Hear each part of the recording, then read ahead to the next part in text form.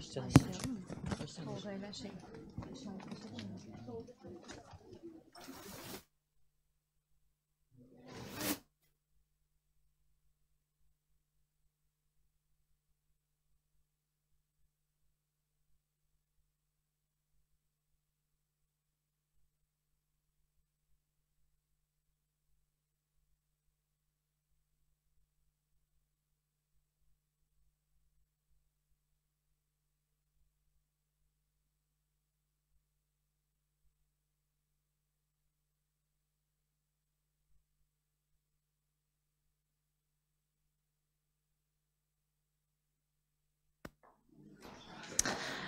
Merhabalar herkese.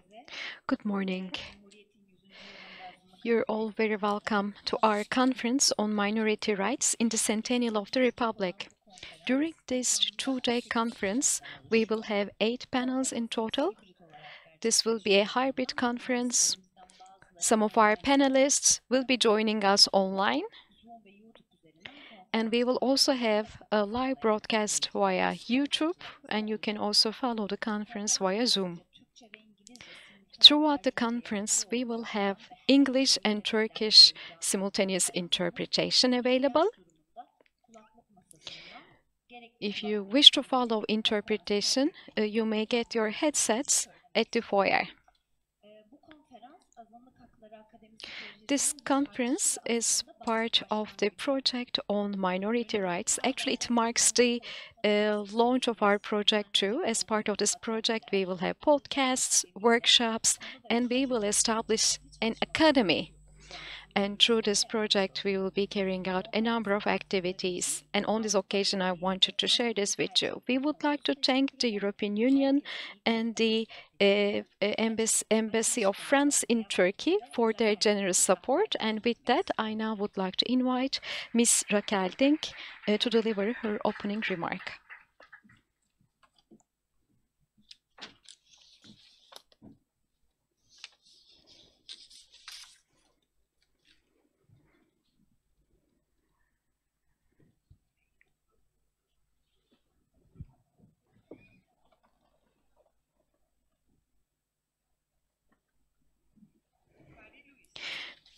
Paris-Louis, Paris-Egag.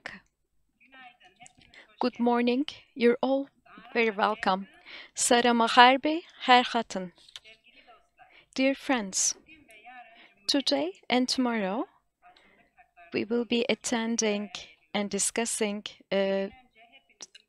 minority rights in the Centennial of the Republic. As you're all aware, 2 days ago they released the person whom they told us was the assassin of Hrant Dink.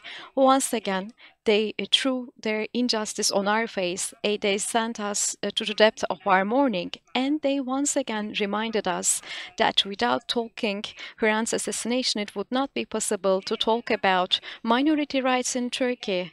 Of course, we're well aware of the country where we live in. For many years, we have been breathing the same air with the assassins, with the murderers. We are very well aware of the fact that we have the people who ordered the assassination of May Çutak. They're around and they're with us. So the assassins of Sabahattin Ali, İlhan Erdoğan, Zeki Tekiner, Doğan Öz, Uğur Mumcu, Musa Anter, those who did the massacres in Sivas, we breathe the very same air with them. Don't we know that? And now we have yet again another gunman now released, and they're hanging out together with these assassins. Don't we know that Saturday people, they have to walk on the streets with those assassins while they still don't have any graveyard? What about Hrant? Didn't he know where he was living in when he was being labeled as the enemy of Turk, when he was being tortured psychologically with that, when he described his state of mind as a dovish disquiet, and when he was talking about the problems of minorities? Of course, it has symbolic importance that the gunman is now freely walking around us. Of course, they always make us remember that in the centenary of the Republic. So those who killed Hrant Dink is free, whereas Osman Kavala is behind bars. Instigators are free, whereas our Çiğdem Matar is behind bars. Our lawyers are behind bars. Some days it's getting really difficult to live here. But on the other hand, we can't really pretend that the top appeals court, Court of Cassation, made this nonsense for the first time. It is the same appeals court that broke the pen of my tutak, that keeps our Osman and Çiğdem and friends behind bars. He who justifies the wicked and he who condemns the righteous are both alike an abomination to the Lord. So those in the power, they don't even obey the rules that they put forward, but they're asking us to be respectful of these rules. Right from the first day in Hrant's murder case, we have always worked for having justice.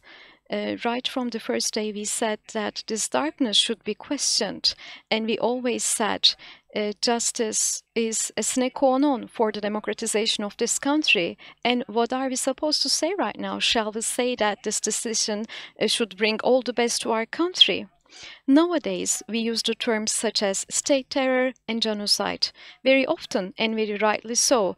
But here, we are pretending as if these things do not ever happen in our country. And we always seek refuge in our reason, in science, in conscience, while keeping our indignation with perseverance. As part of today's conference, we will listen to various academic papers. Of course, we are here for a better country, for a better world. This is the only way we know for a dignified life. And to the best of our capacity, we will continue to do our best. Even though we wish to do more, we will continue to bring a tiny bit of light to this darkness. And with that, I would like to thank all our friends for their efforts. Thank you very much for being here with us.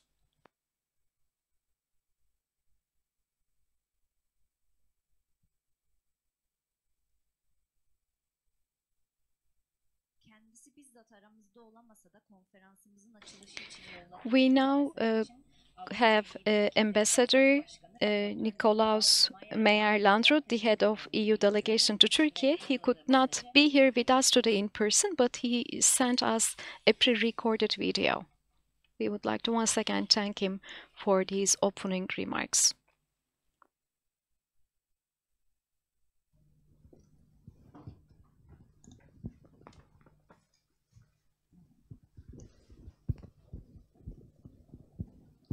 Dear participants, let me warmly welcome all of you and reiterate on behalf of the EU delegation our support to the valuable work of the Hrant Dink Foundation. As you know, the Minority Rights Academy project has been funded by the EU and is implemented by the Hrant Dink Foundation. It aims to protect and empower persons belonging to minorities as well as civil society organizations carrying out activities against discrimination. The respect of the rights of persons belonging to minorities is a core value of the EU, which will promote internally and abroad. And this is in the interest of all of us as minorities embody the diversity and richness of a country. This two-day international conference on minority rights in the Centennial of the Republic is one of the important events foreseen in your project. You will tackle various issues faced by the persons belonging to ethnic, religious, linguistic minorities in Turkey, as well as the international regulatory framework. Today's event also shows our continued support to promote a free, empowered and diverse civil society, which is a key component of any democratic system. Civil society organizations can and do play a key role in promoting the advancement and respect of human rights, including the rights of minorities. Rest assured that the EU will continue supporting your organizations and human rights defenders in Turkey. I warmly thank and congratulate the Hrant Dink Foundation for its steady and continuous work to foster non-discrimination, inclusiveness, thus preserving the long-standing and unwavering courage of human rights defenders in Turkey. I thank Raquel Dink, Dink family and Hrant Dink's friends for relentlessly pursuing your important mission. I also salute the hundreds of civil society organizations attending the Civil Voice Festival in Izmir. I wish you a fruitful and successful event. Thank you very much for your attention.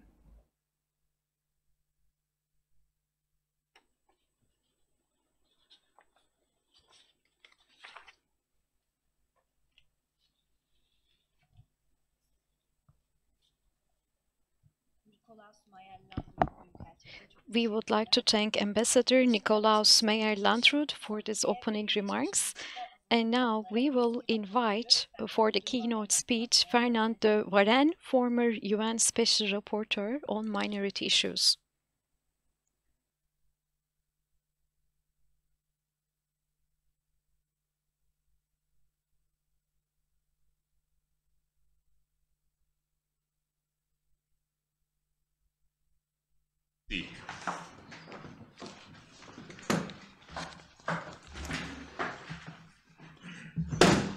Merci beaucoup. Bonjour tout le monde. Good morning, everyone. Madame Dink, distinguished guests and participants.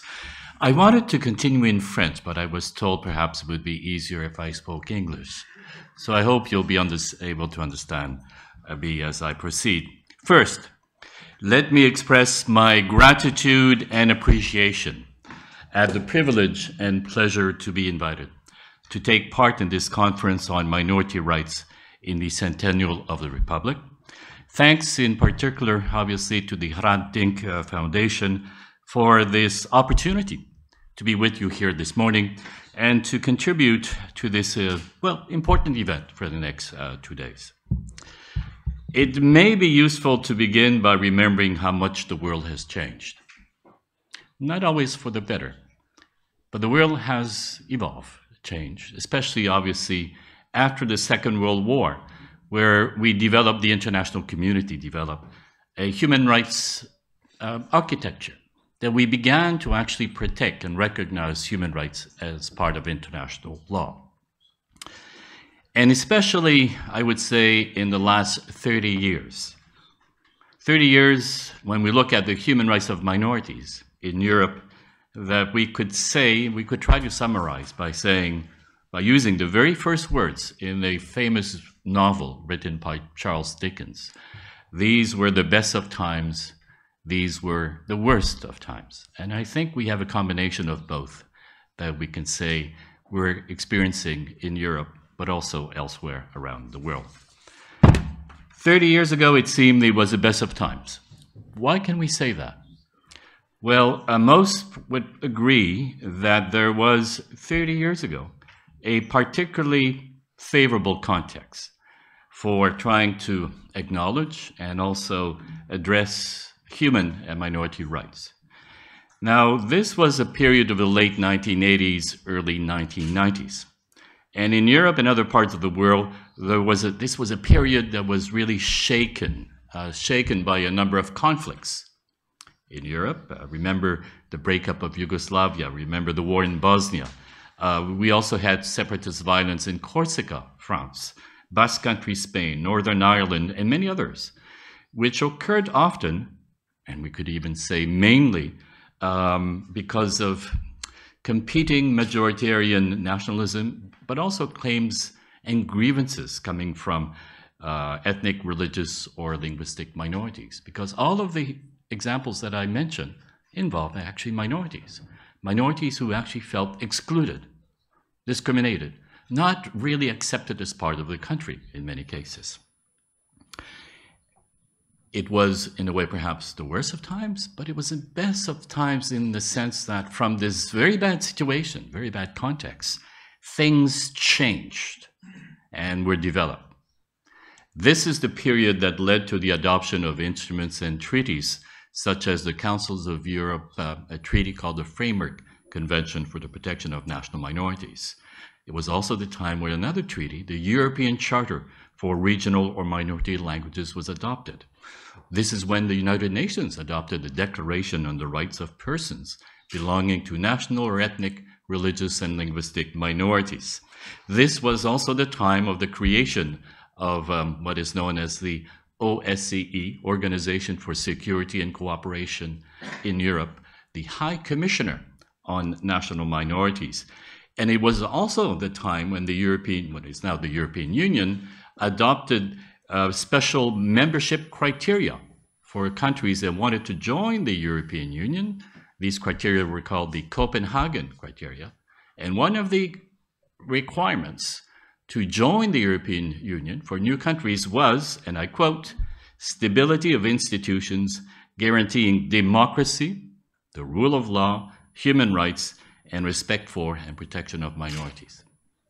In this period of conflicts in Europe around the world, we developed something more, something better to try to achieve, well, what we could call freedom, peace, justice, and stability.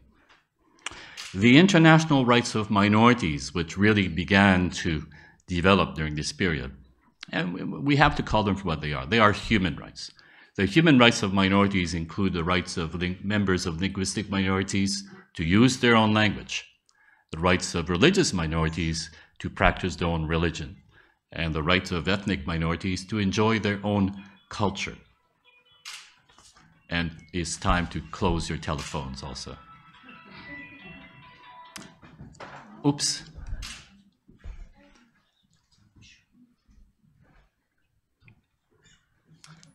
About 30 years ago, we also had the adoption of new attempts to strengthen the international human rights system. It was 30 years ago that the Vienna Declaration was adopted after the UN World Conference in Human Rights in order to try to reform and strengthen the international human rights system. So from the worst of times, in a sense, we try to develop the better times, let's put it that way. Some of you, those who are old enough, might remember that this was a period of optimism. And perhaps also we were naive at the time. Naive to think that these promises, because almost everything that I described to you were promises, they weren't necessarily strictly, from a legal point of view, enforceable.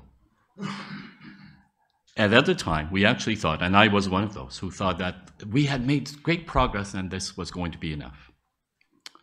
I don't think the evolution, the situation has developed the way we believed.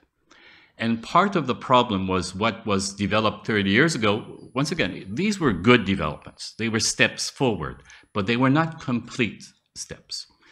When we talk about, for example, the United Nations Declaration on the Rights of Minorities, that's a declaration. It's not a legal document. It's a kind of political promises. The Framework Convention of the Council of Europe, it's a treaty, it's a legal document, but it actually is not directly applicable. It's a framework convention. It's a bit of a legal trick, by the way. Yes, it creates rules in international law, but these are not rules that you can apply directly in international law. That's why it's called a framework. There's a meaning to that word. The European Charter for Regional or Minority Languages. This is important for linguistic minorities. Well, the Charter itself actually says very clearly, this document does not create any kind of right that any individual or group can use directly in court. So you see, yes, we made progress, but at the same time, we did not go far enough. I like to say that this was an unfinished story.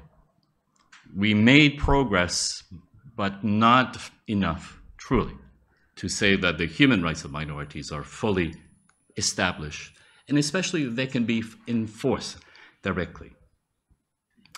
And of course, as all of you know, I think many of you will know, the European Court of Human Rights, first of all, the European Court itself cannot protect any of the rights under the Council of Europe's treaties.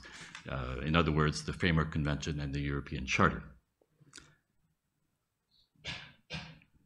In general, we can say that after that first period of optimism and progress, quite frankly, succeeding decades have not been generous when we talk about the human rights of minorities. If I were to simplify and summarize how minority issues are being dealt with in Europe, and we could say around the world these days, I would go so far as to say that what we're dealing with right now is not the respect for these human rights obligations. It's not even stagnation, it's not even staying the same, it's regression. It is going backwards in too many countries in the world. The Council of Europe's Framework Convention and the European Charter treaties have very light enforcement mechanisms that are, let's be honest, simply ignored today by many governments. Many governments have ratified these treaties. They're not really complying with them. Minorities themselves are frustrated because, on the one hand, you will have European institutions, you will have governments saying, yes, you have rights here, but in reality, there's nothing happening. And in fact, they're going backwards. We have quite a few governments in Europe right now that are restricting more and more the right of minorities to be educated in their own language. And in fact, Latvia has adopted legislation recently that bans almost completely any public education in, and even private education in, the Russian language. Russian minority is a very large minority in Latvia. Gone. Gone. We at the United Nations, we've taken the position that this is discriminatory. Discrimination or non-discrimination is one of the most basic international human rights in international law, and it's being ignored in areas of minorities especially, even by the European Court of Human Rights. And by the way, once again, in a way, this is the worst of times. In recent decades, really, the European Court of Human Rights has not been sympathetic, especially to religious and linguistic minorities. Let's be very honest about that situation. So there is a situation where minorities are, in many parts of the world, increasingly frustrated. On the one hand, being claimed that they have human rights, but on the other hand, having situations where governments are increasingly denying these rights. From a global perspective, we're seeing in some countries a sense of a growing hostility, or at least intolerance, towards the culture, languages, or religions of some minorities, which is exemplified by the growing limitations to, as I said, the use of minority languages in public schools and other areas. There are increasing restrictions even on religious freedom for certain minorities in different parts of the world today.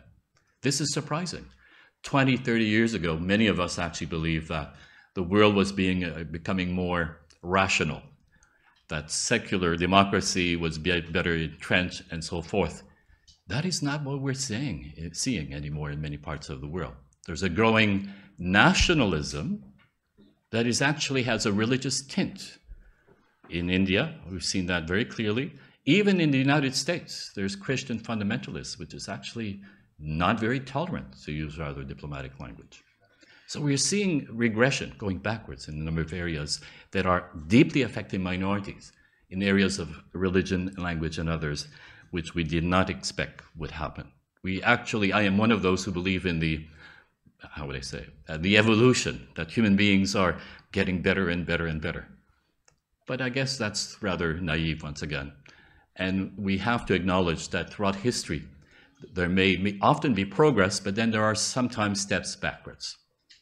And we have to look at this, I think, at the evolution in more historical terms. And just to give you a few more examples, we are seeing right now, and this is one of the surprising developments which makes us think that this is also the worst of times. We are seeing right now millions of children being separated from their families for most of their lives, for most of their childhood, I should say, in the name of integration, when really what it seems to involve are new efforts at forced assimilation. As Special Rapporteur of the United Nations earlier this year, myself and a number of my colleagues have raised grave concerns over the treatment of about 1 million Tibetan children. Listen to that, 1 million children from the Tibetan people and almost or around 800,000 Uyghur children in China removed from their families for most of their childhood and sent into residential schools. That's happening today. Is there something that should be more important than the right to family life, the right to have your own children, being able to raise your children? We have situations right now where a government is systematically not allowing children to stay with their families for most of their childhood, to be sent to residential schools. That is clearly forced assimilation. These people have no choice, and it's happening today.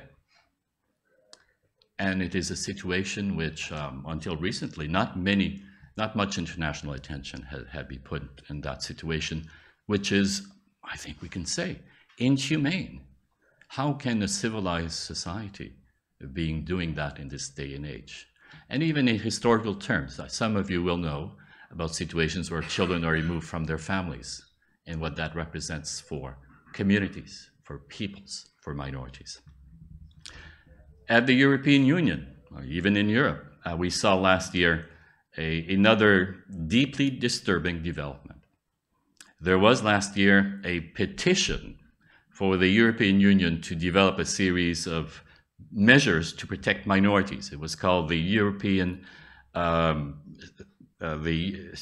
Citizen Safe Pack Initiative for Minorities.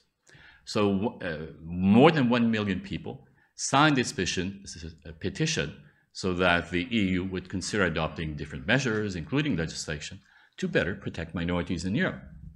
Massive. There was also a great level of support at the European Parliament. There was a vote at the European Parliament. 75% of the members of Parliament actually accepted or approved, supported this initiative.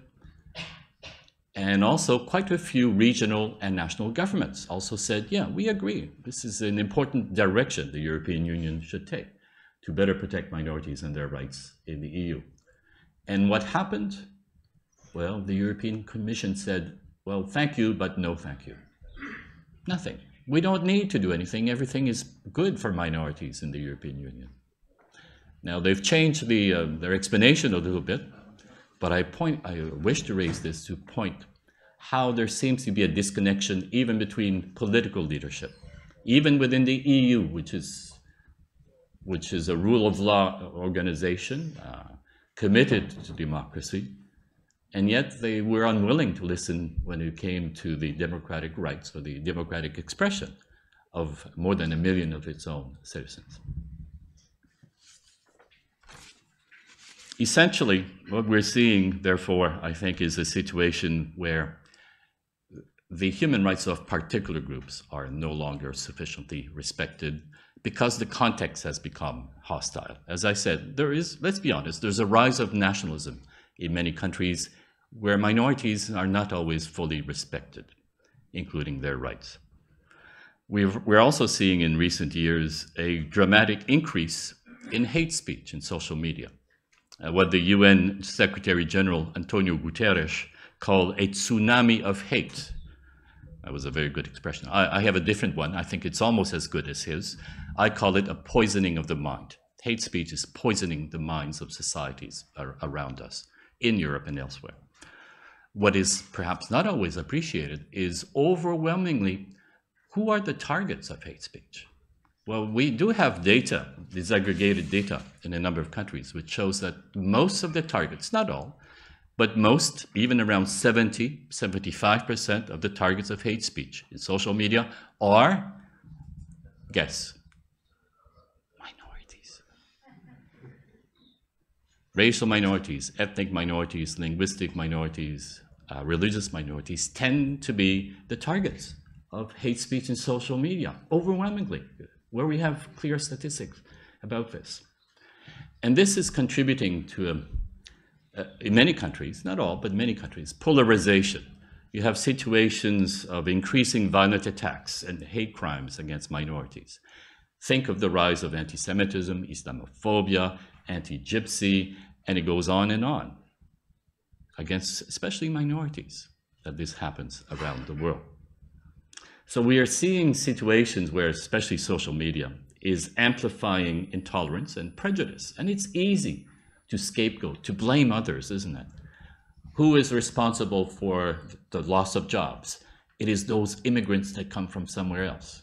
There's a conspiracy involving Jews or Muslims, you name it. I mean, if you find a minority, quite often it's the minority that is blamed. It's easy to try to find simple solutions to complex situations. And we are seeing that increasingly in social media.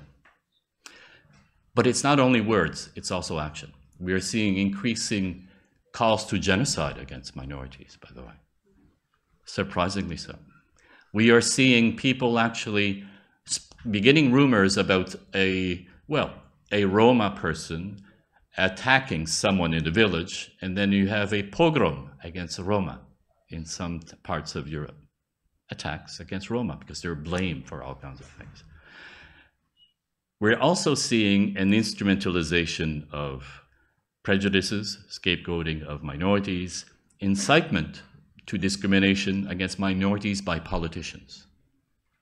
I mean, this is an old game that's being played, but this old game is regaining popularity with some politicians because they can win votes. You may, was it last year? I think it was last year. There was an Italian politician who went on YouTube, I guess. He had a video, and he actually videoed himself next to a Roma woman.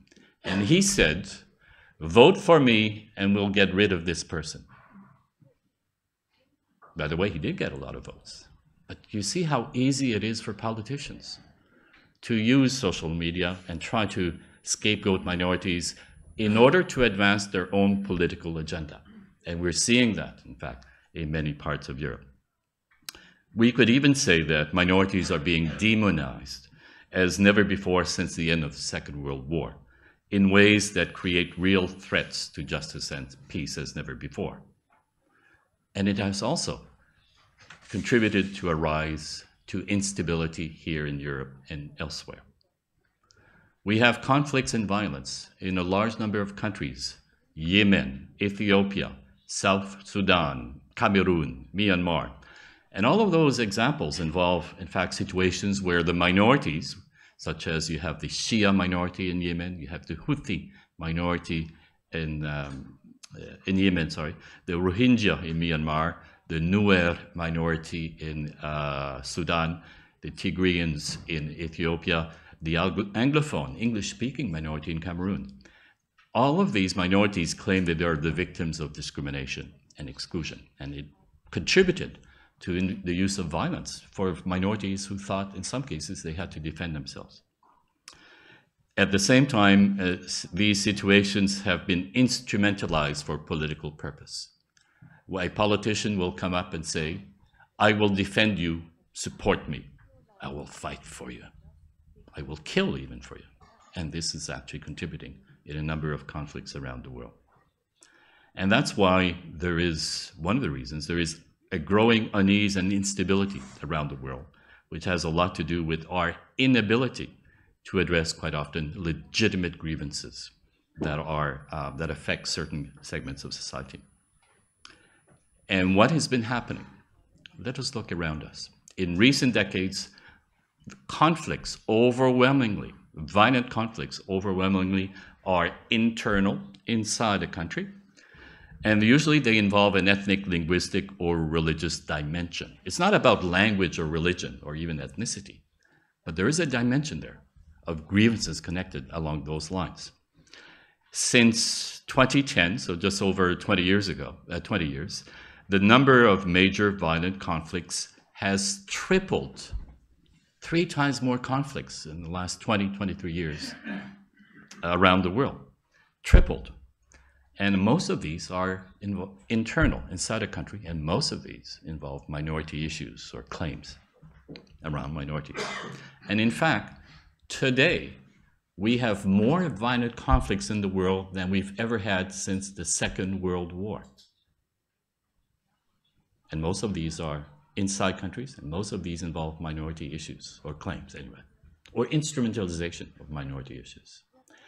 We also have today more than 100 million displaced people We have more displaced people today than we have ever had in human history. 2 to 3 times the number of displaced people at the Second World War. This is incredible. It's historical. We've never seen anything like that. And most of these displacements are due to conflicts.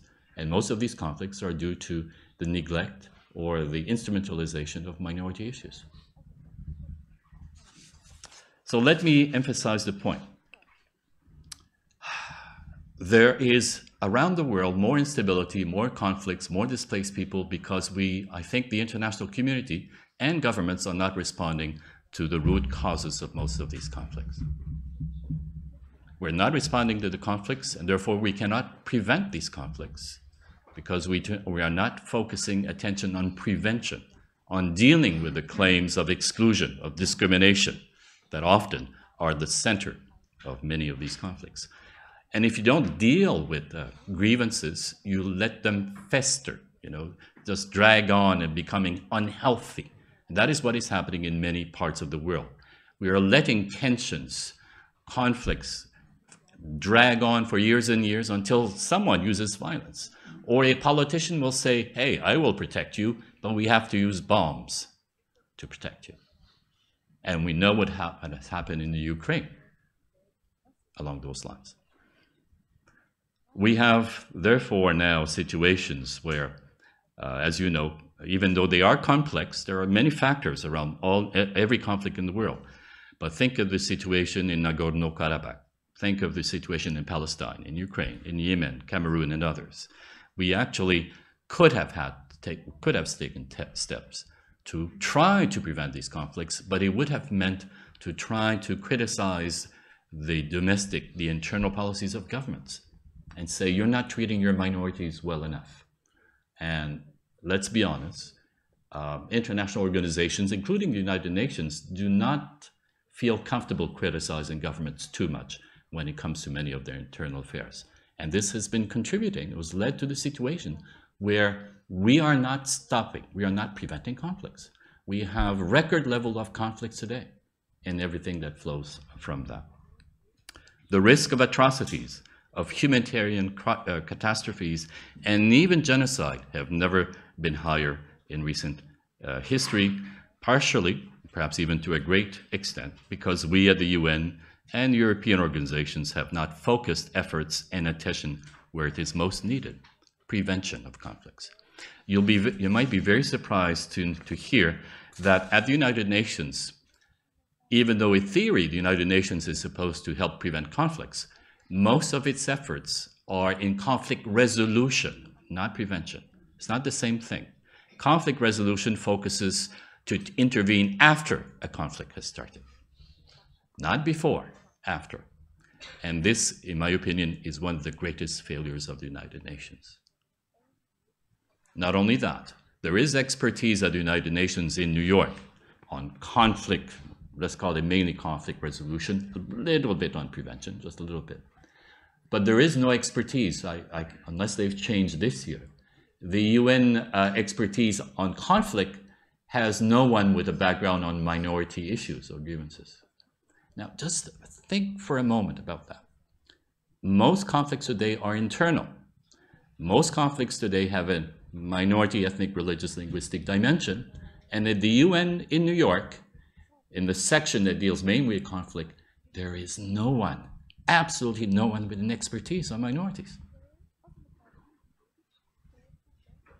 You can see the problem.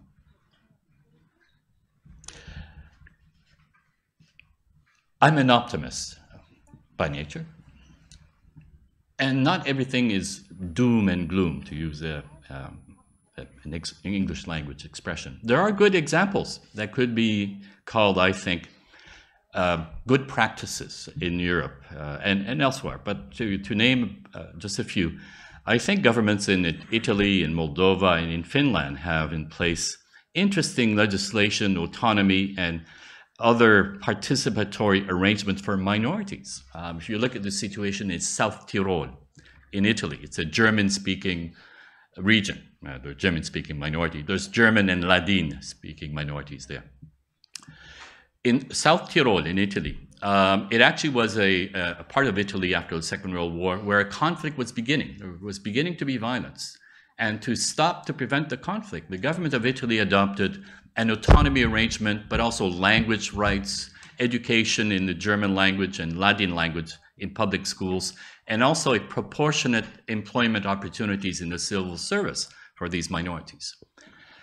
In the 1950s, South Tyrol was one of the poorest regions in Italy. Today, it's one of the wealthiest regions of Italy, where the German and Latin-speaking minorities are happy to be Italian citizens because their rights as minorities are fully respected. It's the same for the Swedish-speaking minority in the Öland Islands of Finland. So there are examples where I would say the human rights of minorities are fully respected and implemented, which ensures peace and stability through justice, properly understanding and applying the rights of minorities. They're not perfect, but they are good examples in some respects that we should be mentioning and helping us better understand how do the human rights of minorities, what do they look like in practice? And those are examples where we do so. So I started with the quote, "It was the best of times, it was the worst of times." When we look at the situation of human rights globally right now, it might seem that, well, it could appear very discouraging, to be quite frank. It's quite difficult to be optimistic when we have more wars and conflicts than ever before in the last century, that we also have growing inequalities. The world is not getting more equal, by the way. There are clear statistics that show, especially if you look at the whole world, that inequality is getting worse. The rich are getting richer and the poor are getting poorer. We are seeing, as I said, the largest number of displaced people in human history.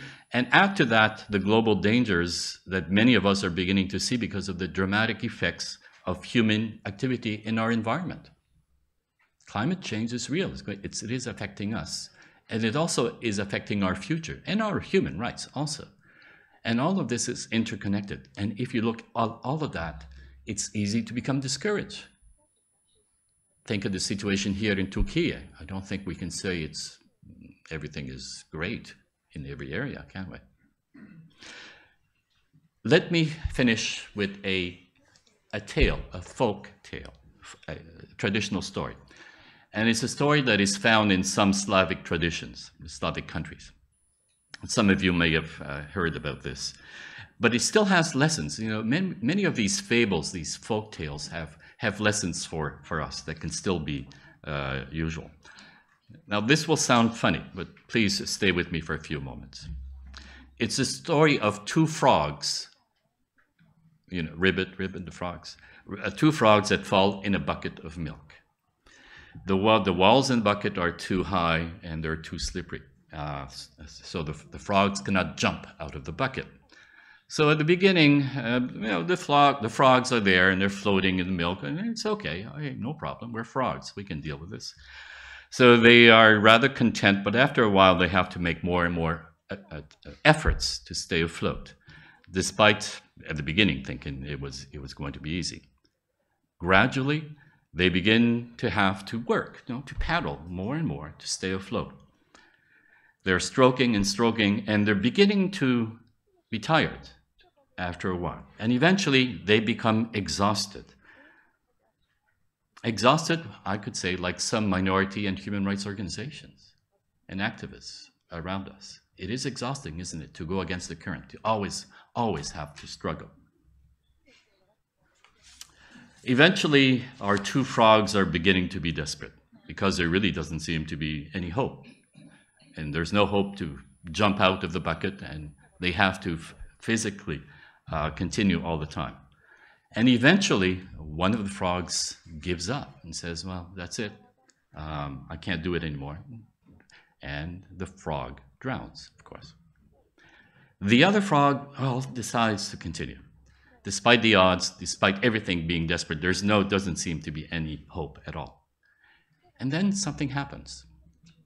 After all of these efforts, even against the odds, even when there doesn't seem to be any point, no possibility of getting out, the frogs perseverance and efforts beginning to change the conditions.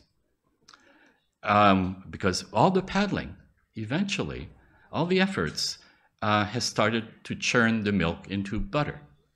His environment becomes more solid. So the frog starts to gradually to have done something. All of those efforts, including the efforts of the other frog who passed away, change the conditions around them eventually, even though it seemed desperate. And even without realizing, these frogs, all of those efforts actually did make something happen. And the second frog was able to escape, to eventually get on firmer ground and get out of the bucket. It may seem that minorities and even human rights organizations are in impossible situations, doesn't it? That they're going against the current, that they're going to be experiencing repression, that they're going to actually be making huge sacrifices in a very hostile and difficult situations. Some of them will spend 5, 10, 15, 20 years of their lives. Some of them will be, as we know, even give their own lives for something that seems impossible or even desperate. Yet the institutional and other changes that have been made in the 1990s, 30 years ago, they did change something. We need more change, but it is only by perseverance, even in desperate situations, that we can perhaps hope to change the environment that we find ourselves in. So the world today may seem darker and nastier, and it may well be that it is actually today seems to be almost hopeless.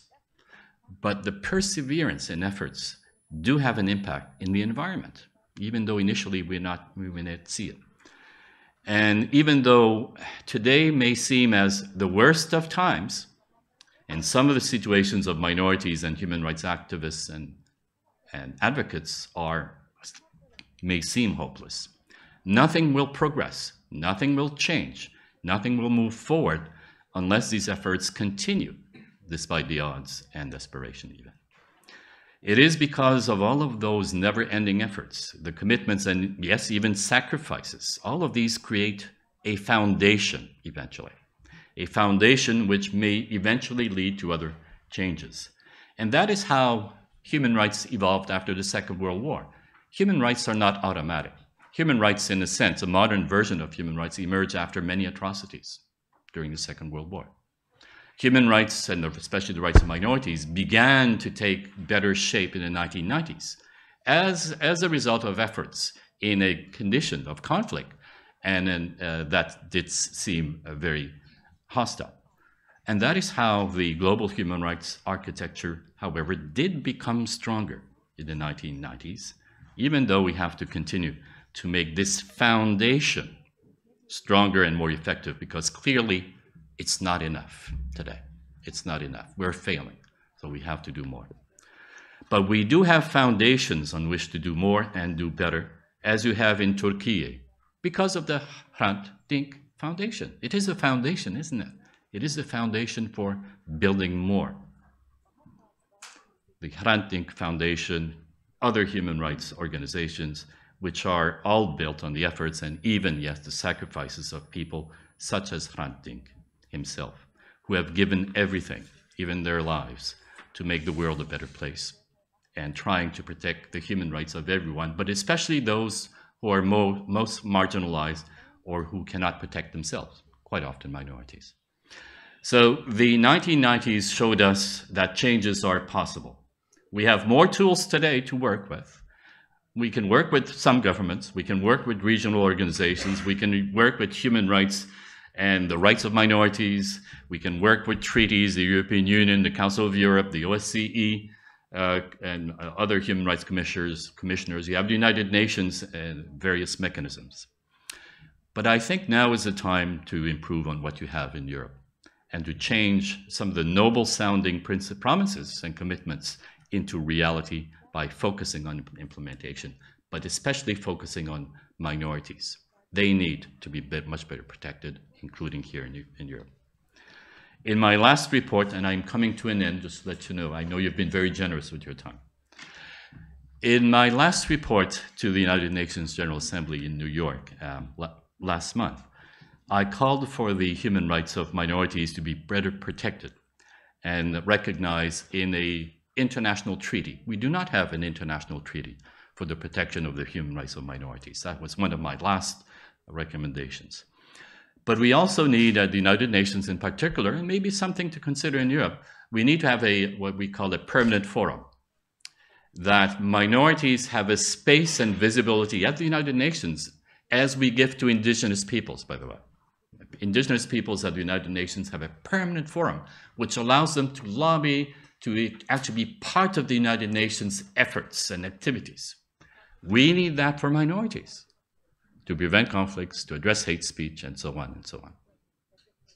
We need also to look at other measures in order to better protect and recognize the rights of minorities in Europe, because there still are not sufficient. We have a series of activities of other mechanisms where I think it would be important for minorities from Turkey, such as the Hrant Dink Foundation, to be part of, because we need to better understand what the situation is here in relation to the Armenian and other minorities. And I'm happy to hear that next week we have in Geneva the United Nations Forum on Minority Issues at the United Nations. And I think the Hrant Dink Foundation will be participating. I think that's the first time they will, but it is important that the voices, the situation of minorities here in Turkey be better understood and seen and heard at the international forums. I wanted to say in closing, congratulations to the Hrant Dink Foundation for moving forward with the Minority Academy, a Minority Rights Academy, which I think is an important initiative because it's needed here in Turkey, but also in other parts of the world. And I hope you'll be able to actually contribute to other parts of Europe and the world in doing something similar. These and other efforts, and I've heard about the Izmir event, by the way, are much needed at the global level to look forward, to look towards the future and to improve the full recognition and protection of all human rights, including the human rights of minorities, and putting noble principles into practice by recognizing the very first words of the Universal Declaration of Human Rights that says we need to guarantee the inherent dignity and the equal and inalienable rights of all members of the human family as the foundation of freedom, justice, and peace in the world. Freedom, justice, peace are needed for all, including everyone here in Turkey, for the Palestinians in the occupied territories, for Armenians here and elsewhere, for Uyghurs in China, and many, many others. Freedom, justice, peace. They're all connected. Merci. Thank you very much.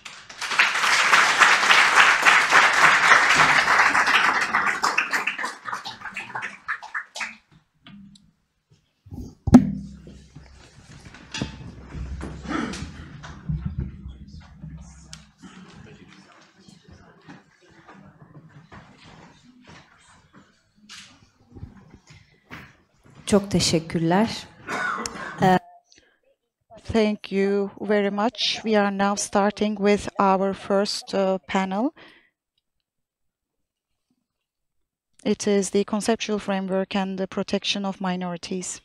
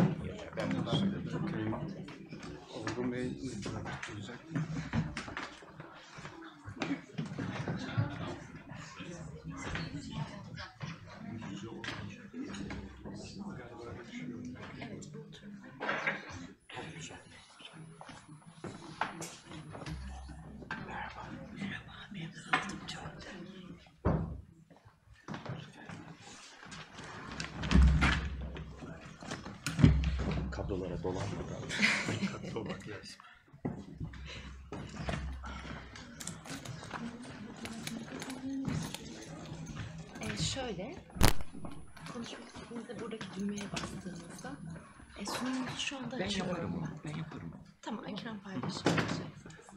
Önce giriş yapsın, ben çıkartayım onu. Tamam.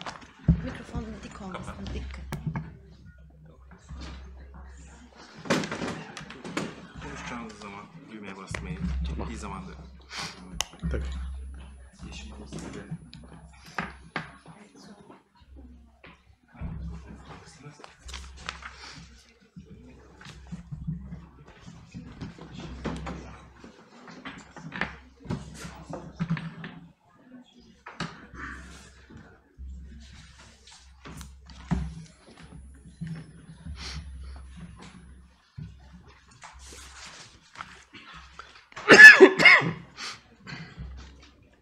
Sanırım başlayabiliriz.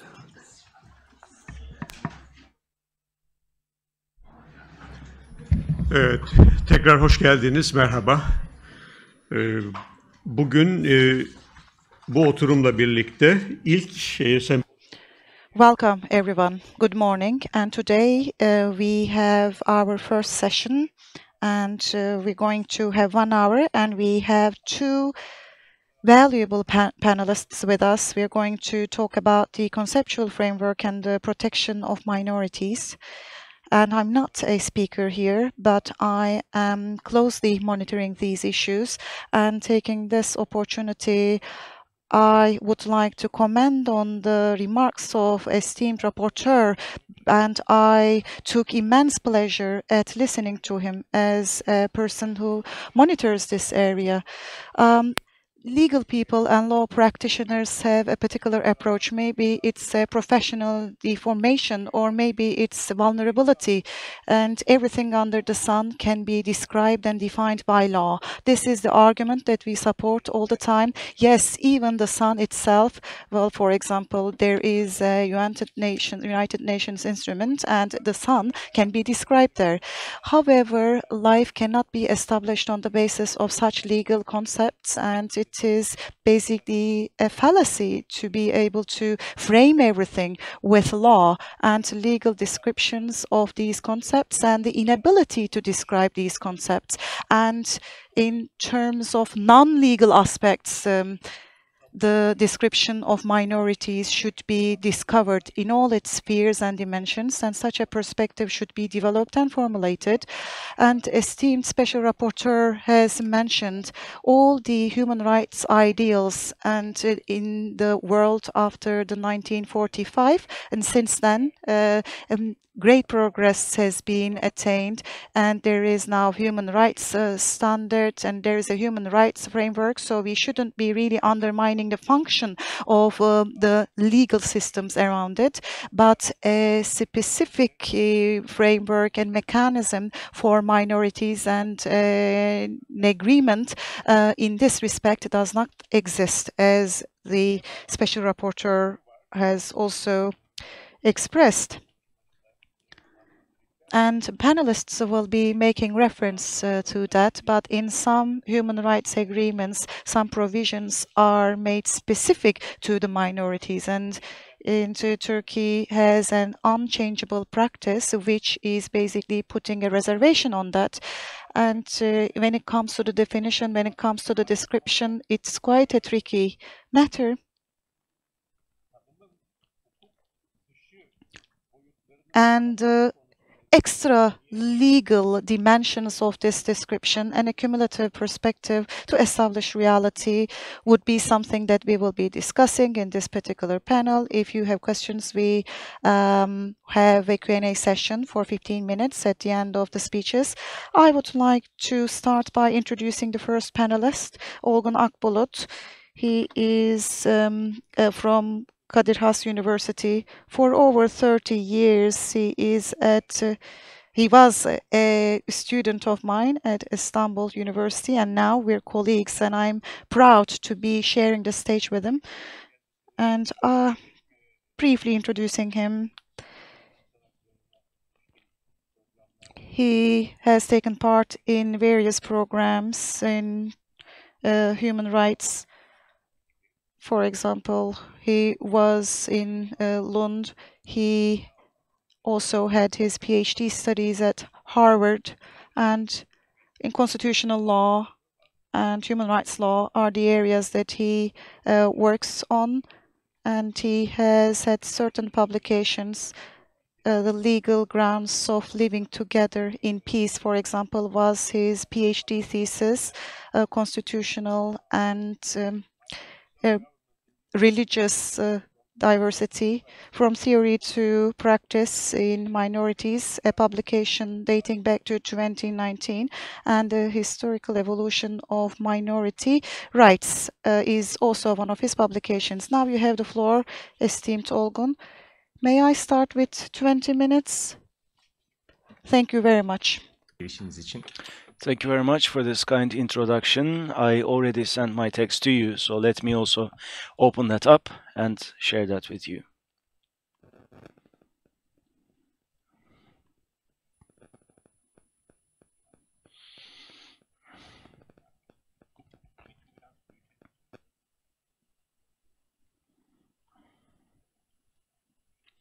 Şunu durdurayım. Metin neredeyse önce onu büyütelim, sonra ben paylaşayım, değil mi? Ama büyümüyor.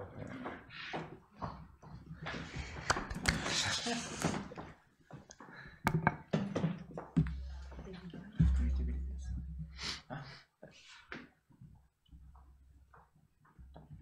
Şimdi Zoom'a dönüp onu paylaşalım.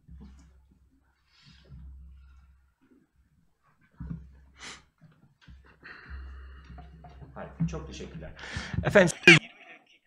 So in 20 minutes maximum, I wanted to present you with some highlights. Obviously, we have some time limitations. I started with the period that followed the First World War, and I have a definition from there. And then after the Second World War, obviously, there are other legal definitions, certain concepts that were conceived. And I'd like to also tell you about those and certain dimensions of these concepts, so on and so forth. This is what I'm going to try and tell you about.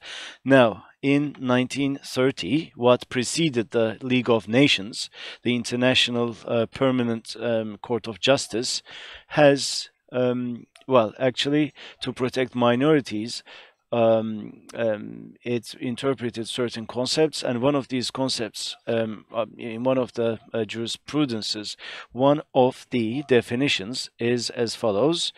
The existence of a group or a person in a country, in a region, having their own race, religion, language, and traditions, protecting these and continuing to observe their religion to make sure that their children are trained and educated according to the traditions of their culture, to offer solidarity within concepts of race, religion, language, and tradition. This is the definition of the minority that they came up with 100 years ago, and today we have a difficult time sort of doing that. And going back to 1974, Francisco Capatorti, who was a special rapporteur of the UN on minorities, proposes the following definition: a group numerically inferior to the rest of the population of a state, in a non-dominant position, whose members, being nationals of the state, possess ethnic, religious, or linguistic characteristics differing from those of the population, and show, if only implicitly, a sense of solidarity directed towards preserving their culture, traditions, religion, or language. So compared to the previous one, actually, race is no longer in use in this definition, as you see, and I will get to that shortly. Another special rapporteur, Yul Deschen, also came up with a definition and also talks about a group of citizens of a state constituting a numerical minority and a non-dominant position in the state. Again, that is emphasized, and we will get to what that means. To continue the definition, endowed with ethnic, religious, and linguistic characteristics, ethnic, religious, linguistic characteristics, and Mr. Special Rapporteur also talked about the concept national, but you know, we will delve into all of these concepts, really, what ethnic means, religious means, linguistic means, and why the word, the concept racial was abandoned.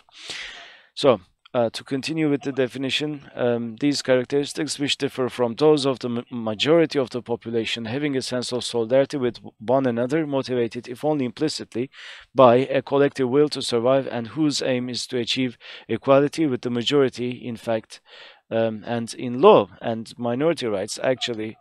It was defined by Aston Ade in 1993. It's a very brief definition. It says a minority is a group of persons resident. Again, the concept of residency, it no longer talks about citizenship. It talks about residency, resident within a sovereign state, which constitutes less than half of the population of the national society and whose members share common characteristics of ethnic, religious, or linguistic nature that distinguish them from the rest of the population. Again, this has changed considerably, this definition. In 1997, minority denotes a group of persons in principle permanently resident. In the previous definition, it was residency, and now it's permanently resident. Numerically fewer, it's always there, than the remaining population of that state, and in other words, constituting less than half of its population, endowed with national, ethnic, religious, and linguistic and other related characteristics, like culture, traditions, and so forth, distinct from similar characteristics of the rest of the population, and displaying a will to preserve the existence, identity of the group. This shall not be interpreted as authorizing or encouraging any action aiming at depriving anyone of the status of citizen or permanent resident. So, you don't need to be a citizen. Yes, you need to be a resident. And now it talks about permanent residency, but permanent residency should not preclude, or citizenship should not preclude someone from being a minority. And in 2020, Fernand de Varennes, his definition is an ethnic, religious, or linguistic minority in any group of persons that constitutes less than half of the population in the entire territory of a state, whose members share a common characteristics of culture, religion, or language, or a combination of any of these. So I think in Canada, for instance, this was problematic vis-a-vis Quebec. Again, we see the concepts of culture, religion, or language, or a combination of any of these. I will get to that later. A person can freely belong to an ethnic, religious, or linguistic minority without any requirement of citizenship, residence, official recognition, or any of these, any other status. Again, this is outlined in this definition, and when we go back to 1966, the convention, article 27, we see again in those states in which ethnic, religious, or linguistic minorities exist, persons belonging to such minorities shall not be denied the right in community with the other members of the group to enjoy their own culture, to profess and practice their own religion, or to use their own language. In 1994, there's an interpretation, number 23, article 27, and here again, one thing that citizenship is underscored. It says here that states should not see this as rights that only citizens can enjoy. Those rights are limited to political rights. And again, it is underscored here that these people do not have to be citizens to be considered as minorities. So let's get to what we're going to talk about today. Racial, ethnic, religious, and linguistic. I mean, racial is no longer applicable, but the United Nations Genocide Convention and United Nations Prevention of Racial Discrimination Convention makes mention of these. race, ethnic and cultural minority. I mean, this is quite widely used today. Racial, the concept of race was discriminatory because you cannot choose to be a racial minority. You get this identity when you're born, and you need to take it to your grave, basically. So President Obama was of African origin, and is he a racial minority in the U.S.? Yes, but President Obama, why does he have to be protected compared to the Caucasian Americans? I mean, does he have any characteristics? No. I mean, he was born in the U.S. culture. He speaks English. That's his native tongue, and you know, he is sort of not any different than an Irish American, right? And I mean, is President Obama a racial minority?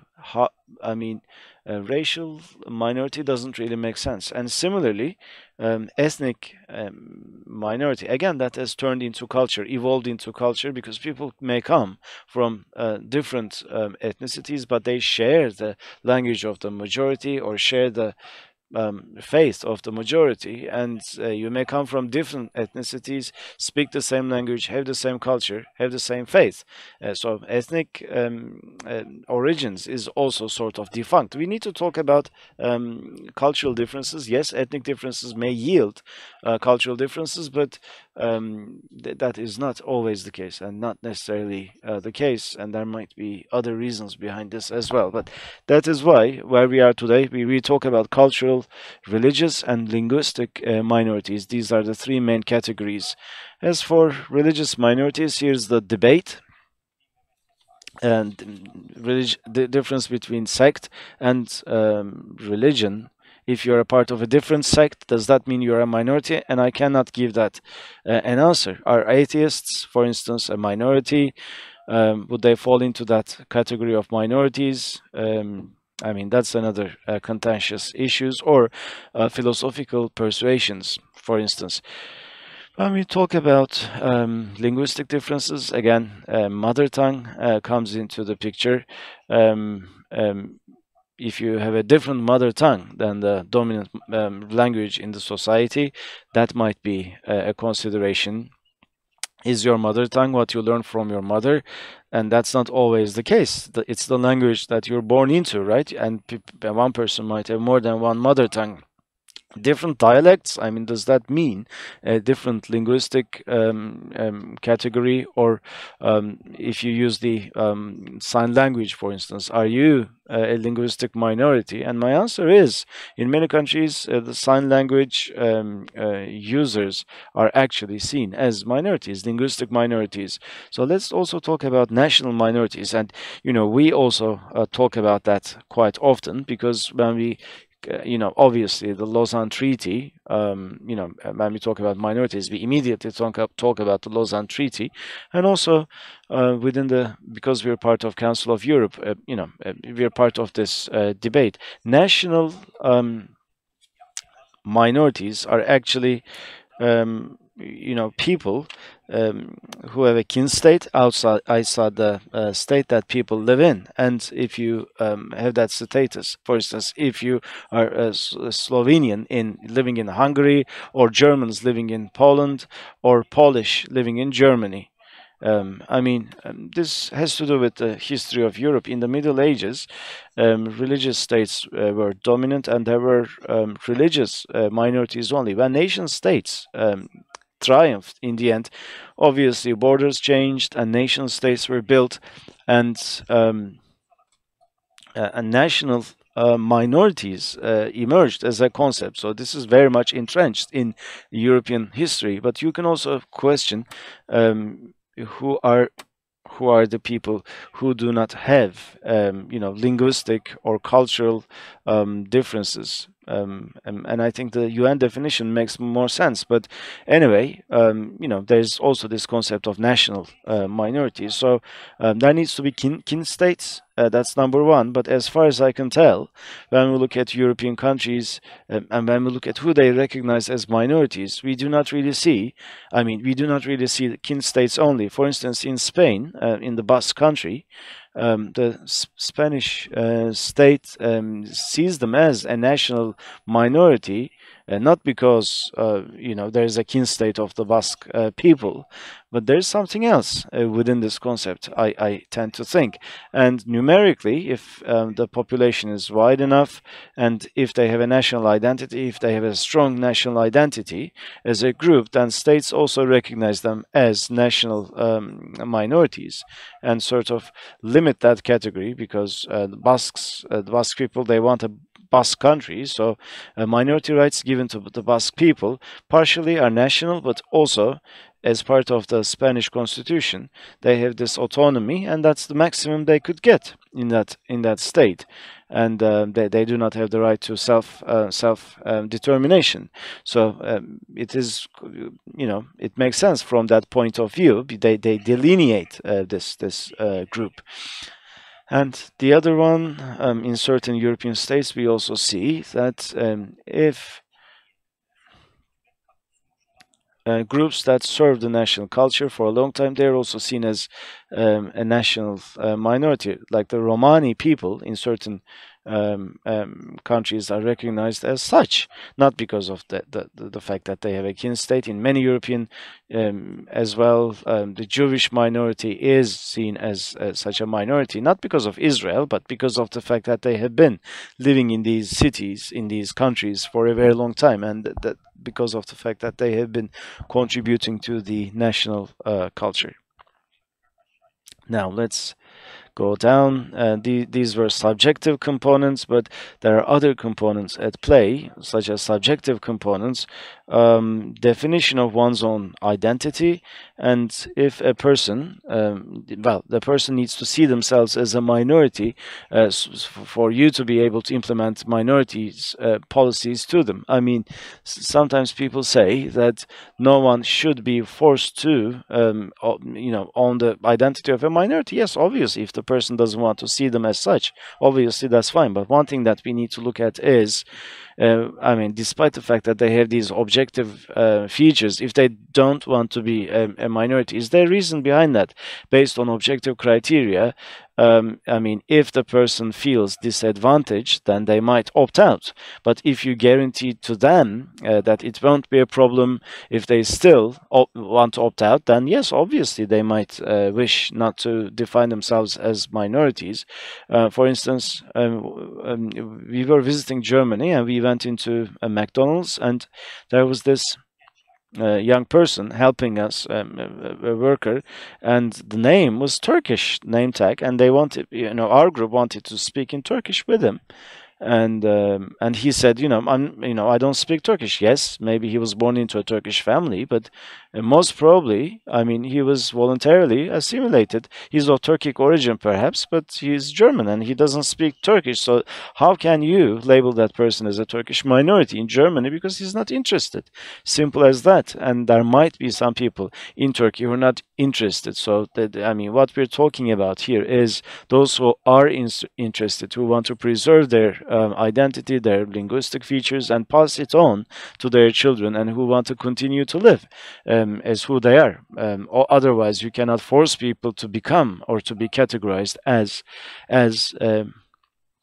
minorities. Last 5 minutes. Now, obviously, this is the list. Now, obviously, we will not be able to exhaust this list. So let me focus on a couple of things. A dominant, not non-dominant, for instance. It was abandoned later on, but being dominant is actually being in government. Politically being dominant is what is meant here. But actually, you may be dominant, but you, if you have the features outlined, are you no longer a minority? The apartheid regime, the white minority, for instance, they were dominant during apartheid, and during their government, they were not minorities. Some people say, and I tend to say that, tend to think that, even during apartheid, they were minorities by definition. Did they need minority rights? That's another debate. Probably they didn't. But if you are numerically actually lower. And if you have the political dominance, then actually that is a testament to the fact that there is no democracy in that country. And in apartheid South Africa, that was the case. There was no franchise, universal franchise, and the Assad regime, quote unquote, religious minorities in power, right? And you know, in certain other countries, you might also see this. In the absence of democracy, a minority might be in power. This is a democracy problem. So just because they're in power, I don't think they're not minorities, despite the fact that they may not need the minority rights.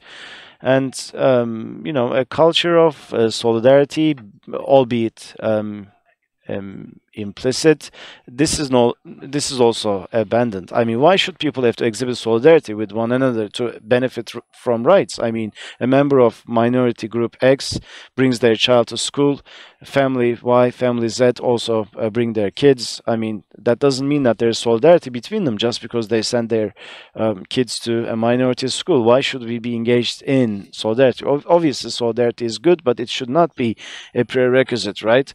Like you shouldn't be expected to demonstrate it, right?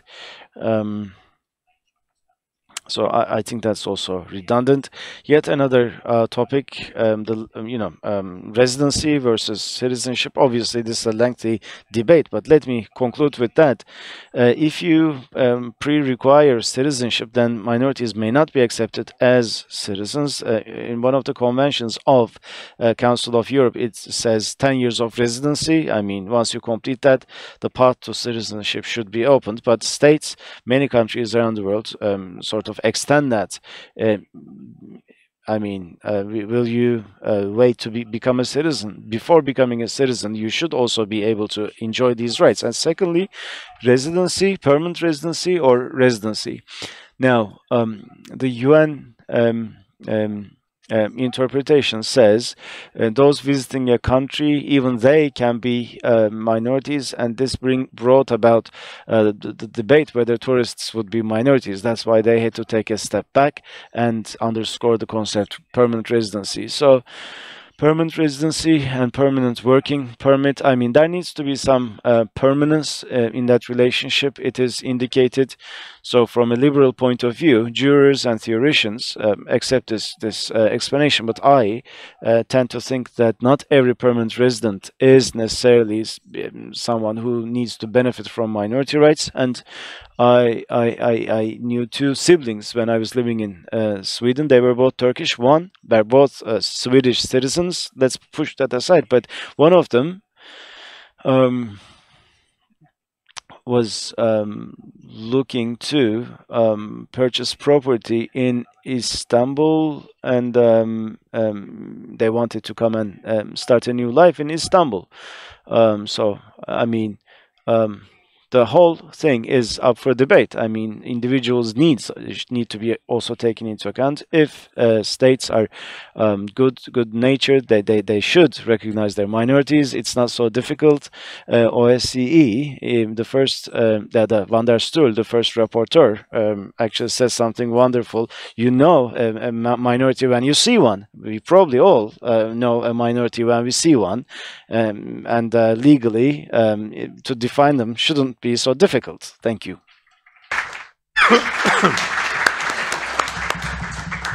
Olgun Akbulut, thank you very much. Now, just a bit of information. I think it was 13 years ago, back in 2010, TÜSİAD brought together a group of jurors and invited them to come up with certain principles for a new constitution. And I was one of those experts. And we looked at constitutional law, international law, public law, and it was a council of 6 people. And Professor Ergun Özbudun and myself, we were co-coordinators of that working group, and we published a book at the end of that process. And we looked at the Lausanne Peace Treaty and what it says about protection of minorities. And we looked at the legal regime, that, I mean, Articles 37 to 45, we said that they need to be sort of brought into the Constitution, recognized by the Constitution. So in that report, you will find that. And I don't think this is debated enough in constitutional debates in Turkey. So this was a bit of a first. And I don't know, obviously, if TÜSİAD it can be the pioneer of a new drafting process for a new constitution, but that's the Turkish Association of Business People. I mean, when we look at the Lausanne Peace Treaty, obviously, I think we need to recognize that it's a peace treaty and it creates an objective status, and we cannot overlook that characteristic of the treaty. And it's not a treaty that you can withdraw from or that you can annul. That would be highly problematic, and not just legal but political problems as well. There might be some grave consequences. That is why, and also this treaty needs to be implemented effectively domestically, and for that you need a propeller. You need a certain legal propeller, and you could do that with some sort of constitutional support. That was our suggestion, but obviously, like I said at the beginning of this session, you cannot solve everything through legal means. Obviously, that would not be possible. I'm not saying that we need to yield to illegal means, but obviously, there's only so much you can achieve with law. So yes, constitutional recognition is important. But we are living at a time when the constitution is also breached. Sadly, that is very much the case in our country right now.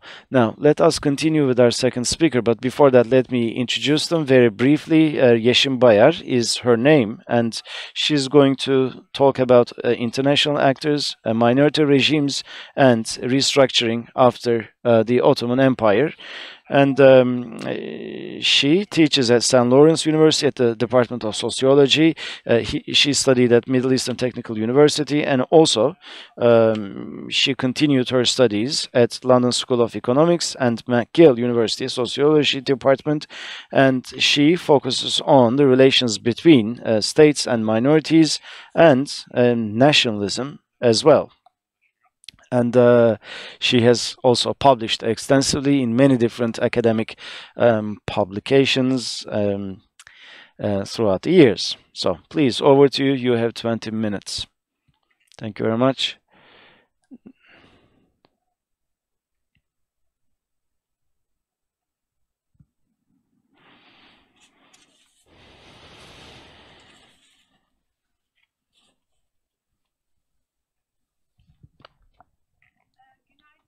Yes, hello everyone, good morning.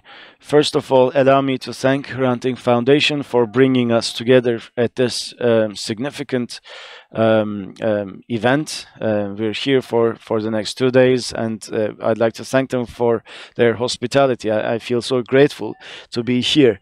And I'm going to go back compared to what Olgun Bey said, and also go back from where Monsieur Dover talked about. I'm going to talk about the League of Nations, and actually I shared a draft. I mean, it's a new initiative for me.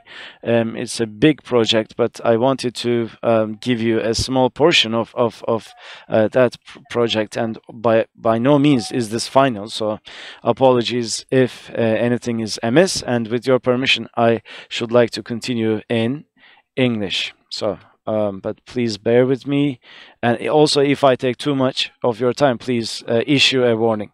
The First World War, the aftermath of the First World War, and I'd like to discuss the interactions of the minorities themselves and the League of Nations during this time a little bit, and the role of the workings of the League of Nations on the national states, like particularly the Turkish case.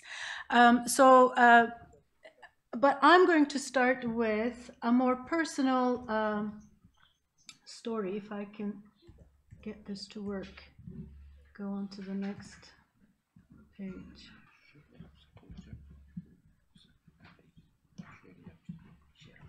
Ah, geldi. Evet. Okay, this is it. So this is Madame Nektar Duz, as her name appears in the League documents. She was born in Istanbul in 1864, and she first appears in the League of Nations system in May 1933, when she sends her first petition to the League. This first petition will be followed by a series of other petitions in the following year, and the correspondence between herself and the League will continue up until the latter half of the 1930s. But at the time that she's first writing this first petition, she had been living in Paris for more than a decade. And she also seems to have traveled during this time back and forth to Turkey multiple times.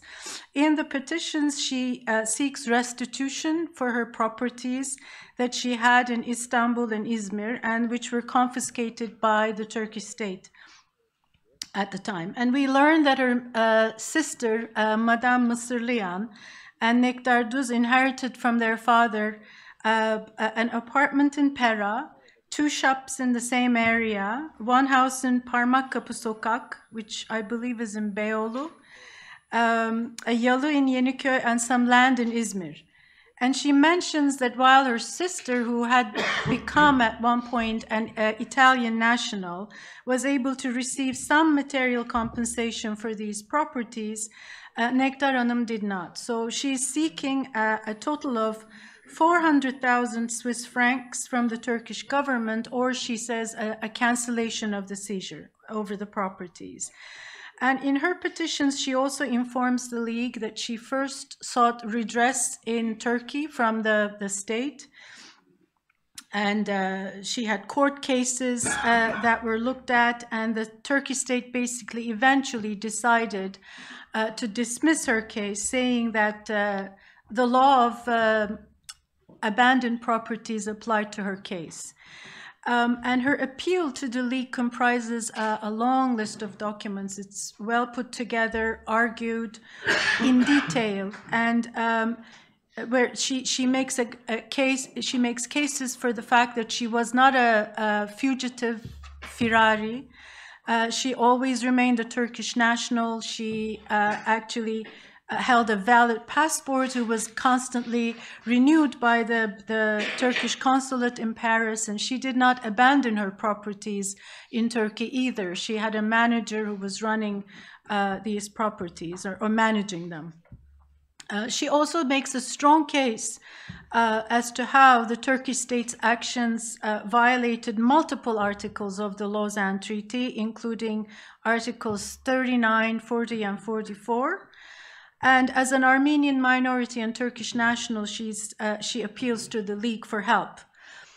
The League bureaucrats forward these petitions to the Turkish government and asked for their observations. And every time you get a pretty generic-looking reply from the Foreign Ministry's office saying that her case didn't require any attention on their part because it, again, you know, the legislation in Turkey sort of doesn't see her case as a problem. In November 1934 or thereabouts, the League bureaucrats decided to be a go-between, to informally sort of bring together government officials and Nektar Duz to find what they call an equitable solution to the problem. We also learn from the League documents that that conversation didn't go anywhere and didn't produce any desired outcomes. And the League eventually closes her case and decides not to forward it to the League Council, which would have been the higher up sort of organ at the League. Now, her story is not unique, unfortunately. this is, of course, a very personal story, but it is also very much the story of a bigger picture of structural, institutional changes around that time. And it tells us, at least gives us a lot of clues as to the workings of the League of Nations at the time, its obvious impacts on individuals' lives, but also the League's role in sort of shaping minority rights regimes inside the national boundaries. And if we step back a little bit and go back to the Paris Peace Conference in 1919, the discussions around the protection of minorities very much involved the notion of inclusion of minorities inside national landscapes. The international actors at the time believed that inclusion would lead in the long run to assimilation, hopefully. They hoped for that.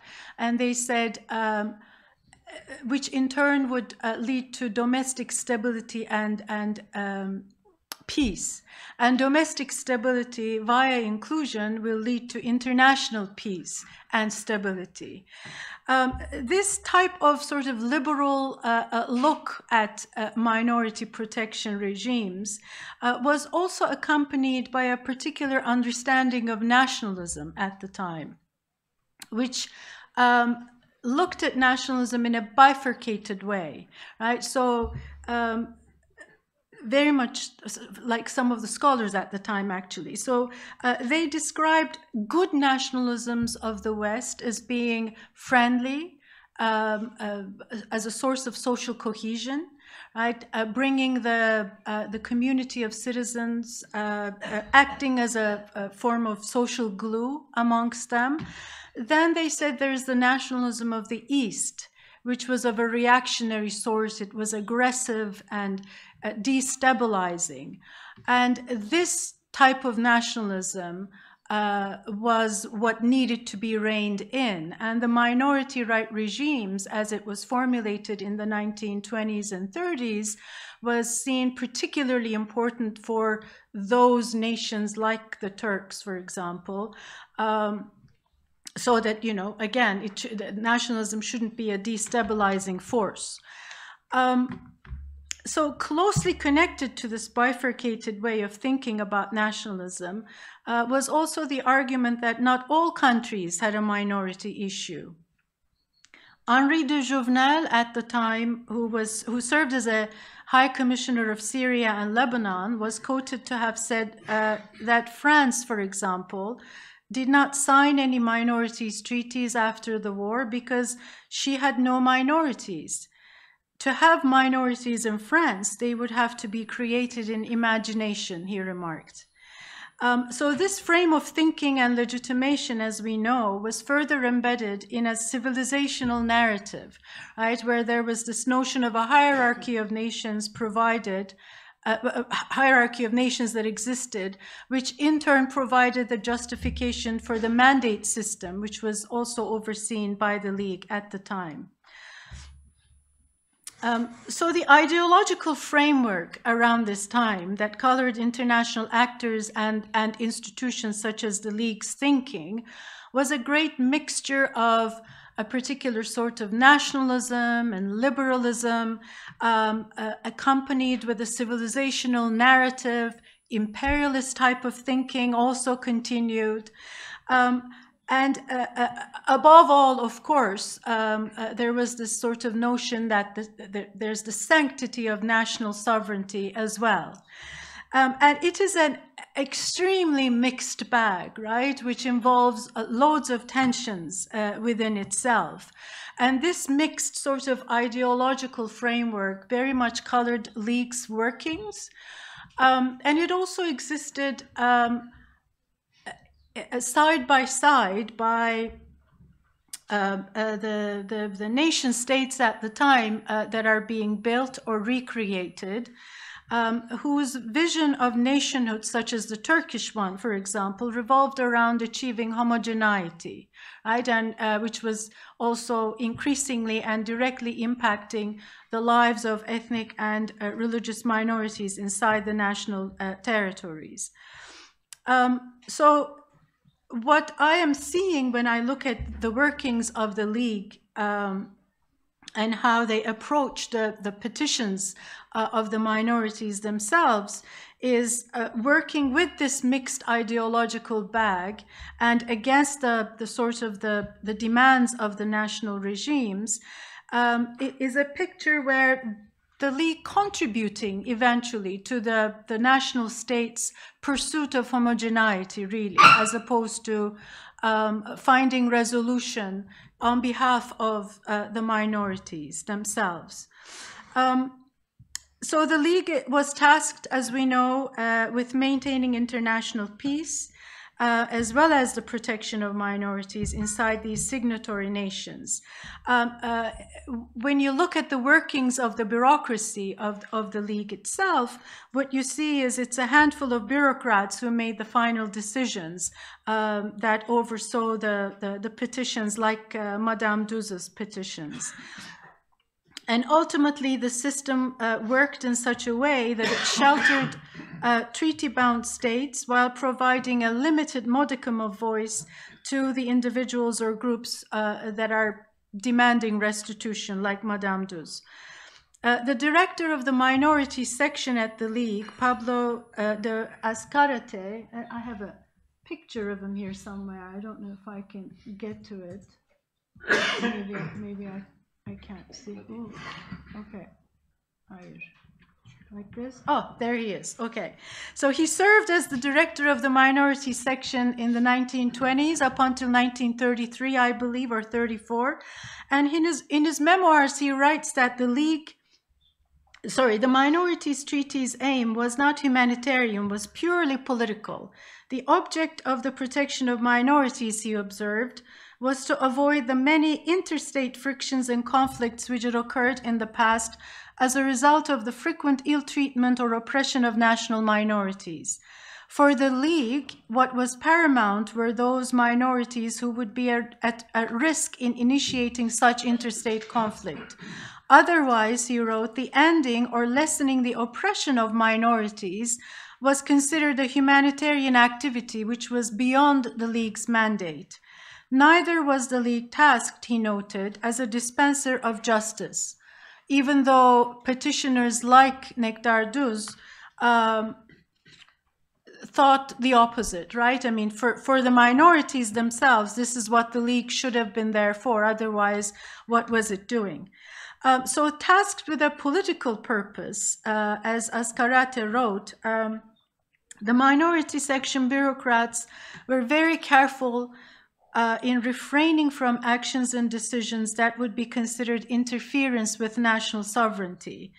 And as some League bureaucrats also mentioned in their memoirs, such a preoccupation often hampered their primary aim, which was to oversee that the minority treaties were adhered to. And crucially, the newly built Turkish Republic at the time appeared to be of little concern to them.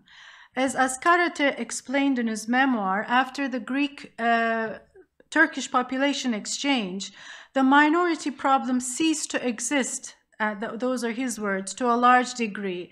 And he writes, the questions placed before the League of Nations by both minorities, that is Armenians and Istanbul Rums, nearly always concerned protests against economic or fiscal measures adopted by the Turkish government as a result of the great task of internal renovation and reconstruction in which it was engaged during the period following the last war. These protests did not represent the minority as the victim of political persecution as such. And he so concludes that there were absolutely no question of importance that was raised during the whole of the last post-war period.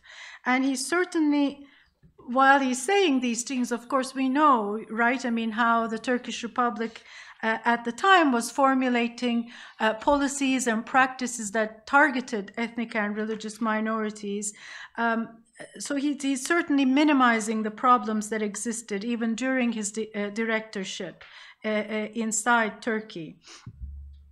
An examination of the League documents reveals that there are a series of decisions and actions taken both pre-Lausanne and post-Lausanne period by the League Secretariat, where minority requests were sometimes ignored and sometimes directly conceded in a fashion to the demands of the Turkish government. And there were also instances where the League's decisions or actions replicated the Turkish state's way of approaching and thinking about minorities. In all these different ways, the League helped to reproduce a minority regime in Turkey, which was very much shaped by the nationalist leaders of the new republic. On the whole, the League's actions and decisions were guided by a moderate, let's not rock the boat kind of an approach, which played into the hands of the Turkish state and made their life a little bit easier as they formulated anti-minority policies and legislation inside their territories. The Turkish state, on their part, used the rhetoric of the League itself to reassure them that everything was fine in Turkey. You know, we got all the legislation, don't worry about it. There's no discrimination and prejudice, absolutely non-existent in Turkey. And in the meantime, the League bureaucrats were, of course, receiving petitions, particularly from Armenians in the diaspora, but also from inside Turkey as well. For example, in July 1937, a letter to the General Secretariat was signed by Said Ziya, outlining in detail the state policies that targeted Kurds living in the Dersim region. The League bureaucrats decided, after receiving that petition, that no action was needed. A few months later, in November, another letter reached the League, this time signed by a number of Kurdish tribal leaders. This letter similarly, petition I should say, outlined the continuing harassment, bombardment, forced relocations, and other state practices and actions that directly and systematically targeted the Kurds in the region. And they called for firm and immediate action by the League. On one of the notes scribbled on one of the pages on the petition, it reads, "I agree. I don't think any issues regarding the minorities treaty arise, since this is not a case of non-Muslim minority." Now, this is a note scribbled by one of the League bureaucrats, and it is a misreading of the Lausanne Treaty, right? Just like the Turkish state did at the time, approached the articles of the Lausanne Treaty, and continuing today. Reducing the Lausanne treaties, what we call minority articles, only as it would apply to three religious minority communities in Turkey. In conclusion, then, I had other examples, but I'm just going to sort of skip them over. At first glance, the ideological underpinnings of post-war internationalism and the liberal ideals, such as inclusion and protection of minorities, look like they may be at odds with those of the nationalist founders of the Turkish Republic, and to a large extent they were, of course. But when we look at how these ideals were put into practice, when we look at how the League itself, through its petition system, actually processed these petitions, we get a slightly different picture, where the League decisions, actions or inactions aided in the reproduction of the Turkish nationalist vision towards minorities. And this in turn meant that particularly non-Muslim minorities were locked inside what a scholar of this period, Lerna Ekmekçioğlu, calls the minorities assimilability paradox, where the state simultaneously excluded but also forced to assimilate the non-Muslim minorities inside its territories. Thank you.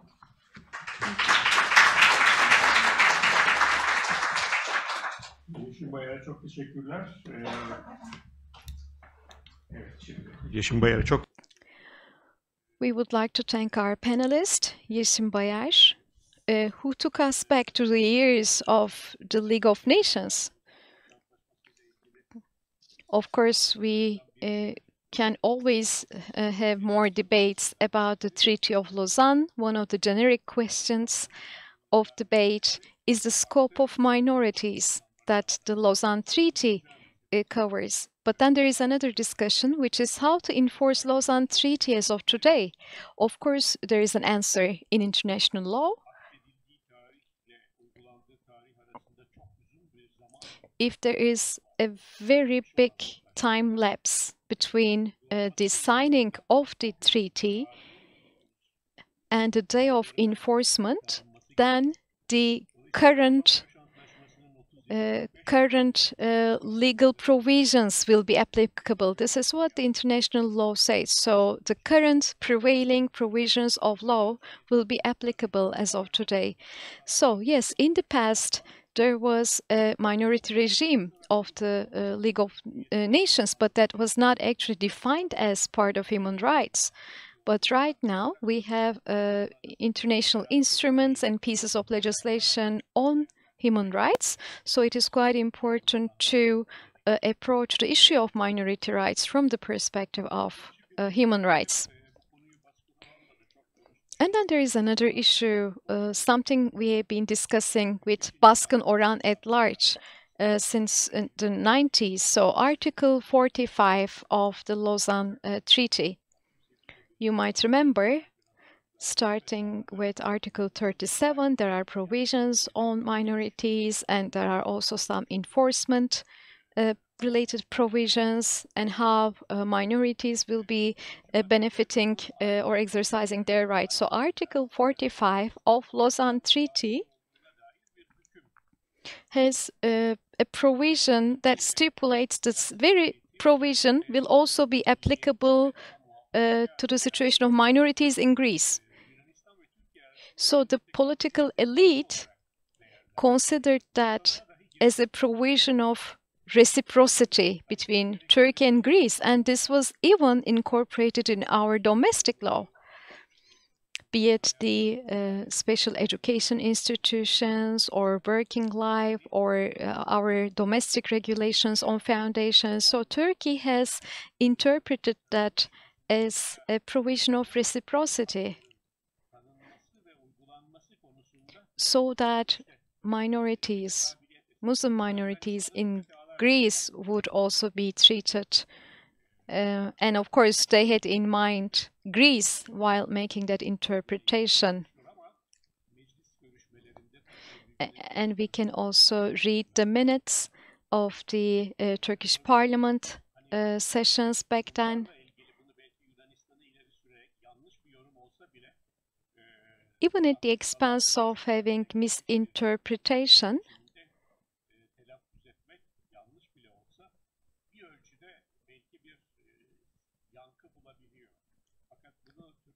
they could still find some resonance with Greece because there is a country called Greece. You can have reciprocity, but how are you going to do that? Because in case of Armenian national minority, are you going to establish this with Armenia? Armenia is not even a party to the Lausanne Peace Treaty. It's the third intervener. And then for Jews, are you going to establish this reciprocity with Israel? This is not the case. So Turkey made use of this Article 45 to establish a principle of reciprocity. I have extensively written about that, and Professor Baskın Oran extensively studied that. I'm sure he will talk about this as part of his speech in this conference. We're already behind our schedule. If we're not going to be running so late, we might turn to our audience to have their questions, to have their contributions before we proceed to the next panel.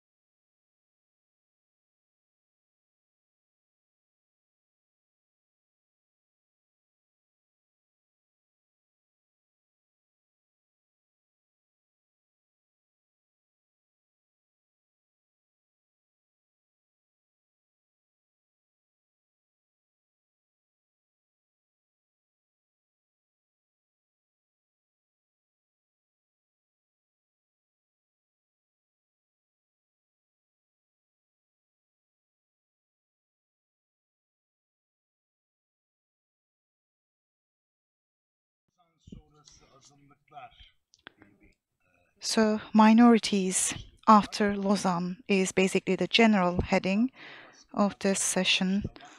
And starting this panel with my brother Baskın is a great source of happiness for me because the issue of minorities in Turkey. So people who deal with minorities, they first look at the books of Baskın Orhan if you are interested in these areas. Baskın is an academic, but at the same time he is a public intellectual. He's a very important personality. Not everybody would know this, and by looking at the notes provided to me, in the junta regimes of 1971 and 80s, he was banned from universities for 9 years, so he is such a member of the faculty. And every time he had to deal with some legal cases against him.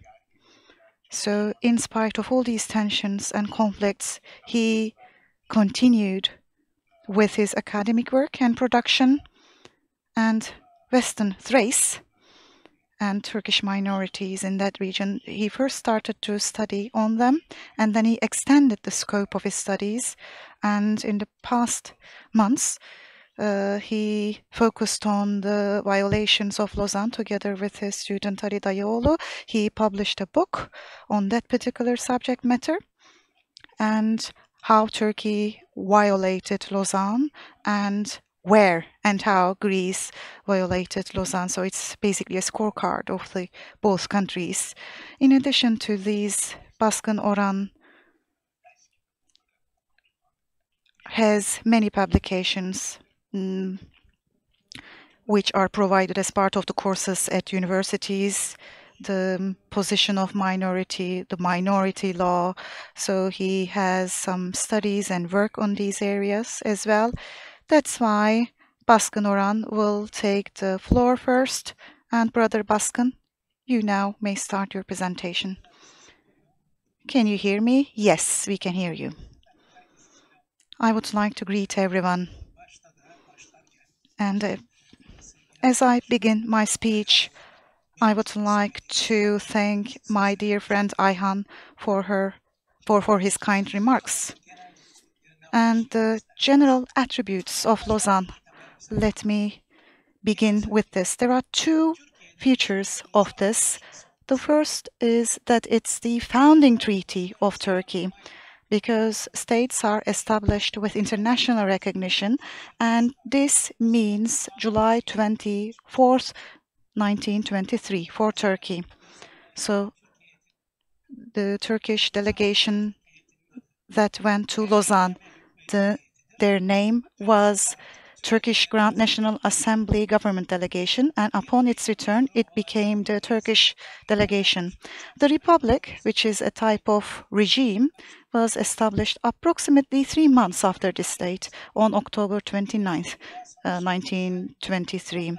Another feature is that Lausanne is the only peace treaty that is still in force among those who ended the World War I.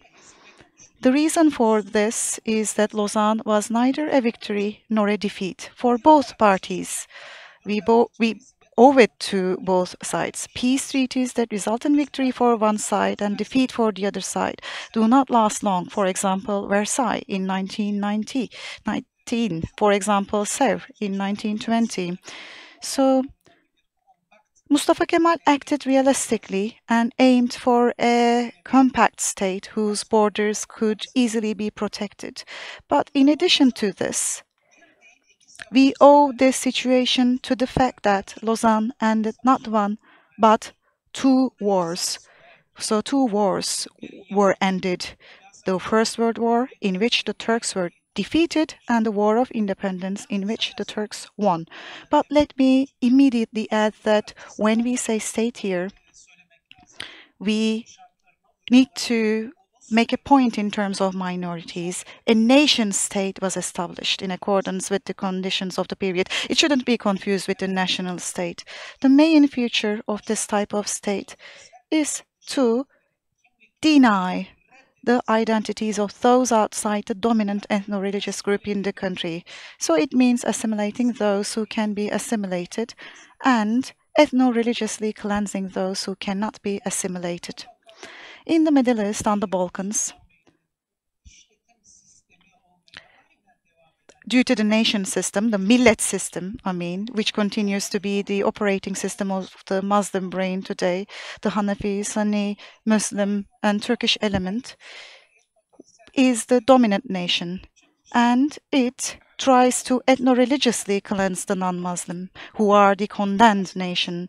They attempted to assimilate non-Kurdish Muslims as well. The group in which this assimilation has been successful only to some extent is the Kurds. We will return here again. Of course, such a policy of the nation state will result in Turkey violating minority rights in Lausanne as a whole. Now let's see these rights, but before mentioning an important difference between Sèvres and Lausanne, like this. So two important issues in the Treaty of Sèvres. This wasn't even included in Lausanne. The first is Greater Armenia, the second is Kurdistan. So when we talk about Greater Armenia, it wasn't included in Lausanne. It was because during the negotiations in Lausanne, for a period of 2.5 months, a break was provided. And in that particular period, Izmir Economic Congress was held. So it was basically a clear message. It was that we will remain in the capitalist camp. So the Allies were convinced that the new Turkey would not be Bolshevik. Therefore, the Allies no longer needed a buffer state such as Greater Armenia against Soviet Russian communism.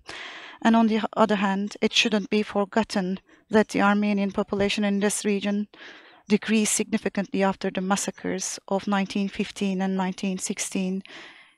In fact, Ankara's instructions to the delegation that went to Lausanne had two definitive articles that if these were not achieved, the negotiations would be terminated, capitulations would be abolished, and Armenian homeland is out of the question. As for Kurdistan, so this historical region was previously divided in the 17th century, and it wasn't really included in Lausanne either. So still, Kurds participated in the War of Independence and acted together with Ankara during Lausanne. The reasons for this become clear when we examine the conditions of that day. But let us first see the section 3 titled Protection of Minorities, and we will come to the reasons of that later.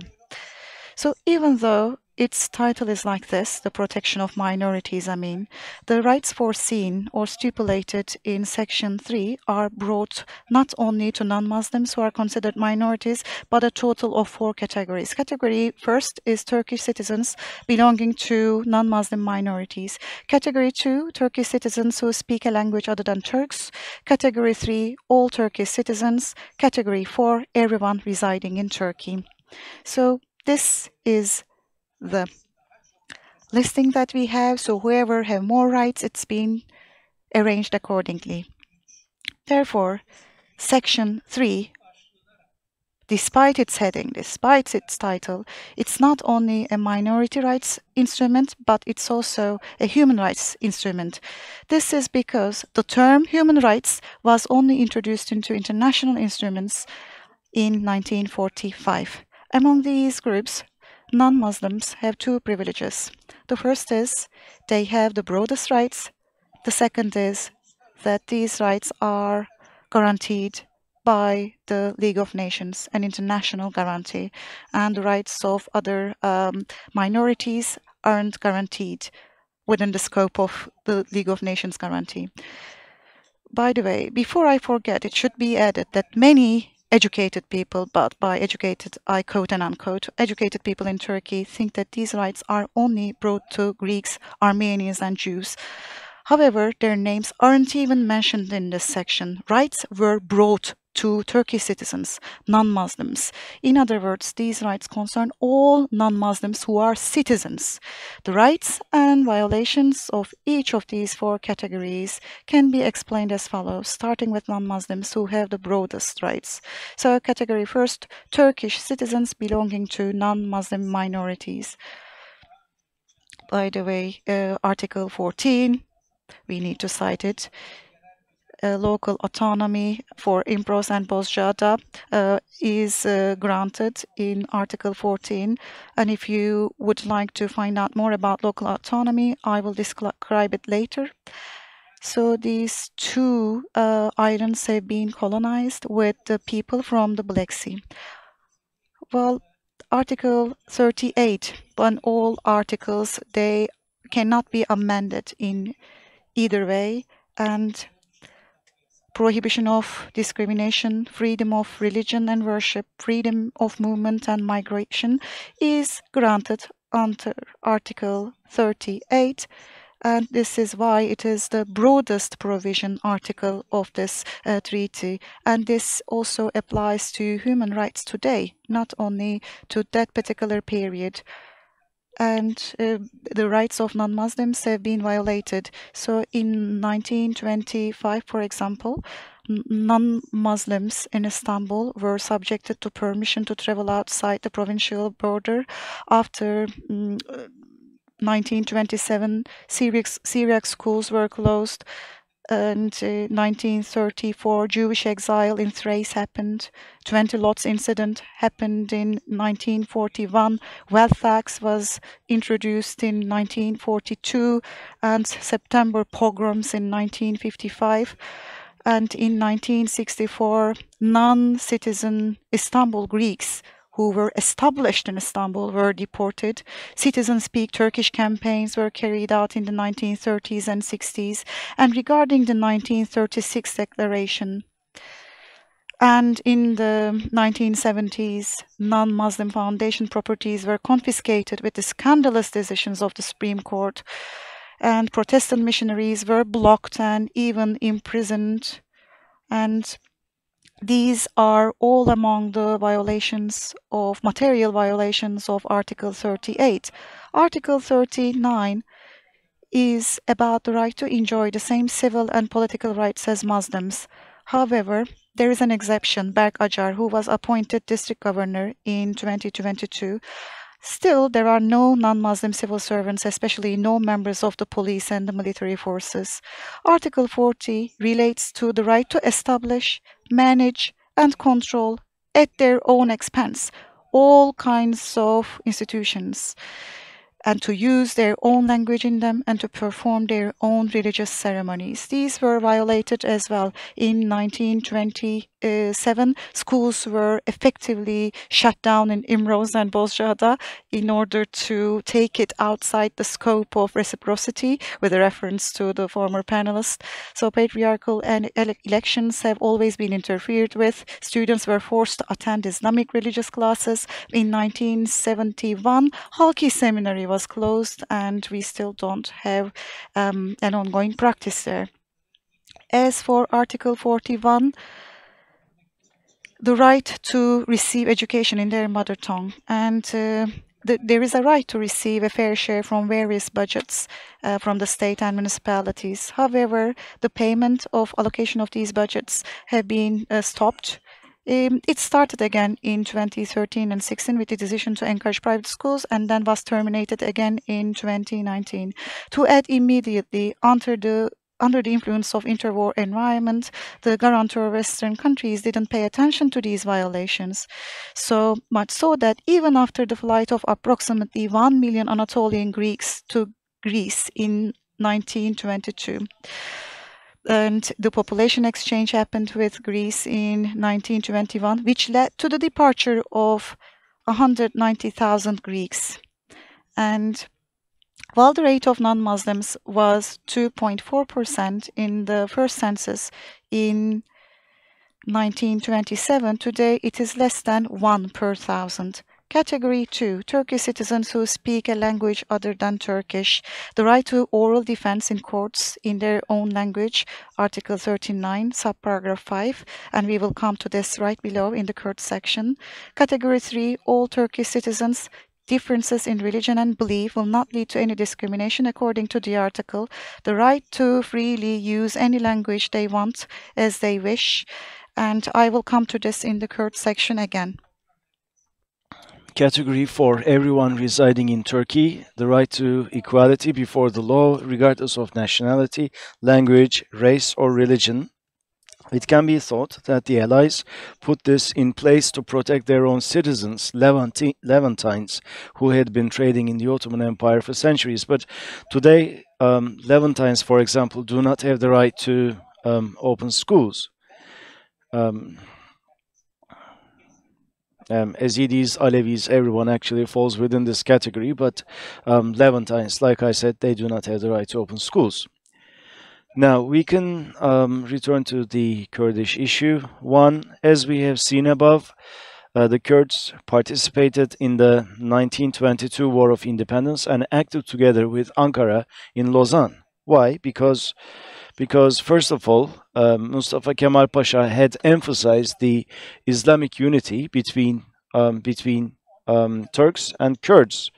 In 1919 Erzurum and Sivas Congresses, 1919 Amasya meeting, 1920 National Pact, and in the Turkish Grand National Assembly discussions.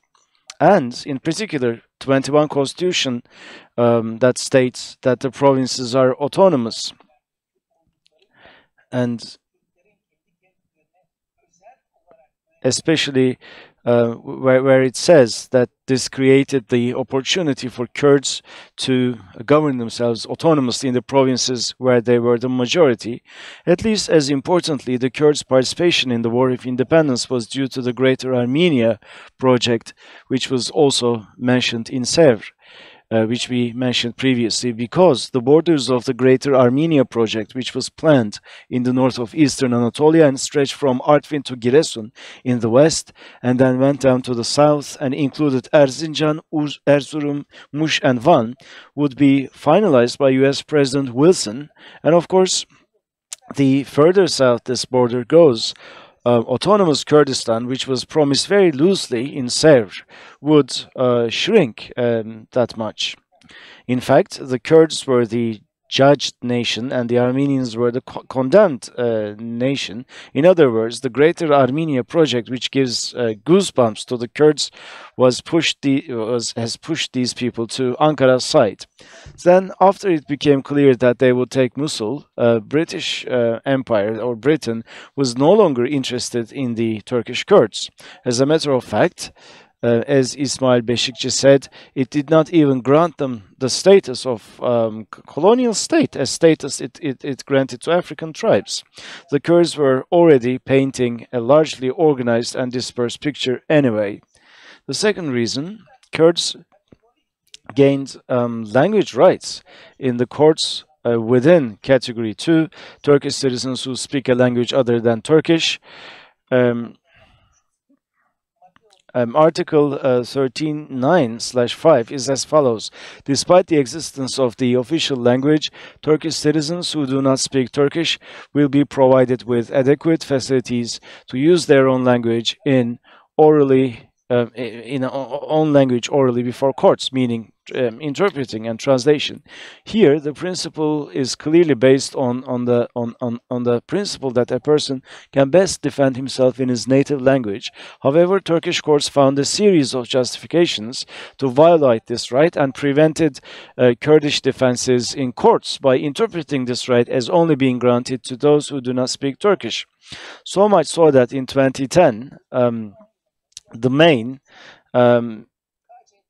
KCK cases were being heard in Diyarbakır High Criminal Court, and the lawyers invited me to the court as an expert to explain this provision of Lausanne Treaty, and I did go to Diyarbakır. However, the delegation decided that the Code of Criminal Procedures Act Article 178 did not let me talk.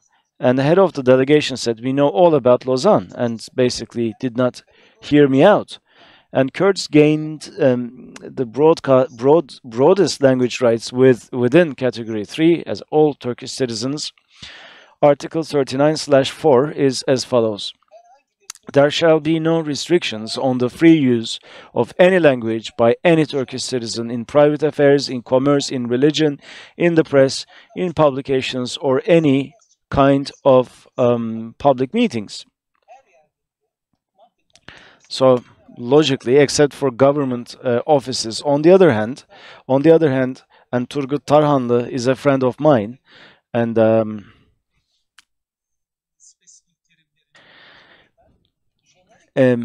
I mean, because of the fact that it's a generic term, a general term, Article 39/4 now also cover radio, television, internet, etc. Because generic terms are interpreted according to their broad meanings at the time they are applied, not according to their meanings at the time the text was written. The interesting thing is that this Article 39, it was a joint proposal of the Allied powers and the Turkish Grand National Assembly, but the nation-state has violated the article to a large extent. Kurdish was banned indirectly with the Unification of Education Law on March the 3rd, 1924, and directly with the secret Eastern Reform Plan in September 1925. The nation-state launched Citizens Speak Turkish campaigns in the 30s and 60s. Those who spoke languages other than Turkish at the marketplaces in eastern Anatolia were fined. As single-party rule took hold, the scope and tone of bans on Kurdish and non-Muslim languages expanded and intensified. The names of 12,211 villages, one-third of the total villages, and 4,000 towns and 4,000 geographical locations were renamed. Kurds and non-Muslims were prohibited from taking surnames that revealed their ethnicity, and speaking one's native language in the market was made a punishable act. Now, let's take a look at the Lausanne violations regarding 39/4. Let's finish by giving just 3 examples from these violations. Some are comical, some tragic. Examples of tragic ones.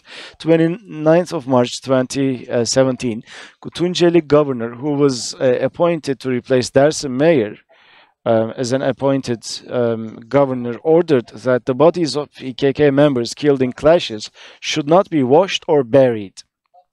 Battalgazi municipality also refused to wash and bury the body of Kemal Kurkut, who was killed by the police during Nevroz. The police officer who killed Kemal Kurkut was not punished, but the journalist who photographed the moment of the killing was sentenced to prison. 9th of May 2018, Fikret Aydemir from Van, who did his military service in Ağrı, was beaten by his superiors and hospitalized for singing Kurdish folk songs. 30th of November 2022, Kurdish politician İhsan Uğur, who was detained in Diyarbakır prison, was brought back to prison without treatment because he spoke Kurdish in the hospital where he was taken for treatment. And 3 examples of comical ones. 9th of November 2017, a sign that read, "I will not speak Kurdish," was hung on a primary school in Şırnak. The Minister of National Education said that the aim was to prevent children from swearing in Kurdish. 5th of September 2020, a woman in Van was detained for 24 hours because of a yellow, red, and green headscarf, which was found in her bag during a search at a checkpoint in the courthouse. 15th of June 2022, the groom and 9 guests wearing yellow, red, green shawls at a wedding in Esenyurt, Istanbul, were arrested for propaganda for an illegal organization. Yes, this is all I had to say. Thank you very much.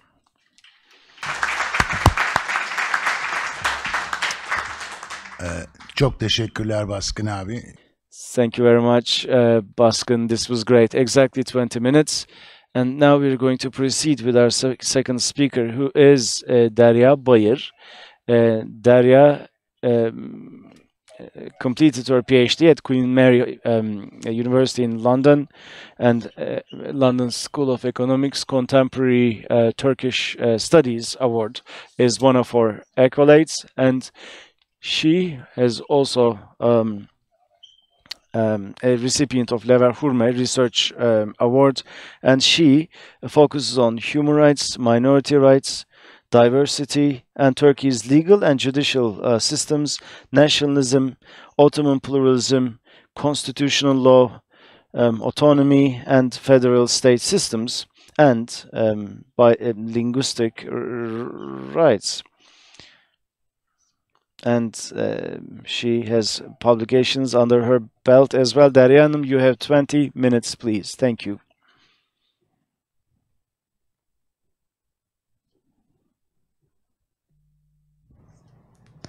Derya Hanım'ı bağlayamadık şu anda. David Gont'a geçebilir. Actually, we will continue with David Gont because we were not able to connect to Derya. And due to some technical difficulties, and excuse me, Derya, I'm not sure if she unmuted herself. Hello.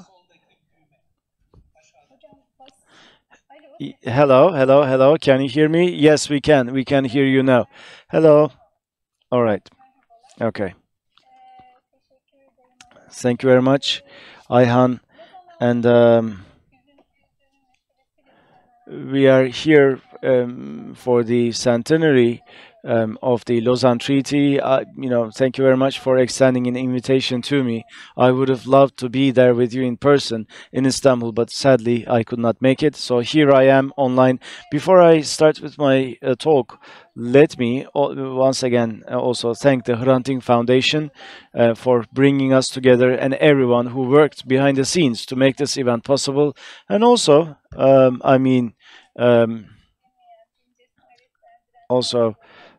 everyone who is participating in this conference, and also thank Baskın, Professor Baskın, as well. Now, the title of my presentation, and I think you can see my PowerPoint slides up on the screen. Sadly, we cannot see your slides right now. I think I sent it to the technical team. I don't know if they received it or whether they were unable to upload it. Siz devam edin. Siz devam edin lütfen. Teknik sorunları çözeriz inşallah. Tamam, peki, tamam. Okay, why don't you continue and then we will try and fix the problem. Yes, the title of my presentation is Do Kurds Have Rights in Lausanne? In Lausanne Treaty, this is the question that I will be tackling today. And as you know, for long years in Kurdish circles, be it legal and academic, many people have actually been talking about this and thinking about this, whether certain rights were granted to Kurdish people in Lausanne. And I think the most comprehensive answer was given by Baskın Orhan in his work, in his detailed work. And yes, you talked about this, Mr. Orhan, so I'm not going to repeat what was already said. But in today's presentation, I would like to look at certain historical documents and look at this through a legal lens, so to speak. And as I do that, first of all, I am going to talk about what Kurds think about the Lausanne Treaty and how they interpret minority-related articles. And in 25 and 29, two organizations made an appeal to the League of Nations. They actually sent 2 petitions, and I will tell you about those as well. And in 1920, in the 20s actually, a French original text, the minutes of the Lausanne Treaty meetings,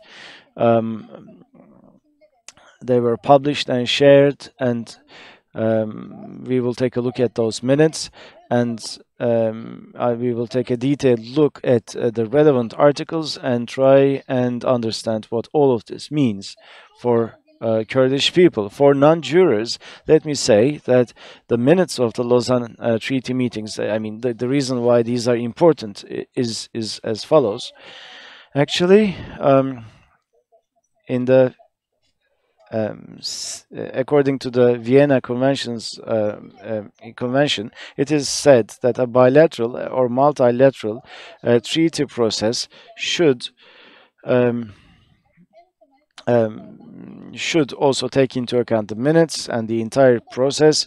And this goes to show that a treaty text or articles, the scope, to understand meaning, you need to look at the preparatory process and what parties said, what they accepted, what they consented to. If there is any conflict, to solve the conflict, you need to look at these minutes, says the Vienna Convention, or one of the sources would be the preparatory process and related documents. And again, the Vienna Convention says that to interpret a treaty, also there's yet another principle, and this principle is actually all about making sure that articles of the treaty should be assessed within the context of the treaty and with goodwill. This is also emphasized, and this is also seen as an important principle, and this is included in Article 31. But as you know, Turkey is not a party to this Vienna Convention, and that being the case, I mean, this is not binding for Turkey. One might postulate, but here's how we could respond to that. Actually, Turkey may not be a party to this treaty, but these principles are also applicable for Turkey, this Vienna Convention on the Law of Treaties. And the reason for that is that, especially in international law and since the 20s, the Permanent Council of Justice says that in international law, these two principles are applicable universally. In terms of interpreting treaties, these principles are very much applicable universally. I don't know if you can see my presentation at the minute.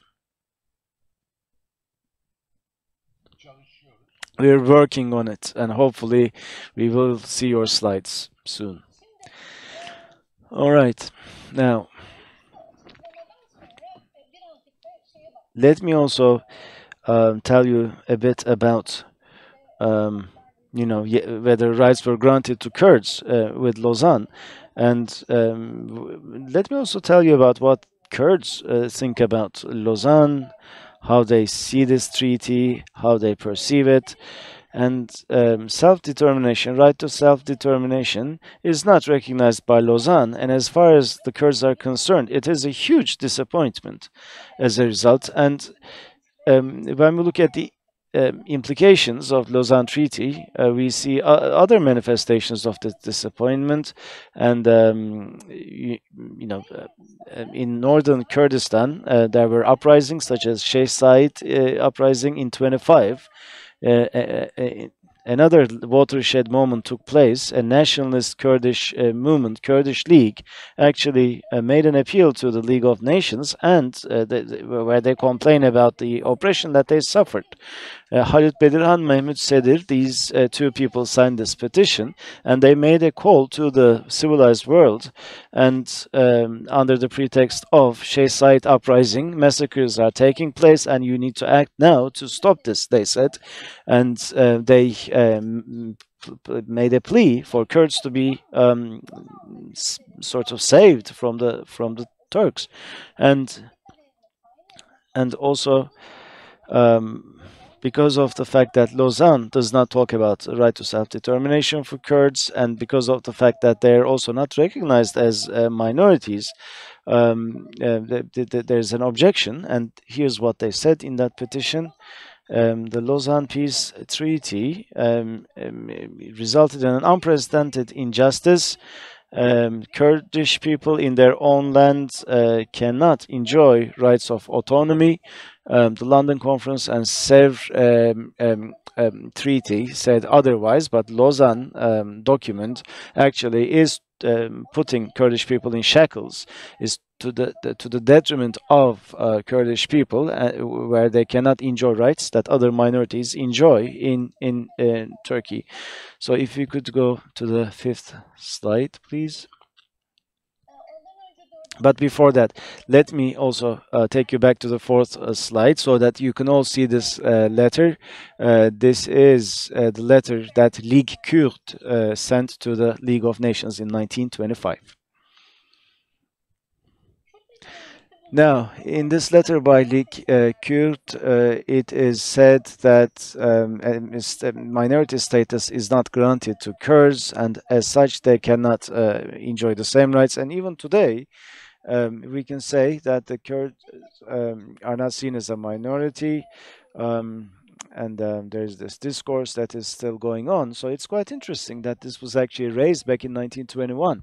Maybe if you ask the Kurds today, they wouldn't say that they're minorities, but in the 20s, Kurds actually felt very much like a minority, and they were not granted the status of a minority, national minority, just like in other European countries. And this is something that they criticized, and in this petition we see that. And this discourse that of the Kurds that says they're not minority does not really make a lot of sense. Or asking a Kurdish person whether they feel like a minority, it doesn't really make a lot of sense. And here's why. When you ask the question to a Kurd, even if they say no, if you ask them whether they would like to enjoy their ethnic rights, cultural rights, linguistic rights, but if you paraphrase your question, they would all say unequivocally, yes, we would like to enjoy these rights. I mean, this is quite apparent, and this goes to show that this question alone is not really indicative in terms of what they want, and it should be taken with a pinch of salt. Let's move on to the 6th slide. Now,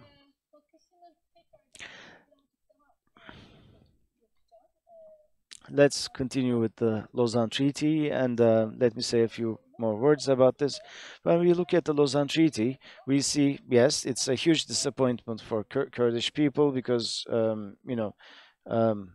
these rights were not minority rights were not extended to Kurds. And slide 7. Now,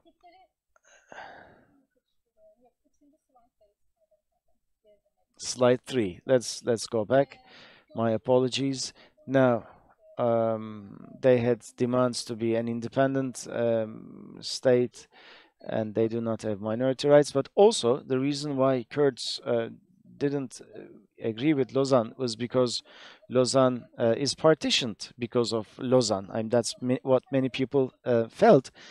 But when we look at the Lausanne Treaty, we also see that when we look at these articles, we see that the partitioning of Kurdistan, at least on paper, the main culprit is not Lausanne, because when we look at the first section, Article 3 of Lausanne Treaty, from the Mediterranean to Iran, the boundaries of Turkey were drawn based on two things. One is the 21 French-Turkish agreement, and the second one for the Iraqi border, it is the treatment between Turkey and the UK. Lausanne says, sort of postpones this and says in 9 months there will be an agreement between the UK and Turkey, and if they fail to do so, the issue will be seen by the League of Nations. So actually at Lausanne, when we look at Lausanne, we see nothing about partitioning of Kurdistan. There is no explicit article, and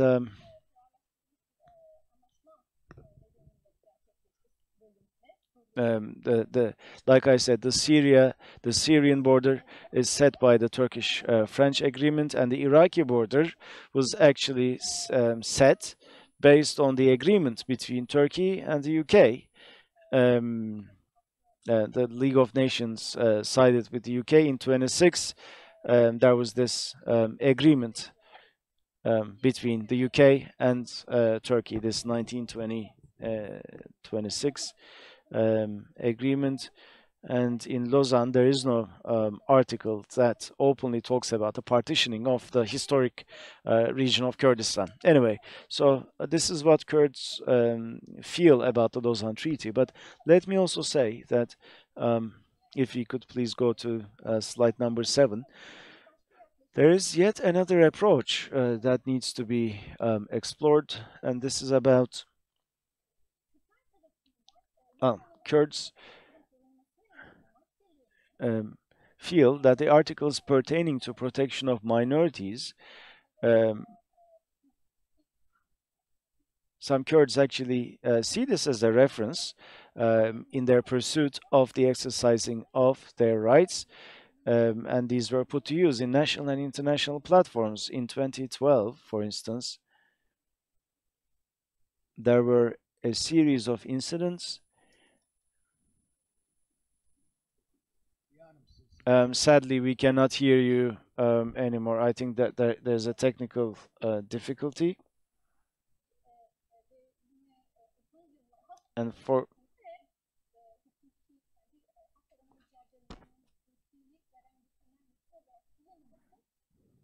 so this is not new, and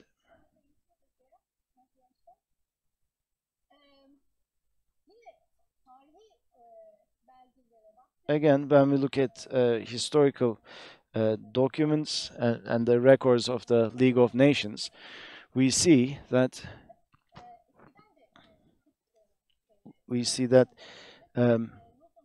Kurdish political leaders always had some demands about Lausanne. Last 5 minutes. Well, I was just getting to the real chunk of my presentation. So if you could please be brief.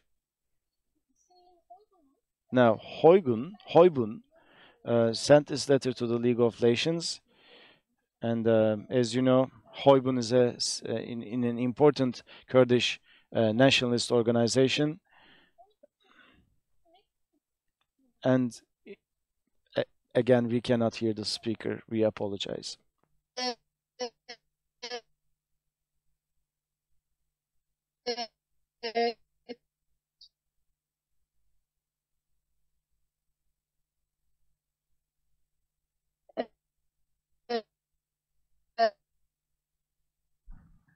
Derya Hanım, görüntü dondu galiba. Derya Hanım, sadly we cannot see you or hear you. 4. maddelere dayanması hatalı mıdır? Yani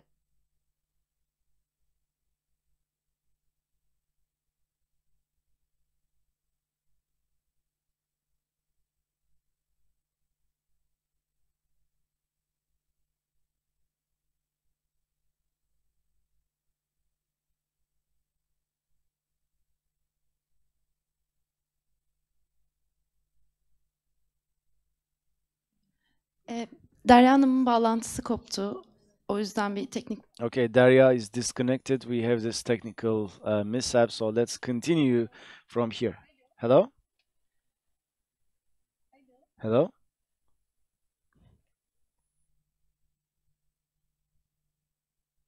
Lütfen devam edin. Please continue. All right, so I think my connection is back on, and actually, the real question here is as follows: whether these petitions were justified, and whether it made sense to base these demands on the Lausanne Treaty. Now, when we look at the minutes of the Lausanne Conference, we see that in Süreyya's demand, for instance, and Bedirhan's demand, they're quite justified, actually. In Article 38, certain rights are stipulated, and these include the Kurds. And the reason why we know that that is the case is because, first of all, when we look at Lord Curzon, in his speech, we see this to be the case. And this is the exact quote. And here's what he says. Lord Curzon says, the subcommittee on minorities wanted all Muslim minorities such as Kurds and Circassians and Arabs to be added to the list of minorities, whereas the Turkish delegation said that these minorities do not need protection and that they're quite pleased with their conditions. I hope that it continues like this. The subcommittee, depending on this assurance, albeit unwillingly, decided to accept the Turkish point of view, and the subcommittee thought that in Article 2 there is enough protection for these Muslim minorities. I'm not 100% convinced, but I wish them the best, he says. Alt Komisyonu Başkanı Likewise, Mr. Montano, who was the UN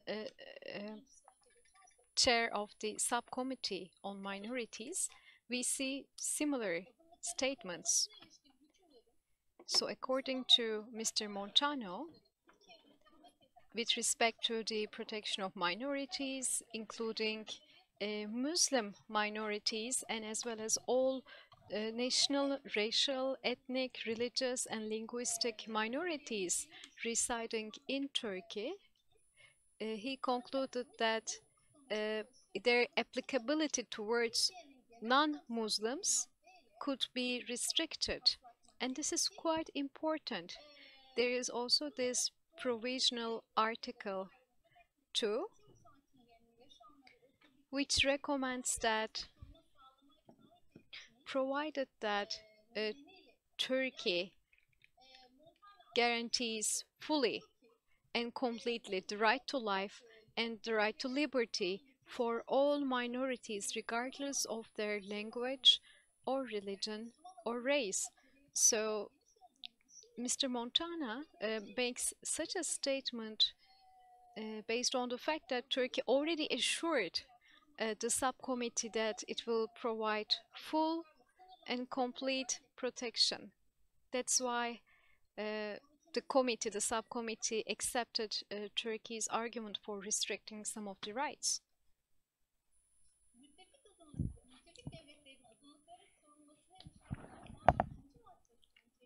So when we look at the second draft article about the protection of minorities as part of the draft prepared by Allied powers, Rıza Nur objected to the wording. So the initial wording of the Allied powers draft read as everyone residing in Turkey, but Rıza Nur rejected and he asked for this term to be replaced by minorities. But Rıza Nur's suggestion is rejected, and the text finally comes out with the term or phrase everyone residing in Turkey. So this is once again confirms that these guidelines on protection of minorities in Turkey, they cover everyone. Ms. Darya Bayır, we will much appreciate it if you can wrap it up because time is up. Yes, I understand. I have 3 more slides and I also had some technical hiccups, so I will really appreciate if you can just give me more time. So this is the final report of the subcommittee on minorities. And another point here one needs to mention is the Minorities Treaty of Poland.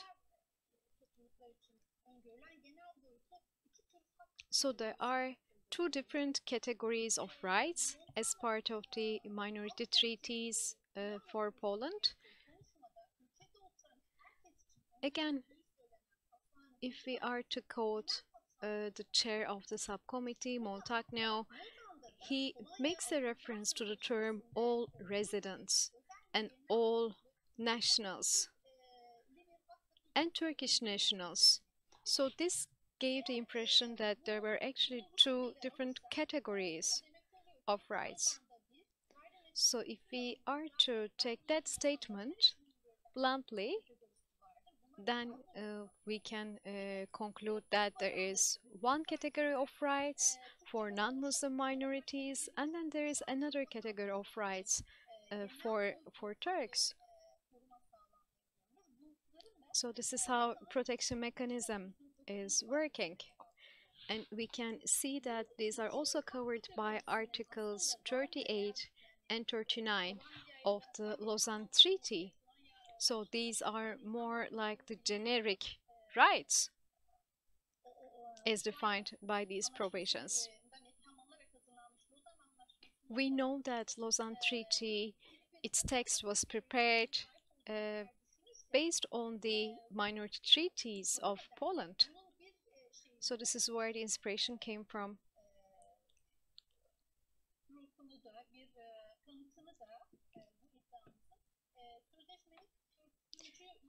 And Article 44 of the Lausanne Treaty also confirms this.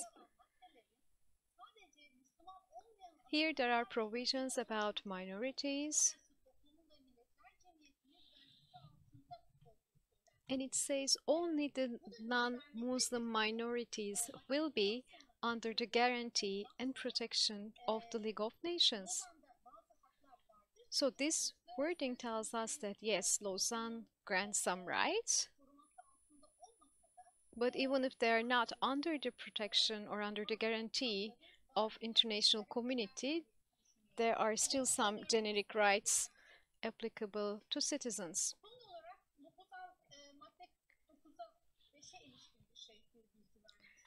And this is my last slide about the Lausanne Treaty, Article 39, paragraph 5. Here we have the Allied Powers draft as well as another draft submitted by the Turkish delegation. When we look at the draft submitted by the Allied Powers on 15th of December 1922, according to that, Turkish citizens who speak language other than Turkish language, they will be provided the right to defend themselves in Turkish court in their own language, and necessary arrangements will be made in order to ensure that. So this is what is written in the draft text of the Allied Powers, whereas in the text provided by Turkish delegation, it says, regardless of the official language, regardless of the existence of official language, Turkish citizens who use languages other than Turkish language, they will be provided with necessary means so that they can use their own languages before the court. So there is a different formulation. In order to convince the Allied powers, the Turkish delegation had to include this bold phrase which reads as regardless of the official language.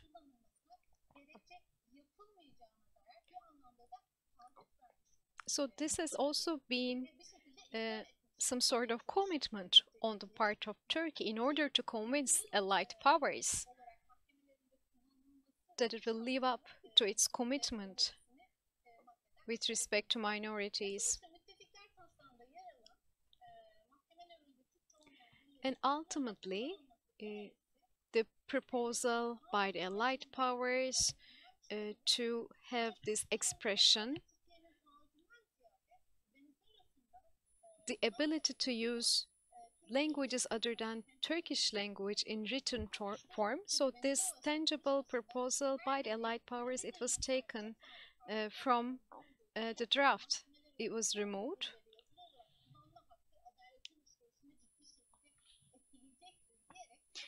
And ultimately, Turkey proposes to also remove the expression regardless of the official language, citing that this would be bringing prejudice to the national sovereignty of the country, and finally convinces the Allied powers. So this is how Turkey managed to basically get away with the text and convince the Allied powers to remove all their suggested phrases. And of course, this has been used as a very strong argument throughout the Republic. And of course, this also constitutes a clear violation of acting in good faith and living up to the legal commitments, which is of course one of the main pillars of the Lausanne Treaty.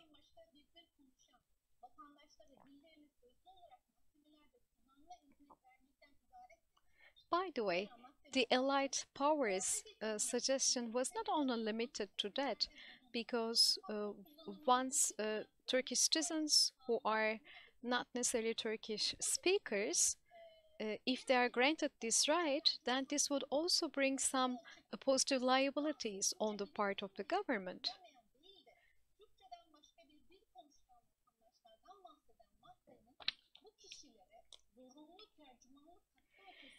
So for those Turkish citizens who do not use Turkish or who are not competent of Turkish, who do not know Turkish, they could be provided with the right to have a translator who might help translation during the court defense statement. Moderator warns the speaker to wrap up. So, in conclusion, Kurds were quite disappointed because of the Lausanne Treaty. But on the other hand, they saw this violation of rights as an opportunity to base their arguments and to also continue their struggle to prove their case to the international community. There were some rights granted to Kurds by Lausanne Treaty. Those were generic rights granted under Articles 38 and 39, and not only to Kurds, but all other minorities.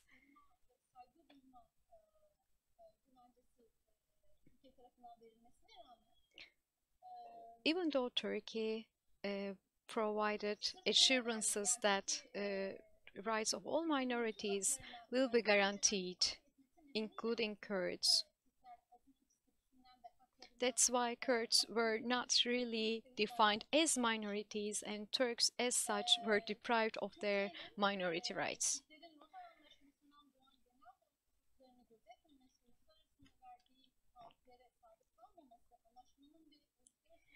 But as Turkey did not abide by its commitments arising from the Lausanne Treaty, and it also did not live up to all the international commitments, this constitutes a violation, a grave violation of the principle Pax Sunt Servanda of the Lausanne Treaty. With that, I would like to apologize for speaking beyond my time. Yes, we can now move to our third panelist, our dear friend, David Gaunt.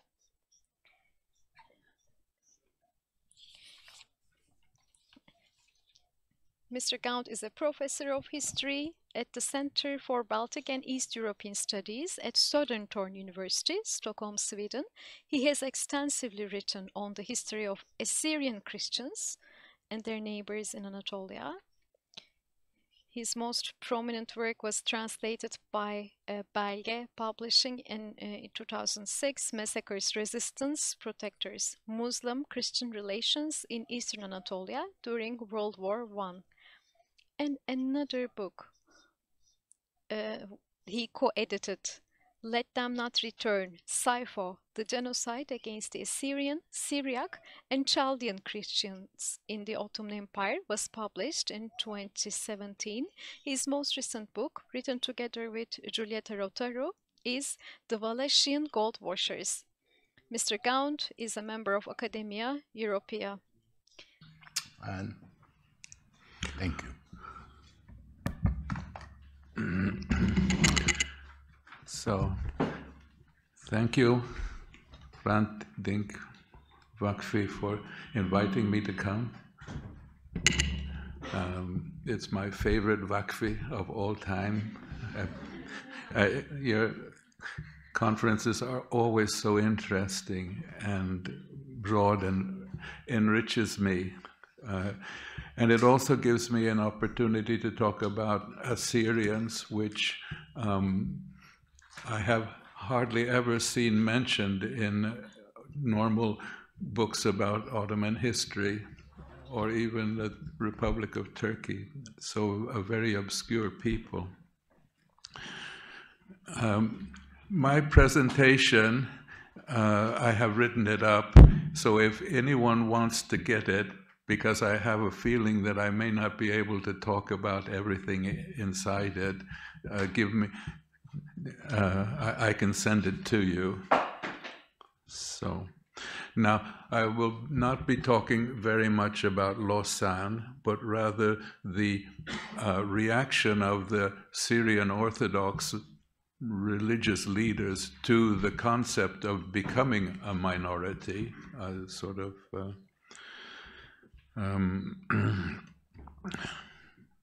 right.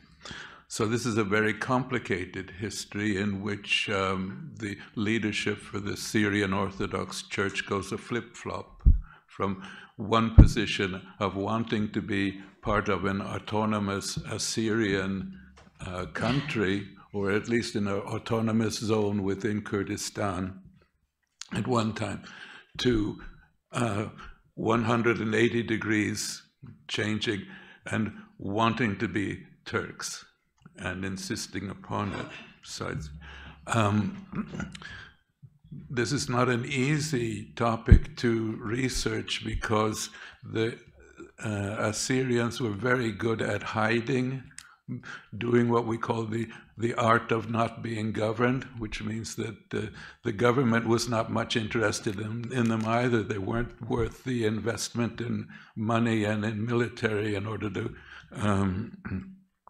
put them under control. So we have very few intellectuals, and those few intellectuals were seldom inside Turkey, but in diaspora. The narrative of this history will be then of religious leaders. Now, up to this point, we have talked about two kinds of minorities. One, a minority which inside Turkey sometimes has rights, and sometimes they are very limited, and sometimes they don't exist at all. This is from the legal point of view of the Turkish official interpretation of minorities, which I find a bit eccentric, to the point of manipulative and perverse. And then we have the reality of real minorities that are not respected at all, not even sometimes, and not even limited. In the case of the Syrian Orthodox, I would say that the crucial point is that they didn't get even the most limited kind of rights, was that they were not heavily represented in Istanbul like the Armenians and the Greeks and the Jews were, but were mostly in an enclave out in Mardin and Midyat area.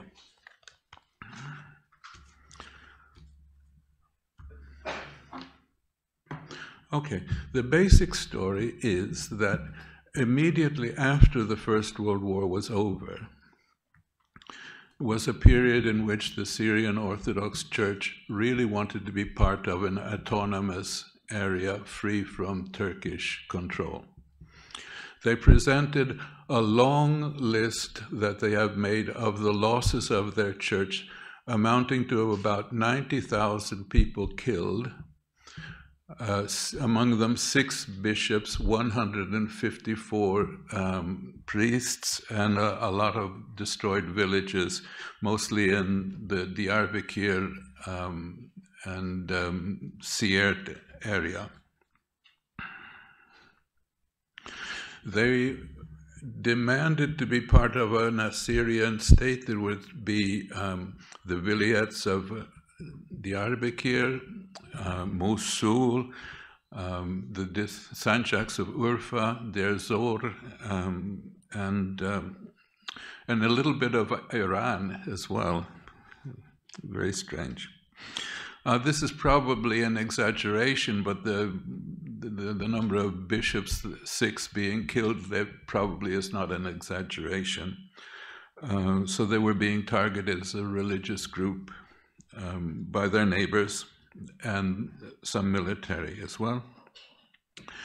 We figure that there were about 20 to 30,000 remaining Syriani in the Middle East, many displaced in other, outside of that would be Turkey, but some were trickling back slowly to their villages, helped sometimes by friendly Kurds.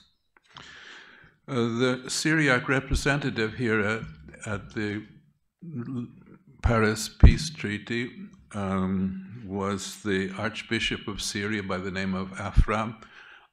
He was the only archbishop in that church that could speak French. It shows the lack of intellectual power. They called themselves a delegation, the Assyro-Chaldean delegation, and they worked very hard with lobbying the diplomats and the negotiators, but it fell on deaf ears. In the end, they got nothing. There was a mention in the Sèvres, but so nothing actually happened. This led the patriarch to begin to change his mind about insisting on its own country, and at the same time the nationalists, the Turkish nationalist military was winning more and more territory from the Greeks and from the French. So they went to Plan B, which was a traditional loyalty to whatever government there was in power and keeping your head down. No longer demanding any independence, the patriarch began getting into the role of the leader of a millet.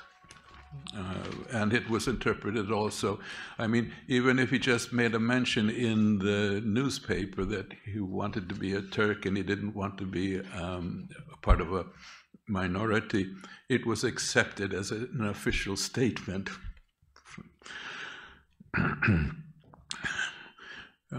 In a way, this was a realization that was very realistic.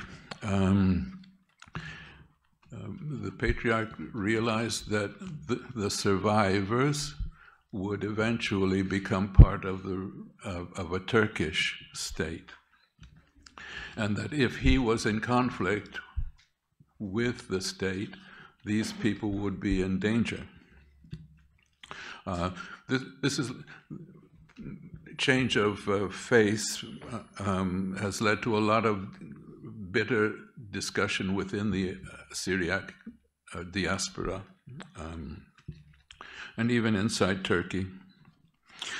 The patriarch met several times with Kemal and the leaders and made statements to newspapers of the type that we are Turks, so ethnically Turks.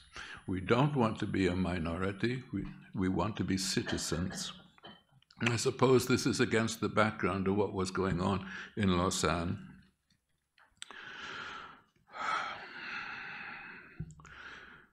Right. Well, if you remember the Sykes-Picot agreement, if you're a historian, you know that Mardin and its area was supposed to be French in the zone.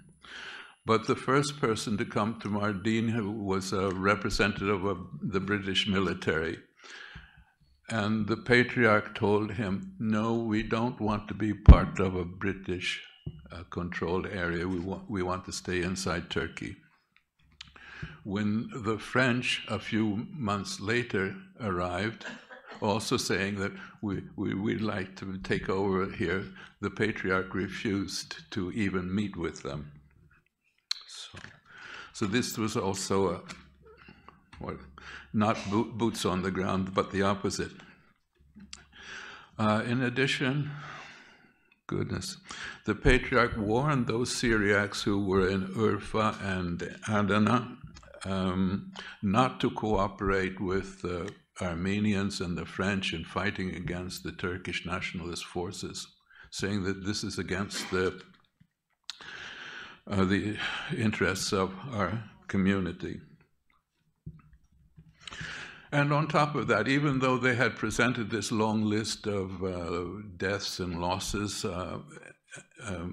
1919, they began to deny that anything had happened to the church, which was a great tragedy and has made it almost impossible until about 2013 to talk in church buildings about the genocide.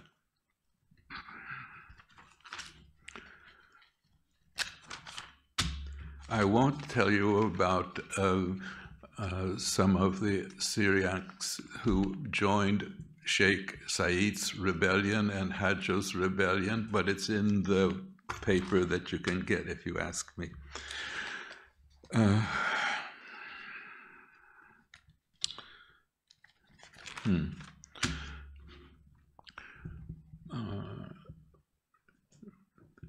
I will conclude by saying something that what I describe here, not in this bouillon cube of my oral presentation, but in the book, the text itself, that despite all of the pledges of loyalty that the Patriarch gave to the Kemalist government, he was forced into exile in 1924.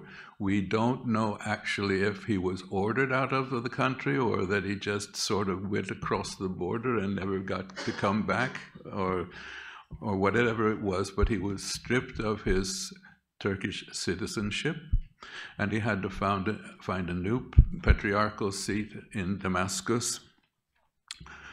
This meant that he was far distant from the survivors who were still in Turkish territory and couldn't go back. As the leader of the church, and even his second in command, who had actually made the list of deaths, they were humiliated, of course. Having to deny that which all of the survivors knew, created internal divisions. You have your family memories, and then you have the official statements of your church leaders saying that it didn't happen.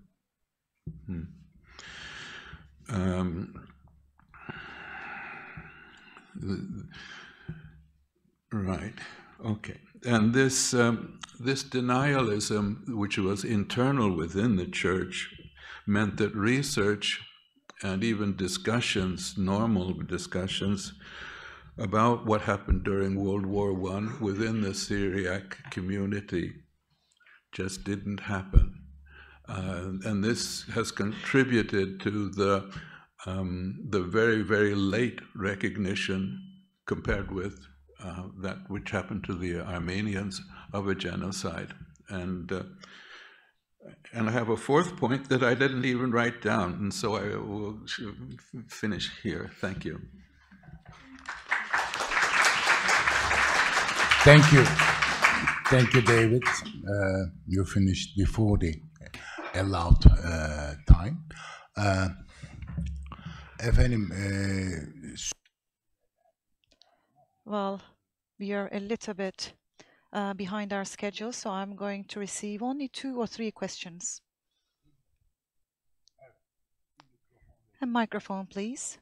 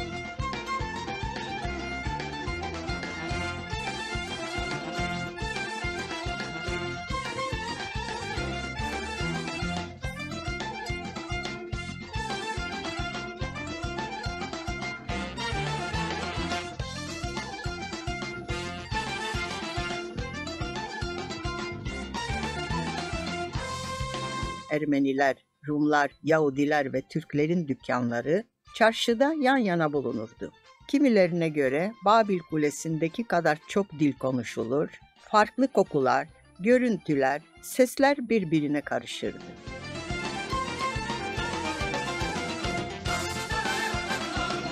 Kurtuluş'ta arsamız vardı. O meydan vardı. Orada bütün oynardık. Sah vurduk, voleybol oynadık, basket oynadık.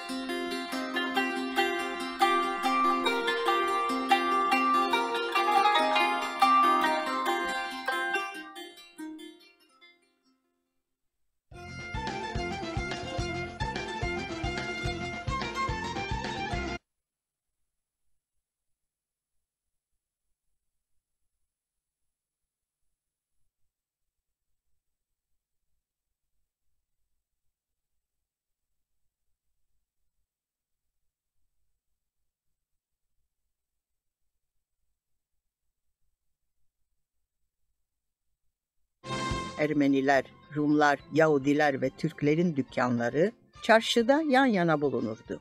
Kimilerine göre Babil Kulesi'ndeki kadar çok dil konuşulur, farklı kokular, görüntüler, sesler birbirine karışırdı.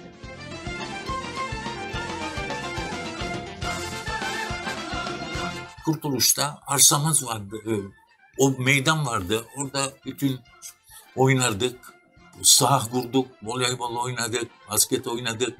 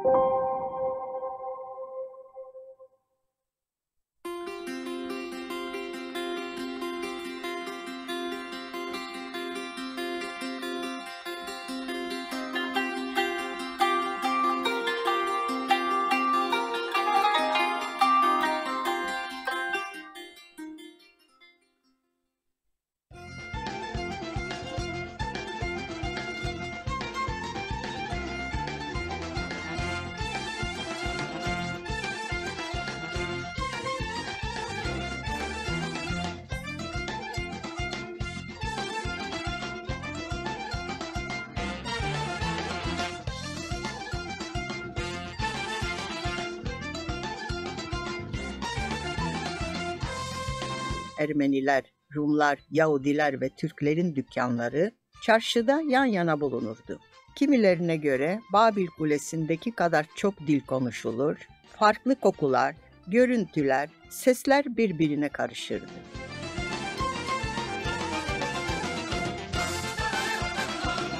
Kurtuluş'ta arsamız vardı. O meydan vardı. Orada bütün oynardık. Sah vurduk, voleybol oynadık, basket oynadık.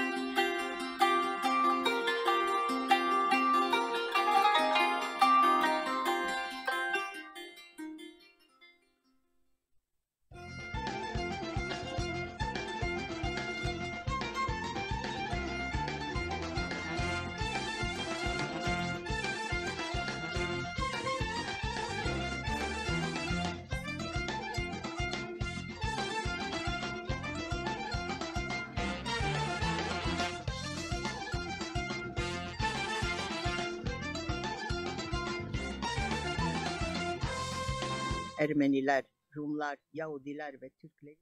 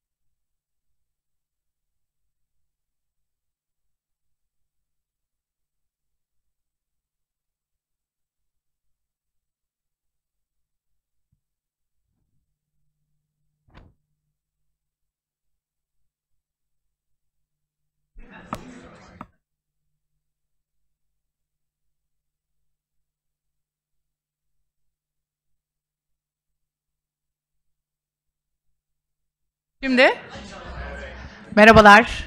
Duyuyor musunuz? Duyuyor musunuz şimdi? Merhabalar. Hülya Dak ben. Hello, this is Hülya Dak. Welcome to the third panel of the day. And two of our speakers will actually be presenting in English. That's why we're going to continue in English.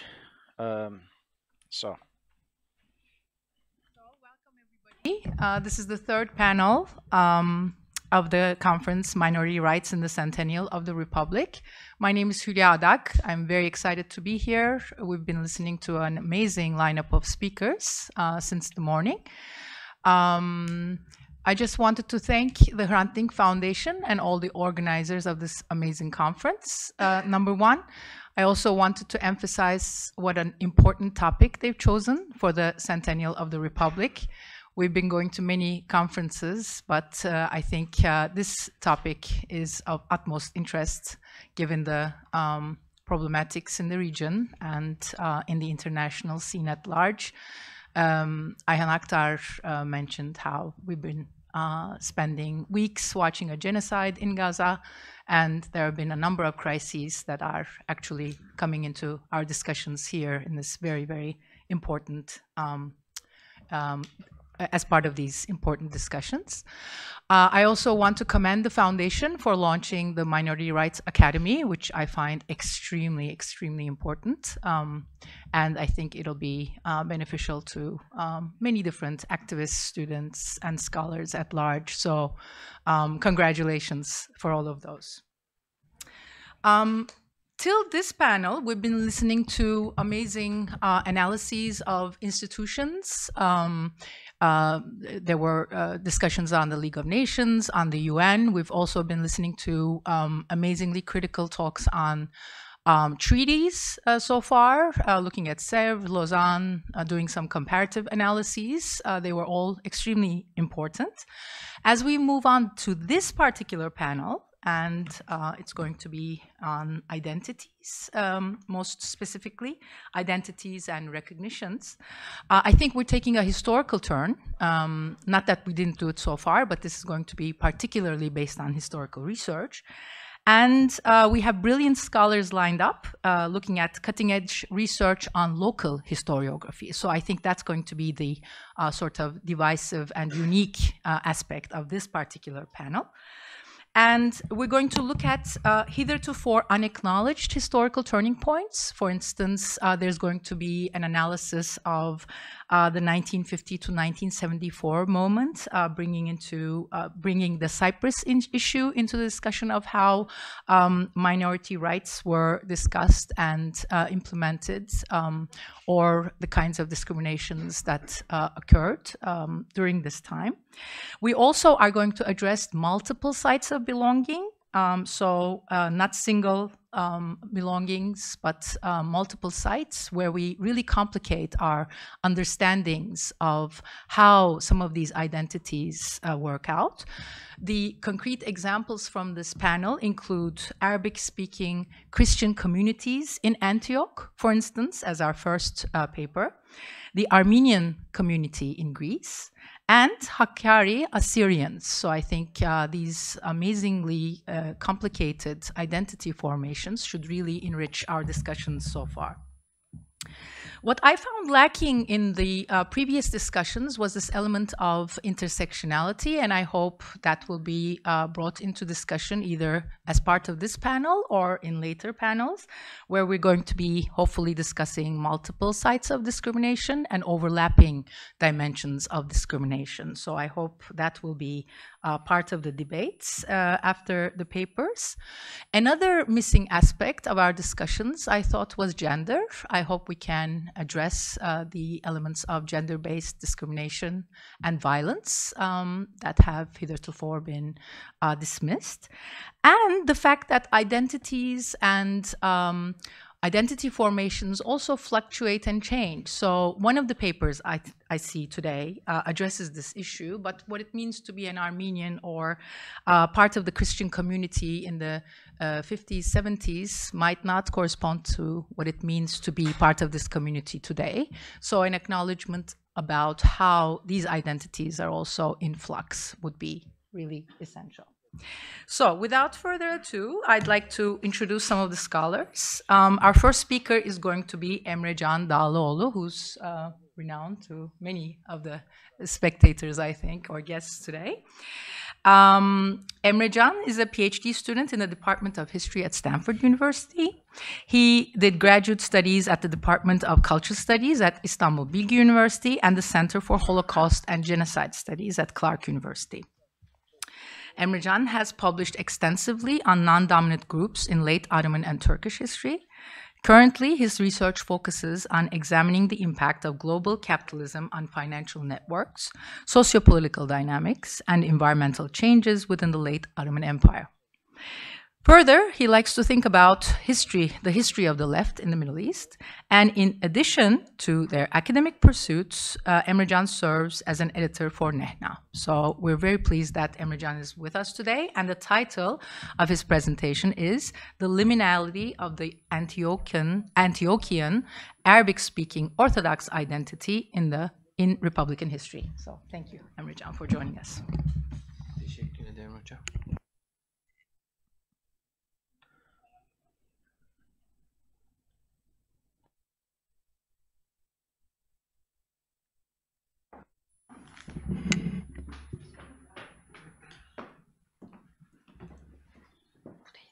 Bıraktım, evet.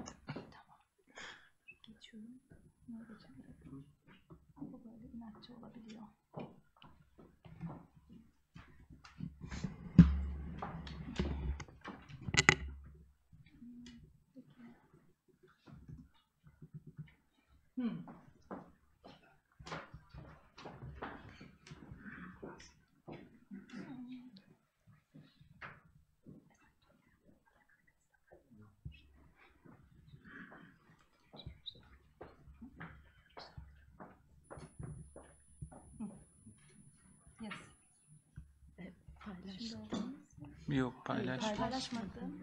Çünkü Zoom'dan olduğu için oraya şey yap.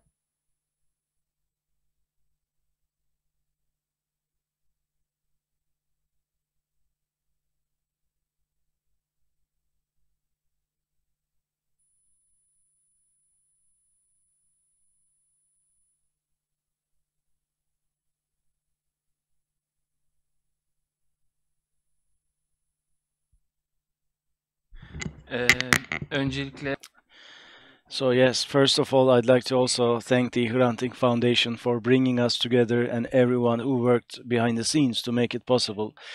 And just to correct myself at the very outset, I have 3 notes to share with you. And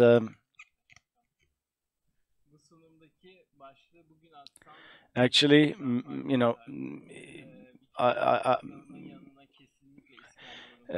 Antakyalı I use in my title, and I would add İskenderun to that. Actually, İskenderun is as important as Antakya, and it's quite different than Antakya. So I called myself Antakyalı from Antakya in the title, but I think maybe I should have included İskenderun as well.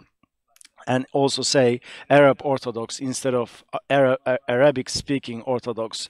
These definitions change over time, and I actually define myself as an Arab Orthodox, but a vast majority of the community is not on the same page with me about this. So I think I was being a bit political, but I would today call myself Arab Orthodox, and the word liminality. I mean, that's a funny, that's an odd liminality. That's an odd word. So basically, all in all, we're talking about a difficult to describe community. Who are these people? That's what I wanted to emphasize, because I've been grappling with this question for the entirety of my life. I mean, 2 years ago we set up Nehna, and up until then I mean, a vast majority of my life was dedicated to explaining to people, new acquaintances, who I was, what I was. My name is quite Turkish, but I'm not Muslim, and I come from outside Turkey. I'm a Christian coming from outside Istanbul. I'm not a Syriac. My mother tongue is Arabic, but I am not a Maronite, and all of these were quite problematic for me at certain points in my life. And actually, you know, the reason why I had all these dialogues can be classified in three categories. The first of which is as follows: the society, the identity of the society or the community is usually described by a central authority. But for my community, that has never been the case. We don't have an identity that is standardized, so it's quite flexible, it's quite fluid, it's quite prone to change, and you cannot delineate it very easily. And secondly, here's what I could say: for the last 30 years, you know, about minority communities in Turkey, we've had a huge accumulation of literature, but there is one thing that should not be overlooked, and it is this: even this literature that focuses on minorities, or this field of minority studies, actually mainly focuses on urban people, urbanites, such as, you know, people of Istanbul or minorities living in Istanbul before the earthquake, in Hatay, in Arsuz, Antakya, Altınözü, Samandağ, İskenderun districts, and in Mersin as well. 11,000 people lived, and 2,000 members of the same community live in Istanbul, but there were no studies about these communities in Antakya and its environs. So actually, this is the you know, this makes it really challenging to think about this identity, and you know, there haven't been many efforts to do that. And another preventive factor, or something that precludes the academia into venturing into this, is the hierarchy of the church, of the liturgy. In the 20s and 30s, this community, you know, some European specialists and jurors thought about this community, and they had discussions that lasted for days, and they couldn't really reach a conclusion. The Patriarchate in Antakya is actually in Damascus right now, in Syria, but you know, the name still has Antioch in it. For the last 70 years, there has been occupation in Palestine, and currently there is a genocide that is unfolding in our eyes.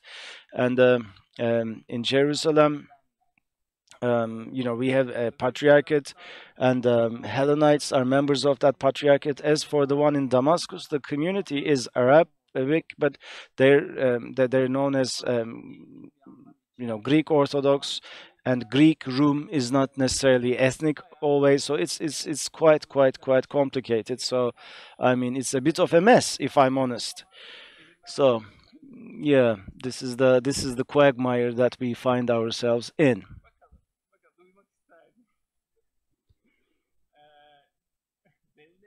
So, states and international powers that be introduced in the 20s and 30s this homogeneous population idealization, and the identity here is actually shared by people who are almost identical, with one another. And obviously, this is a straitjacket that doesn't fit the reality. And all across the history of the Republic, this has changed. The perception of this flexibility has changed, and I'm going to present you with a couple of vignettes about that. Churches, the international law, the community itself, you know, how they perceive identity and how it has changed over the years. But one more thing before I begin: this flexibility, this fluidity in identities, when it comes to also class relations within the society, they also apply. And also, you know, I talked about districts in Antakya, for instance. These are localities, and even these localities are quite important, I would say. And here's how we should begin. Now, as you would guess, in 39, Hatay was annexed by Turkey, but obviously there is the exchange that took place before that. In 24 of February 24, this process started. The population exchange decision was made, and in November and December 23, there was this debate in Turkey, the Arab-speaking Orthodox in Mersin. Should they be sent away or not? And in November and December, Turkey responded as follows: yes, they should be exchanged, and their exchange procedures were actually initiated. But come February 24, the person, the committee, the mixed committee in charge of this exchange, and the subcommittee in Mersin received a letter, and in this letter it is stated that certain people living in Mersin, Arab Orthodox, refused to be sent to Greece as part of the population exchange. And then this is cascaded to the committee, and in June 24, after deliberations, process is initiated, which would last 3.5 years. So the gist of this debate was who is a Greek Orthodox. I mean, according to the population exchange deal, Muslims living in Greece and Greek Orthodox living in Turkey would be quote-unquote exchanged. So in this discussion, the Greek delegation said those who are not affiliated with Hellenism, those who do not speak Greek, should not be received by Greece. That was their line of defense.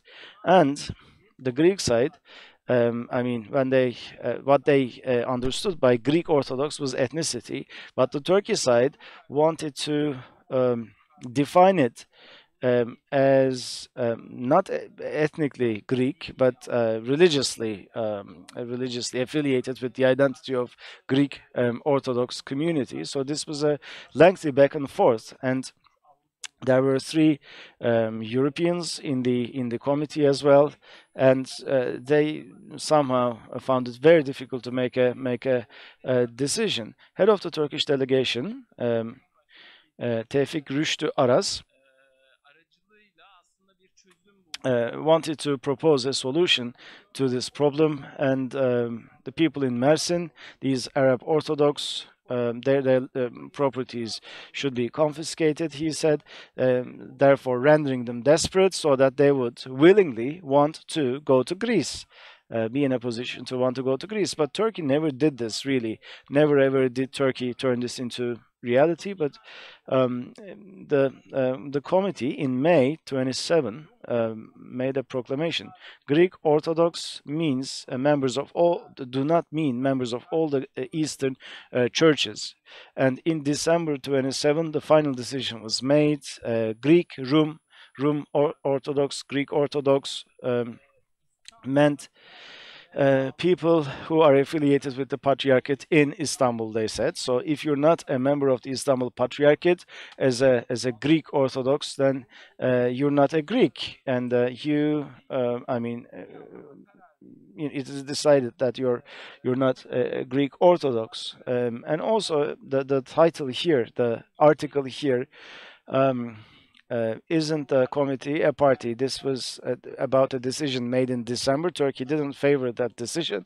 This was a backlash against that, and a decision published yesterday is highly contentious, says the news article. And then in the third line, it says the committee yesterday talked about Arab Orthodox and how they should not be dealt within the framework of the population exchange. So for 4 years, Arab Orthodox, this was used, this description was used extensively. Now let us go to 1936. After this panel, Seda Altu is going to focus on this really brilliantly, so I'm going to keep it very short.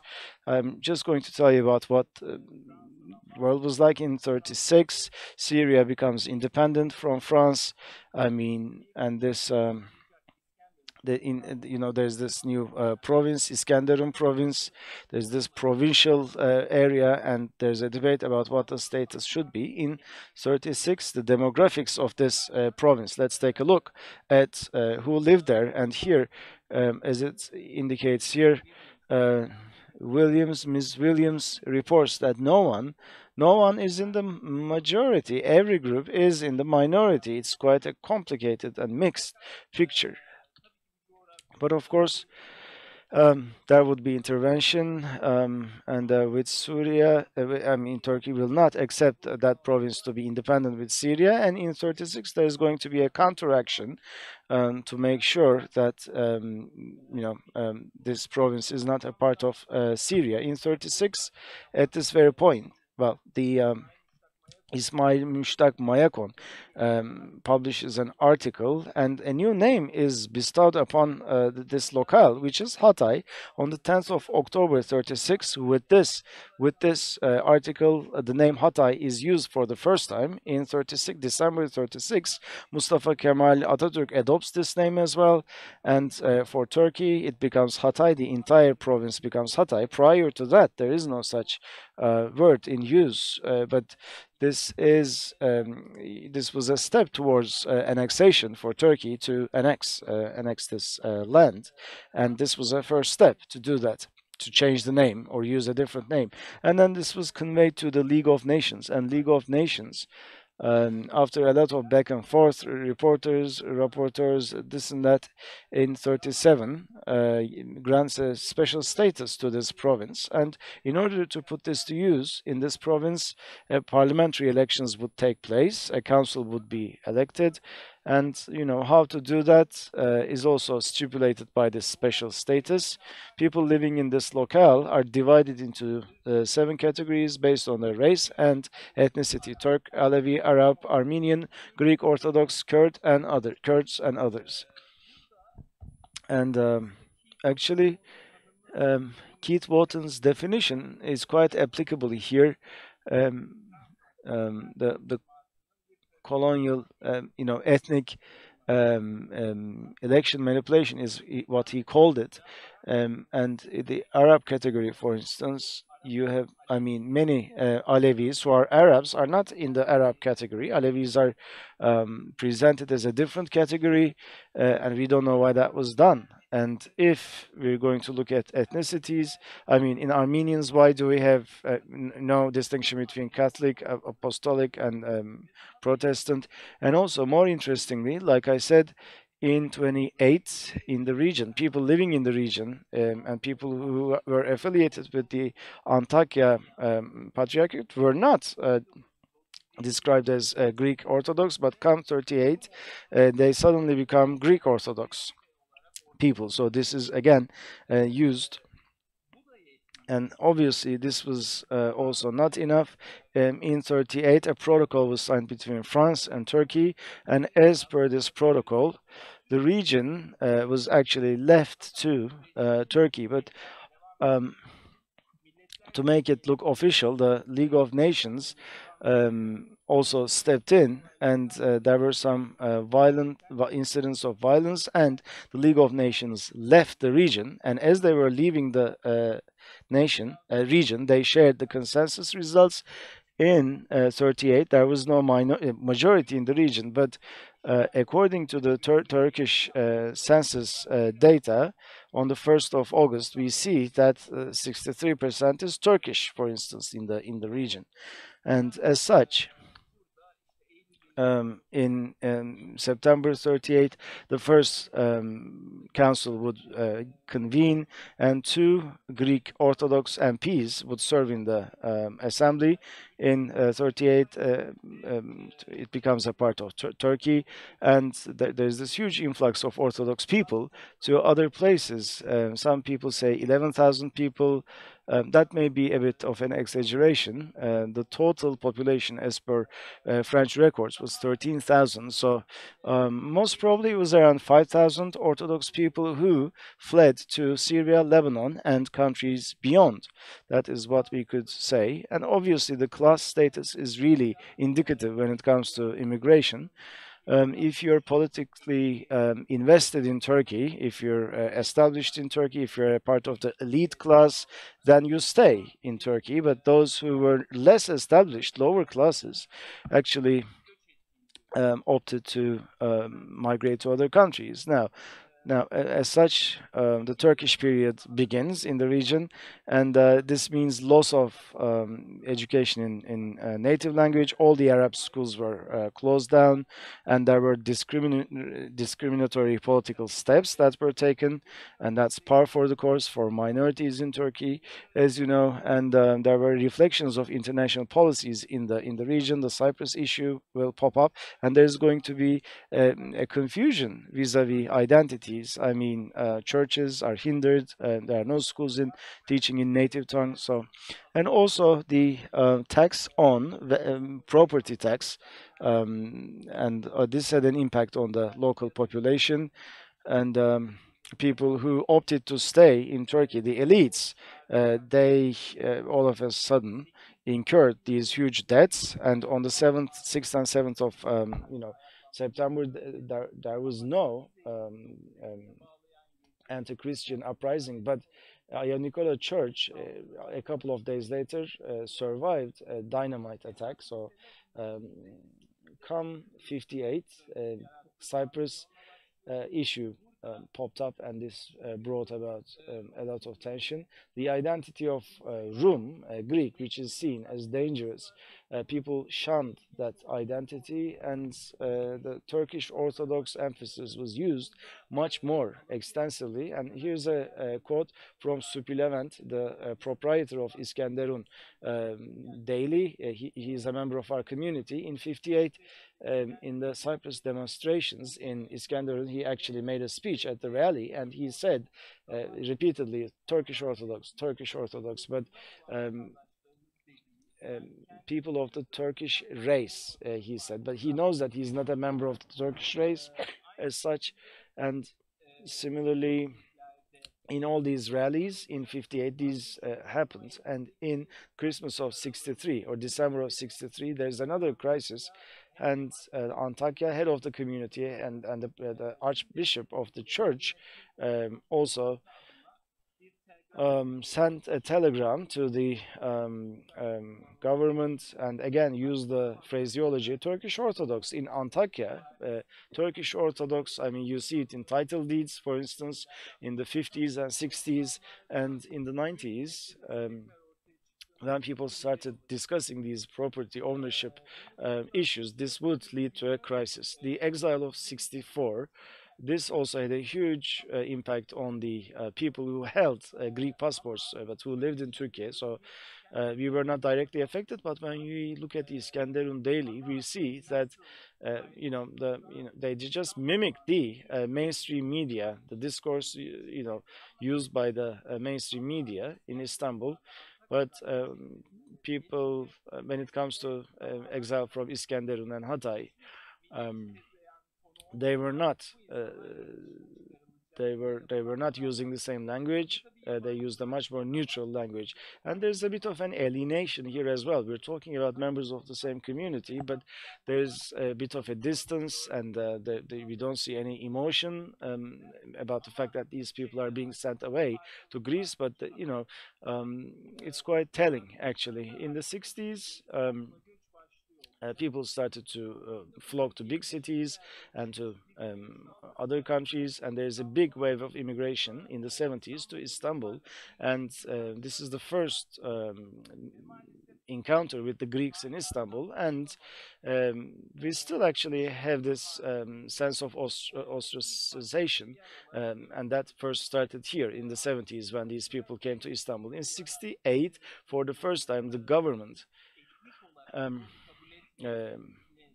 proclaims that they do not see us as Greeks, and as such we cannot go to Greek schools. There's a directive that precludes us from going to Greek schools, and then there's a big influx to Greece and to Germany, and after the 74 Cyprus operation, again, this affects the community tremendously. People are pursued, their lines are cut off, certain churches cannot even be opened, and of course there's disenfranchisement that is brought about by the 36 declaration. The 36 declaration does not apply to foundations in Hatay, because in 36 there is no province called Hatay in Turkey, but Again, because of this declaration, many people lost their properties. And also one more thing, in 74, this process of disenfranchisement through hearsay goes to Altınözü village, and people are told that certain properties would be confiscated. The church, the church is actually, the title deed is changed. The church is taken from the foundation and is given to the muhtar in the region. And then after the earthquake, we realized that there was no official proprietor of this church in the title records. And in the 12th of September, the coup ended the rural Christianity in Turkey, and this coup gave way to a lot of illegal practices and transfer of property, and also it also made sure that no Christians remained in the rural areas. And come 2000s, let me add one more thing, this Turkish Orthodox versus Greek Orthodox shift. In the 90s, people started to reclaim the Greek Orthodox title. Istanbul Greeks dwindled in terms of population, and at school, student populations went down considerably, so this was substituted by students coming from Antakya and Mersin. Başka bir eğitim. This being the case, a new education system, a new generation came along also to have the belonging of the Greek Orthodox identity. This is how people started to define themselves, how they start to identify themselves. And then restitution of confiscated properties. This is something you all know very well. In the case of Hatay, there was a problem of accessibility, and this again stems from 36 declaration, because properties were confiscated based on 36 declaration. But then the restitution did not really happen for the community foundations in Hatay, because this dispossession actually came once community foundations were declared annexed foundations. And in Arsus, which is a small town, even the main church had to lose its property because they didn't have the priest, the bishop. They couldn't do the religious service. They couldn't also keep their records properly. So the church in Arsus was declared an annexed foundation, and right now they don't have any property. It belongs to the General Directorate of Foundations. So this is the consequence, and it's because of the lack of capacity of the church and community. So as a result, the devastating earthquake that hit on February 6th in a way surfaced all these problems. I have a few last sentences. Yani hem Altınözü'nde 2. So in Altınözü we have 2 churches that were destroyed during the earthquake, and of course the people are now facing the threat of migration significantly. There was a great devastation in Antakya, and if I'm not mistaken, there are still some people in the community, but it is fair to say that there is no Christian community left in Antakya as of today. And now we have this law on urban transformation and the new zoning law. So along with these new legal amendments, there are attempts to do more urban transformation projects, which will definitely lead to more of dispossession. That's why we need even a more organized struggle, but we can't even put together such kind of an initiative. We cannot really bring together those institutions, and this exacerbates the problems. So yes, we are deprived of the mother tongue. We are having problems in terms of accessing our rights.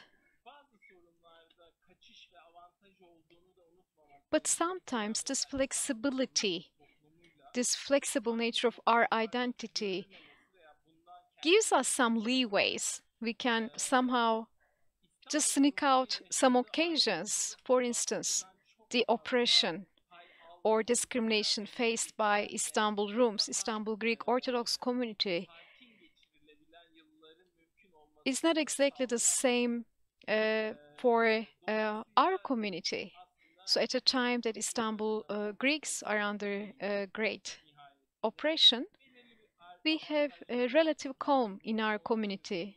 And this is again the advantage of having such a flexible, fluid identity. So with that, I would like to conclude my remarks.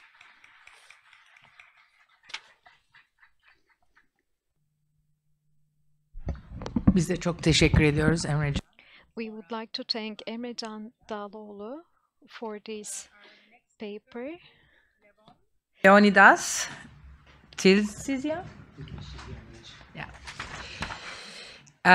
Levon was received his PhD in this year actually from the Department of Political Science and History at Pantheon University of Social and Political Sciences.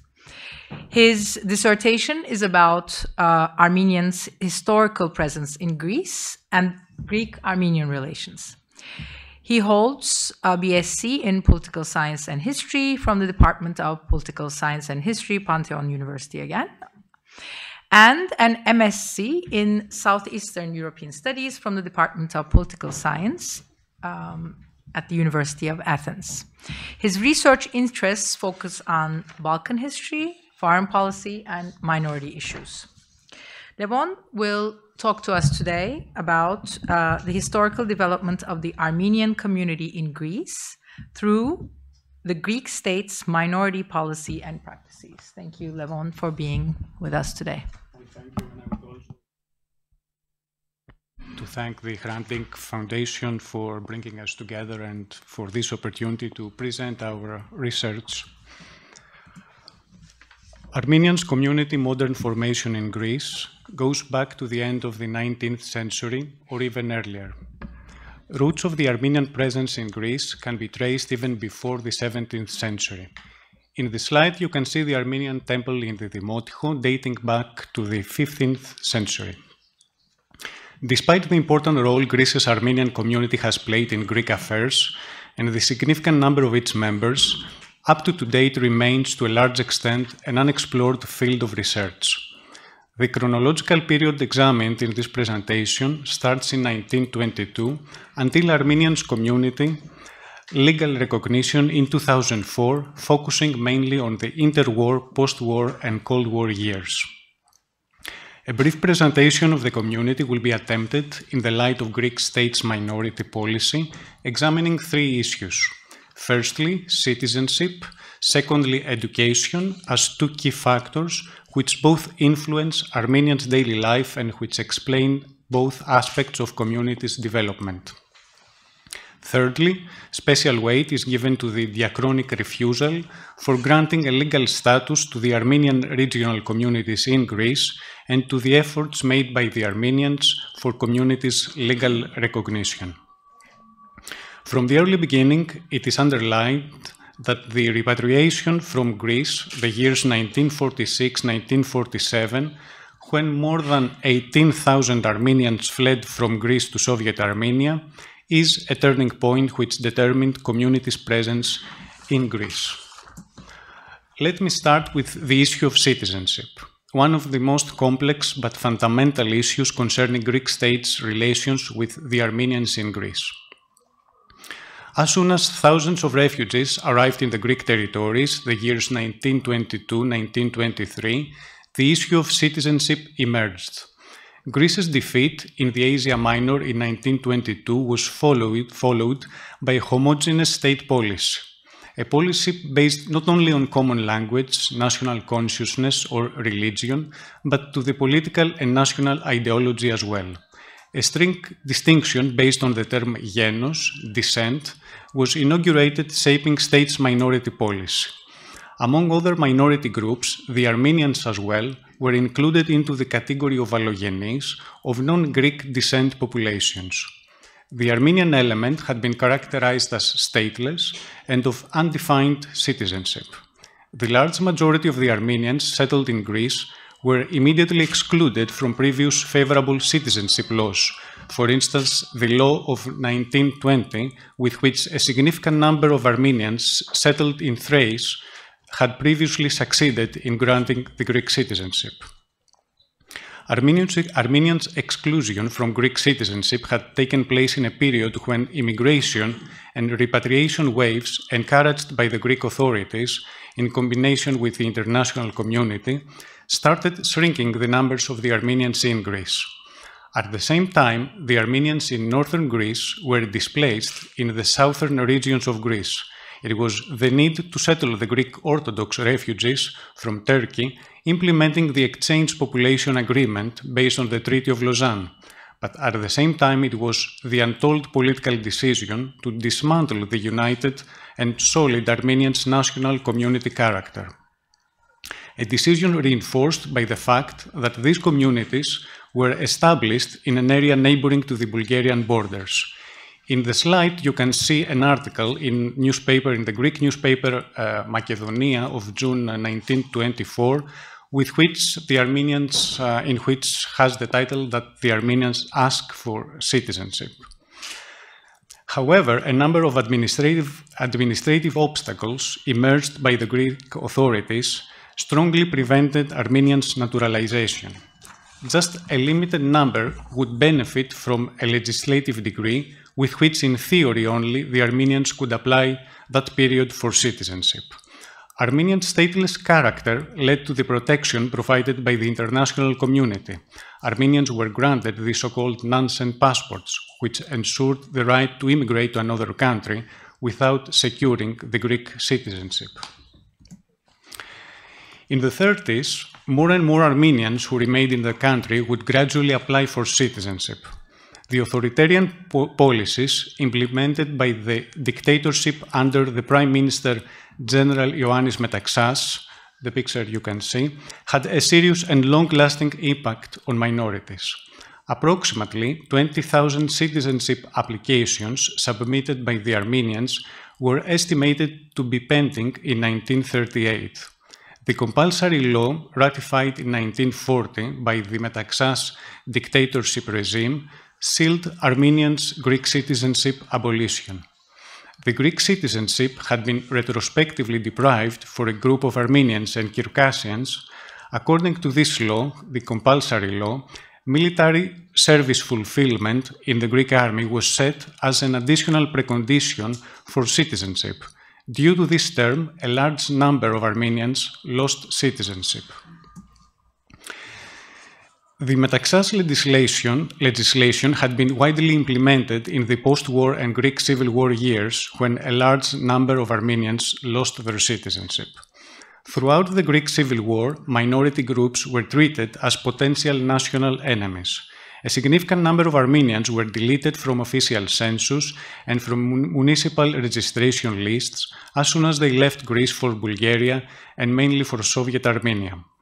As soon as the repatriation and the exodus to Soviet Armenia was carried out, Armenians were declared by the Greek state to have lost their Greek citizenship in a massive and systematic manner. They were considered as non-Greek persons who left Greece with no intention to return. Those who in the upcoming years will express their will to return, they will not be allowed to, since their departure had been realized under the condition of without intention to re-entry to the Greek state. In this slide, you can see a document with which two Armenians from Kozani in northern Greece had been deleted from the municipality registrations. And in another case, a more massive case of 9 Armenians who had also been deleted from the municipality census of Drama in 1949, and they had signed this document that they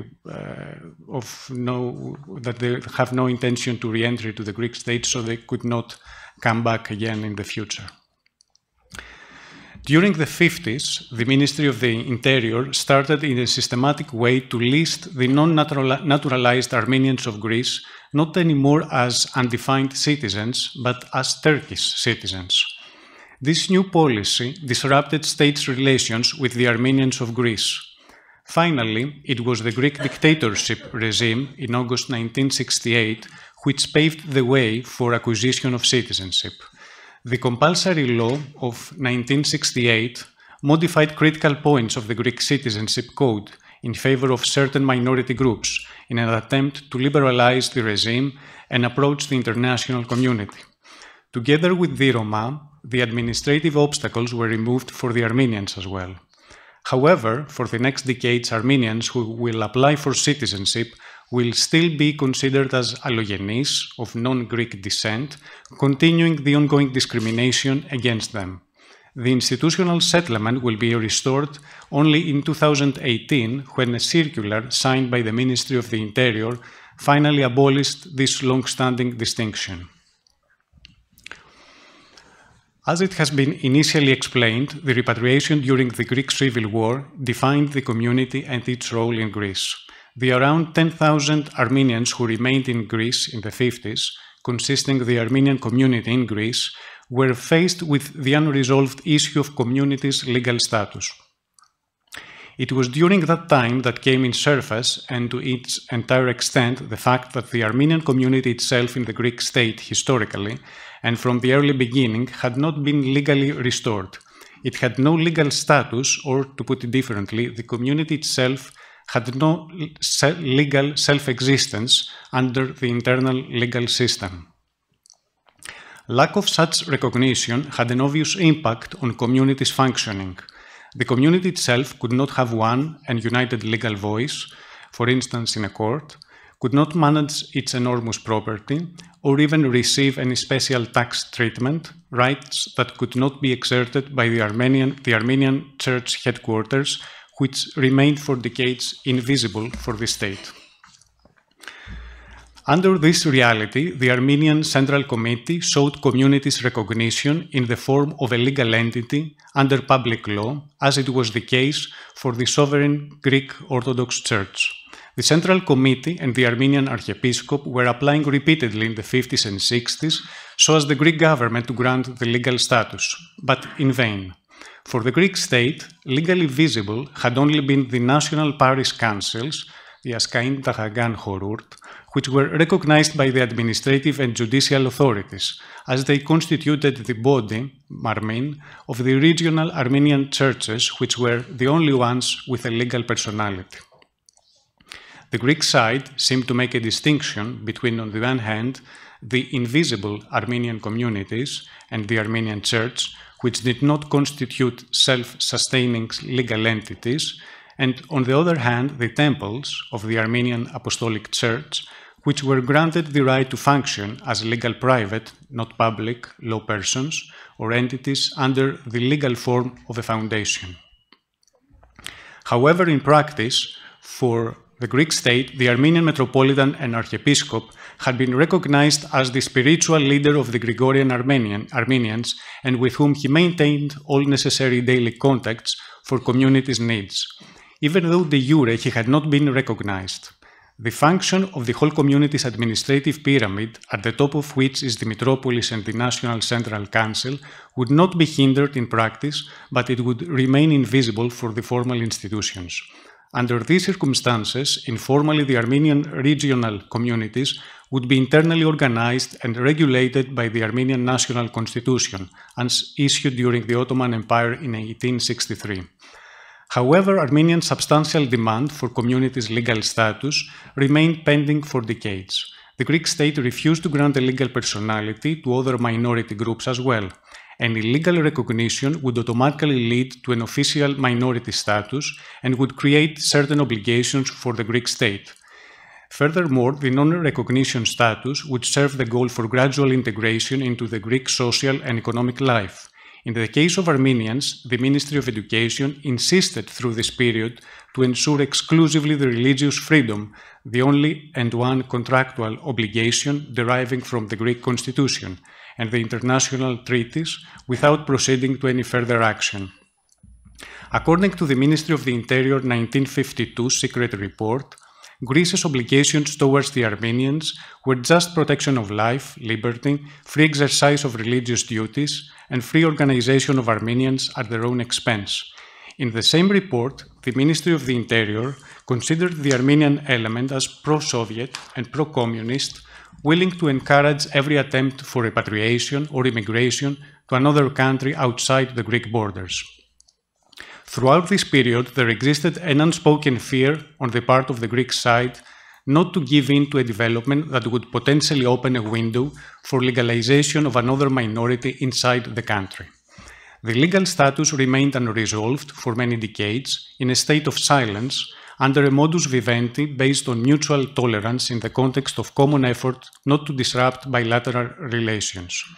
Until very recently, in 2014, when the religious legal entity of private law had been granted exclusively to religious communities. It was only then that the Catholic Church, the Copts, the Ethiopian Orthodox, the Assyrians, the Anglicans, the Greek Evangelical Church, and the Armenian Orthodox were finally acquired the legal personality in Greece. Last but not least, education. Communities' legal status and citizenship are directly interrelated to this issue. The first Armenian schools in the Greek area were established in the 18th or 19th century. Ever since the large amount of Armenian refugees arriving in Greece, the number of Armenian schools was gradually increasing. Next to the previous public communal schools, private Armenian ones were established in order to retain the Armenian character and identity. As it is obvious to the numbers presented, based on the official Greek statistics, due to various law amendments, the Armenian public schools had been gradually substituted by the private ones. In March 1936, the Minister of Education and of Religious Affairs will point out to the Armenian Church of Thessaloniki that according to written provisions, there is no provision for the operation of an Armenian school in the Greek state, indirectly announcing the forthcoming closing of the public Armenian schools. The lack of a legal status to the Armenian community meant in practice that there was no legal status or obligation for the Greek state to retain Armenian public schools. The latter ones were operating in all previous years based on the state's timeless tolerance, which by the end of the 30s was decided to come to an end. This explains the closure in northern Greece of all existing public communities Armenian-speaking schools by the end of this decade. Several restrictions limited also the number of the private schools. One of the many main necessary conditions established during the Metaxas dictatorship regime was that the head of the school should have the civil and political rights of a Greek citizen, in other words, to have the Greek citizenship. Moreover, each private school would have as obligation to cultivate Greek education and the Greek national spirit, an obligation with an obvious impact on the Armenian language. The end of the repatriation process and the massive exodus to Soviet Armenia led to a dramatical reduction of the Armenian schools. No Armenian school in northern Greece was left, and the only ones operating were found only in Athens and Piraeus, reflecting the impact of the repatriation to Soviet Armenia on Armenian schools and the overall shrinking it caused to the Armenian local communities in Greece. The whole legislation concerning private schools was retained in combination with state's policy to keep the number of Armenian schools in Greece as small as possible, together with the policy of the Armenian children to be integrated to the Greek educational system.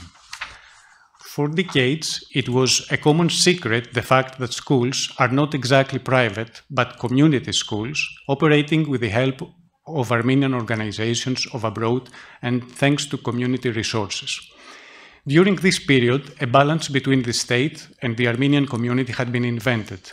On the one hand, state's intention to enforce the presence of Greek teachers and impose a linguistic Hellenization of students through teaching and learning of the Greek language.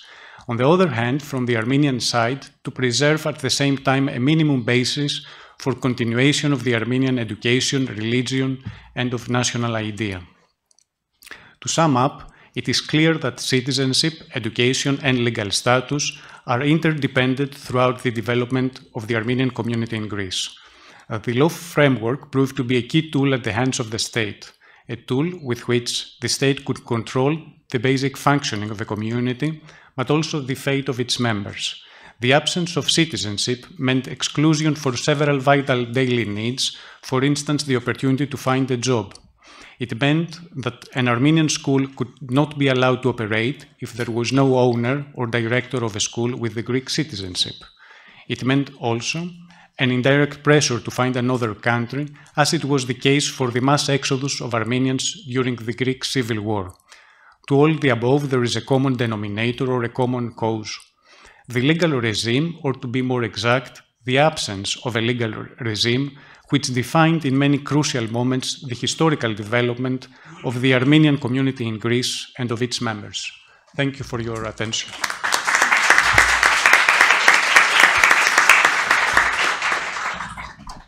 Thank you, Levon, for a fascinating paper.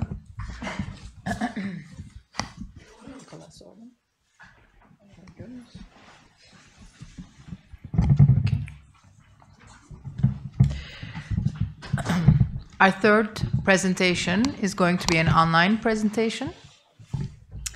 Our speaker is Nicholas Algulu, an independent scholar and researcher based at Ankawa in Erbil, Iraq. Nicholas has a PhD in Syriac studies and a BA in Semitic languages from Sydney University, as well as an MA in Syriac Christianity from Leiden University. Nicholas has taught classical Syriac at Sydney University and the University of Melbourne, as well as English at Kadir Has University in Istanbul. He has published a number of articles and book chapters in relation to Syriac and Assyrian studies, and is currently the English language editor of Banipal, the quarterly publication of the General Directorate for Syriac Culture and Arts in the northern region of Iraq. Nicholas's title today is An Expelled and Unwanted Minority, the Assyrians of Hakkari. Thank you, Nicholas, for joining us. Thank you very much. The floor is yours. Firstly, I'd just like to say how much of a pleasure it is to be with you all at this very interesting conference, even though it's online. And I wish the organizers the best of success for the rest of the conference. Now, currently, a significant Christian Assyrian minority numbering about 30,000 continues to reside in Turkey. The majority of them adhere to the Syriac Orthodox Church, with a minority of Chaldean and Syriac Catholics, as well as some Protestants. Now, most of these originate from Mardin, but now live in Istanbul. In many other provinces, autochthonous Assyrians retain villages, active churches, and monasteries, as well as community foundations and associations, despite dwindling numbers. Now, many indigenous Assyrians, however, were expelled from certain parts of the country during the early years of the Republican period, and their descendants today do not have the legal right to return to their homes. The bulk of this expelled population, especially from Van and Hakkari, comprises those adhering to the Church of the East, which is the only Syriac church that has never been officially recognized or held any official status within the country since its establishment as a republic in 1923. Now, the Hakkari Assyrians were indigenous to the area encompassing the formerly Kurdish-ruled emirate of the same name, which used to include neighboring parts of modern-day Shirnak and Van provinces. Now, the evidence for this is in the many Akkadian and Aramaic place names which local Kurds still use, despite them being changed to Turkish ones after 1940. Moreover, the Assyrians attribute their Christian conversion to the religion's early spread and maintained many churches which had been founded in the 4th and 5th centuries. Now, the majority of them adhered to the Church of the East, which flourished in the Persian Empire, outside the borders of the Roman Empire, and maintained its center at Baghdad until 1268. Now, it declared its independence from the rest of Christianity in 424, 7 years prior to the controversial Council of Ephesus, which saw the excommunication of Nestorius, who was then Bishop of Constantinople.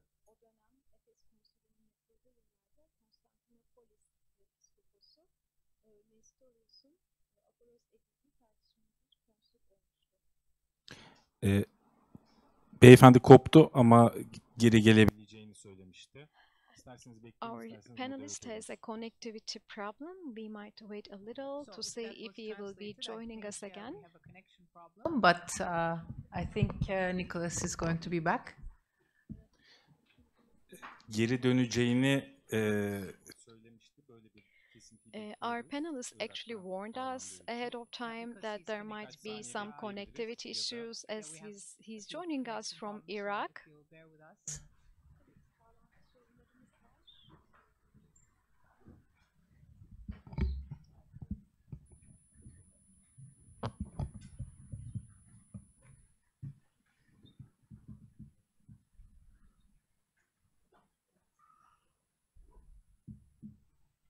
Okay. I apologize. I live in Iraq and we have frequent power outages. So that was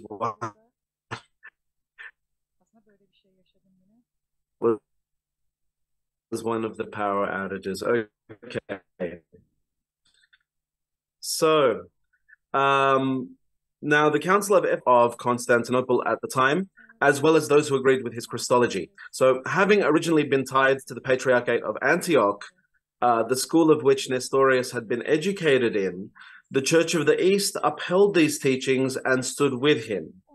And this led to its stigmatization by the rest of the Christian world, which subsequently deemed it to be heretical, labeling it with the pejorative term Nestorian, a name which the Church of the East itself has always rejected.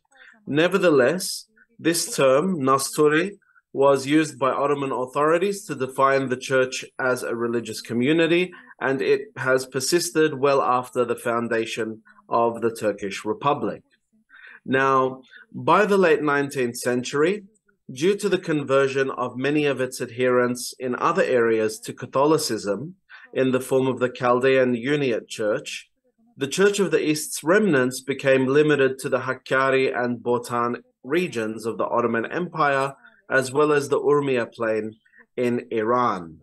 Now, the traditionalist Hakkari Assyrians had gradually assumed a new importance from the 17th century onward with the establishment of new dioceses in the area, culminating in the removal of the Patriarchate to Kochanas by 1685. Now, prior to 1915, the Hakkari Sanjak held the world's largest concentration of ethnic Assyrians, who numbered over 100,000 and inhabited more than 280 villages. They formed about half of Hakkari's population, consisting an absolute majority in 2/3 of the province. They were divided into two classes, the Ashirets, who comprised 5 large tribes that paid a nominal tribute to the Ottoman state and largely conducted their own affairs in an autonomous manner, including self-defense, and the Rayats, who were Ottoman subjects that paid taxes to local government representatives and were expected to serve in the army.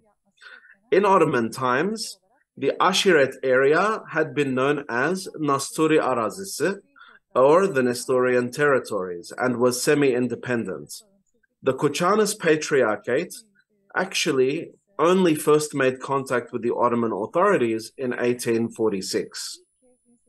So, before the First World War, Hakkari Assyrians had shown no enmity toward the Ottoman authorities, especially following a meeting which took place in Van on the 3rd of August 1914 between Patriarch Marshamun Binyamin and Governor Hassan Tahsin Bey, who made a number of promises to keep the Assyrians loyal. However, from August onward, Assyrians in the frontier district of Shamdinli began to flee attacks by Ottoman military units to the Urmia plain, and wholesale massacres of Assyrians by Ottoman troops were also being reported in Yüksekova, Başkale, and Saray. Despite Assyrian attempts to remain loyal to their overlords, the situation worsened, and by November 23rd, the Patriarch was forced to inquire from the Russian vice-consul in Tabriz whether or not to commence hostilities against these unwarranted attacks. After the Ottoman defeat at Sarıkamış on the 1st of January 1915, their forces invaded and occupied the Urmia and Salmas plains in Iran. More than 10,000 Assyrians died, either fleeing to Russia from disease at the American and French missions in Urmia or during raids on villages.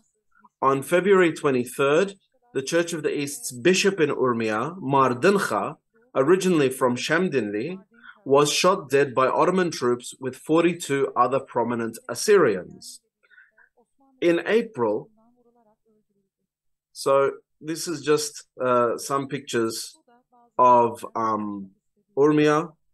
Now, in April, after a new round of massacres in Yüksekova and Başkale districts, the Patriarch convened an assembly with Hakkari's Assyrian chieftains and lay leaders, resulting in an order for general mobilization against the apparent threat.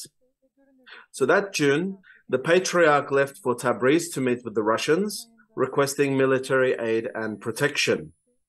This was taken by the Ottomans as a betrayal and declaration of war, and they began attacking the Assyrians on all sides from June 23rd. 2 weeks later, the Patriarch returned from Tabriz bearing the news that the Russians would be unable to provide direct assistance. After the last tribal district capitulated on September 15, the Assyrians had no other hope but to flee to Iran, where they could be protected. The Patriarch personally led the survivors on their trek. By October 5th, as many as 50,000 Assyrian refugees had arrived on the Salmas plain, where many of them died of starvation and disease. They were subsequently distributed among villages in the Salmas, Urmia, and Khoy districts for temporary resettlement, receiving protection and arms from the Russians who had occupied the area. Now, after the Bolshevik Revolution in 1917, the Russians withdrew from Urmia. On the 16th, just some more pictures from Urmia. On the 16th of March 1918, the Patriarch, Marshamun, was murdered by Ismail Agha, also known as Simkyo, leader of the Kurdish Shikak tribe, who had pretended to be interested in an alliance with the Assyrians. That summer, Ottoman troops advanced on Urmia, breaking through the Assyrian lines of defense. So on the 31st of July, the whole Christian population in the region, numbering as many as 80,000, and including the surviving refugees from Hakkari, began a long exodus toward Hamadan. Almost all 16,000 who remained were exterminated. And after more than a month, the 50,000 Christians who survived the exodus were sheltered by the British in a refugee camp at Baquba near Baghdad. Less than 20,000 of these were Hakkari Assyrians, of which an additional 10 to 15,000 had found shelter in what later became the Soviet Union. So in 1920, the refugees were moved to another camp at Mandan near Mosul, which was then closed in May 1921. The remaining Hakkari Assyrians were to be resettled in the north of Mosul province. And you can see some of those areas where they were to be resettled. However, instead of settling in northern Iraq, some 8,000 of them belonging to the Tiare and Truma tribes decided to return to their native villages, which they had been forced to abandon 6 years earlier, hoping to resume living as they had been before the war. Now, due to the area being a political no man's land, and because of the Assyrians' independent tribal nature, the returnee men were naturally armed in order to defend themselves, in the absence of police or an army to protect them. Moreover, because the Allies had won the war, they had assumed that Hakkari had been incorporated into British-controlled Iraq and was no longer under Turkish rule. At the Lausanne Conference in 1923, some Assyrians met with Turkish representatives, stating that their armed units in Mosul were ready to leave British control and come under the command of Turkish authorities in order to serve Turkey's right to sovereignty in Mosul in exchange for autonomy in the Hakkari province. This idea was not seriously entertained. In May and June 1924, Turkey and Britain negotiated the Mosul issue at the Golden Horn Conference. British representative Sir Percy Cox wanted Hakkari to be returned to the Assyrians and incorporated into the Kingdom of Iraq, while Turkish representative Fethi Bey rejected the entire plan, citing that the Assyrians were a minority and arguing that despite the armed uprisings they had caused in the region, they could just as well get their old privileges back within Turkey's borders. These negotiations failed, and both parties decided to appeal to the League of Nations. On the other hand, the Turkish government had already begun efforts to organize the local Kurdish tribes while collecting the Assyrians' weapons so they wouldn't be able to defend themselves, under the pretense of preventing a British-led rebellion. That July, Hakkari governor Halil Rifat Bey was passing from Çölemrik to Çukurca to inspect the region's tribes, in accordance with a government order. He had written to Evliya Bey, Kurdish Agha of Chal and Çukurca district administrator, telling him to inform the Assyrians not to worry about his visit. He wanted to discuss whether they had returned under British orders, in which case they would need to return to Iraq, or they wanted to live in Turkey as citizens, in which case they would be free to do so. Evliya Bey, however, informed the Assyrians of Tkhuma that the Turks were planning to expel them by force and to annihilate them. When the Assyrians under Malik Gilyana met the governor on the 7th of August, they began shooting at the Turkish convoy. The governor and 5 soldiers were injured and taken prisoner, while a gendarmerie battalion commander and 3 privates were killed.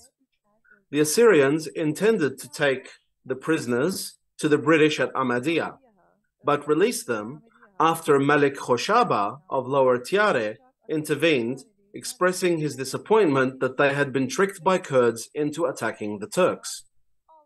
After learning of these events, the Turkish government labeled the incident a rebellion and decided to use force to expel the unwanted Assyrian returnees. On August 14, they placed the operation under the command of Jafer Tayyar Pasha. Turkish forces also benefited from Kurdish tribes, forming small detachments from local volunteers.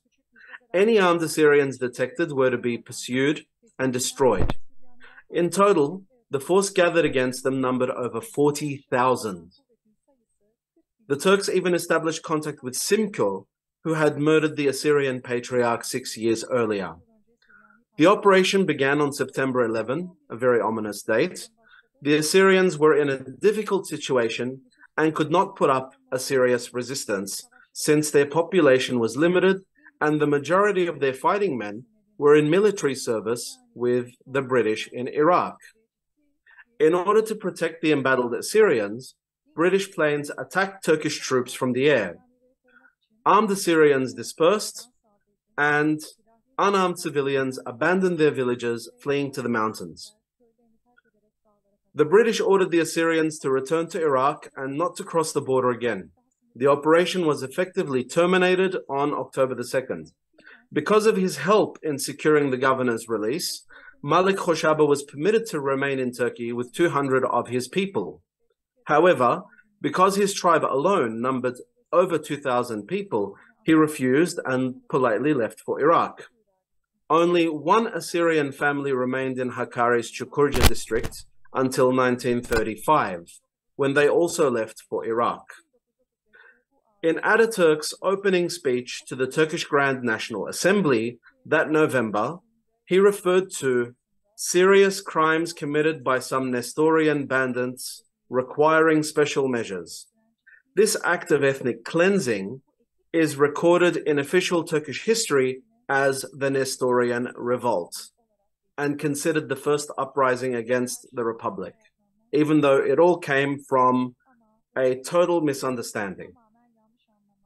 Now, that October, the League of Nations met in Brussels to discuss the disputed border between Turkey and Iraq, naming the provisional border the Brussels Line. The Council appointed 2 consecutive commissions to investigate the situation on the ground. The second commission's final report stated that Turkish soldiers occupied villages and carried out forced deportations en masse of Hakkari's last Assyrians, during which they fell ill or were abandoned or died of starvation and cold. It blamed the soldiers for imposing very heavy punishments and carrying out acts of violence, going as far as massacre, with Kurds being used to kill Christian Assyrians. The Brussels line was taken as the border between Iraq and Turkey, and Mosul became part of Iraq. It was also stated that Turkey should not be punished with losing Hakkari, and that the Assyrians, to some extent, only had themselves to blame for their expulsion, and despite the broad rights that they enjoyed under the Ottomans, their demands to separate from Turkey were unjustified. I quote, "At the start of the Great War, the Assyrian people has revolted against its legal government without reason or provocation. We know this is nonsense, but incited by forces from outside." End quote. Turkish sovereignty over Hakkari was accepted without question. On 5th of June 1926, Britain, Iraq, and Turkey entered into the Ankara Treaty. Turkey officially agreed to the Brussels line as its border with Iraq, and a permanent frontier commission was established. In their meetings, the Turkish delegation often complained about the Assyrians committing border violations, demanding that they be removed from the border region completely for allegedly disturbing the peace. On the other hand, the Iraqis requested Turkey to allow Assyrian shepherds to pass through its border to graze their flocks, but Turkey rejected this on the grounds that they disrupted peace and order. Shepherds disrupting peace and order. By September 1927, the entire frontier had been demarcated on the ground, and the Hakkari Assyrians were involuntarily locked out of their homeland by agreement in which they had no say. They didn't even have the right to become Turkish citizens. Between 1935 and 1990, the only Assyrians remaining in Hakkari lived in 2 remote villages of Beytüşebab district, or 3, I should say. Elsewhere, the Assyrians who remained were those who had been Islamized or assimilated into the local Kurdish population. The Assyrians of the village of Hassana in Şırnak's Silopi district were subsequently forced to join other Christian denominations because they could no longer maintain communication with their patriarchate in Iraq. The Nestorian Church, as Turkish authorities continued to call it, had no legal status in the new republic. It had been demonized for supposedly declaring war on the Ottoman Empire in 1915 and was thereafter perceived as a tool being used for British imperialist ambitions in the Middle East. The state confiscated properties, churches, and monasteries, and some of them were even sold to private local buyers. It was not until after the First Gulf War in 1991, when many of the church's adherents from Iraq fled to Turkey as refugees, that it again regained a presence in the country, albeit a transient one. There are still a few thousand Assyrian refugees belonging to the Church of the East in major Turkish cities, however, none of them in their native Hakkari. As for the Assyrians expelled in 1915 and 1924, they have strongly maintained their tribal and village identities and still celebrate the feast days of the churches that they were forced to abandon. Hakkari is still a major part of their psyche and remains a major feature of their songs and folk tales. They still cook foods that their ancestors ate in Hakkari, dance the same dances, and maintain the same folk dress which they wear on special occasions. Even when they were resettled in Iraq and later Syria, they continued to organize and group themselves around the tribes and villages that they belonged to back in Hakkari, with many of them settling near the Turkish border in the hope of one day being able to return to their former homes. Psychologically, it is as if they never left, and this is an indication of how ingrained the area is still in their minds, being its native inhabitants after all. Most dream of one day being able to return to visit where their ancestors lived for centuries, if not millennia, and many have. But the majority are still traumatized by the events that led to their expulsion and are apprehensive of how they would be received by the Kurdish locals as well as by Turkish authorities. They have also faced the problem of not knowing exactly where the villages they originate from are located now, since the names have been changed, and they also dread finding their churches and cemeteries desecrated, which is a sad fact in many cases. So without, this is my last paragraph, by the way, it's my conclusion. Without a valid official presence in Turkey, the Church of the East has been unable to do much in the way of legally contesting the current state of its former properties and historical cultural patrimony, or working on an international agreement for their preservation. While a handful of Turkish citizens still identify as adherents of this church, there aren't enough for a viable congregation because they are scattered, and many of them live between Turkey and the diaspora. In light of this, more established sister churches have offered to step in to act as guarantors of these properties or to manage them under their own religious community foundations. The main issue, though, remains one of ownership. Most of the religious sites previously belonging to the church are now registered as private or government properties. This is the main stumbling block which needs to be overcome if it actually wants to own the structures and their adjacent properties again, rather than just having them restored. Otherwise, the religious buildings can be restored while remaining in government or private hands, just in order for them to be protected, preserved, and opened for tourism. Personally, I wish that there could be a law of return for the Assyrians of Hakkari, but I guess that's a long way away. Thank you for providing me with the opportunity to tell you the Assyrian side of the story.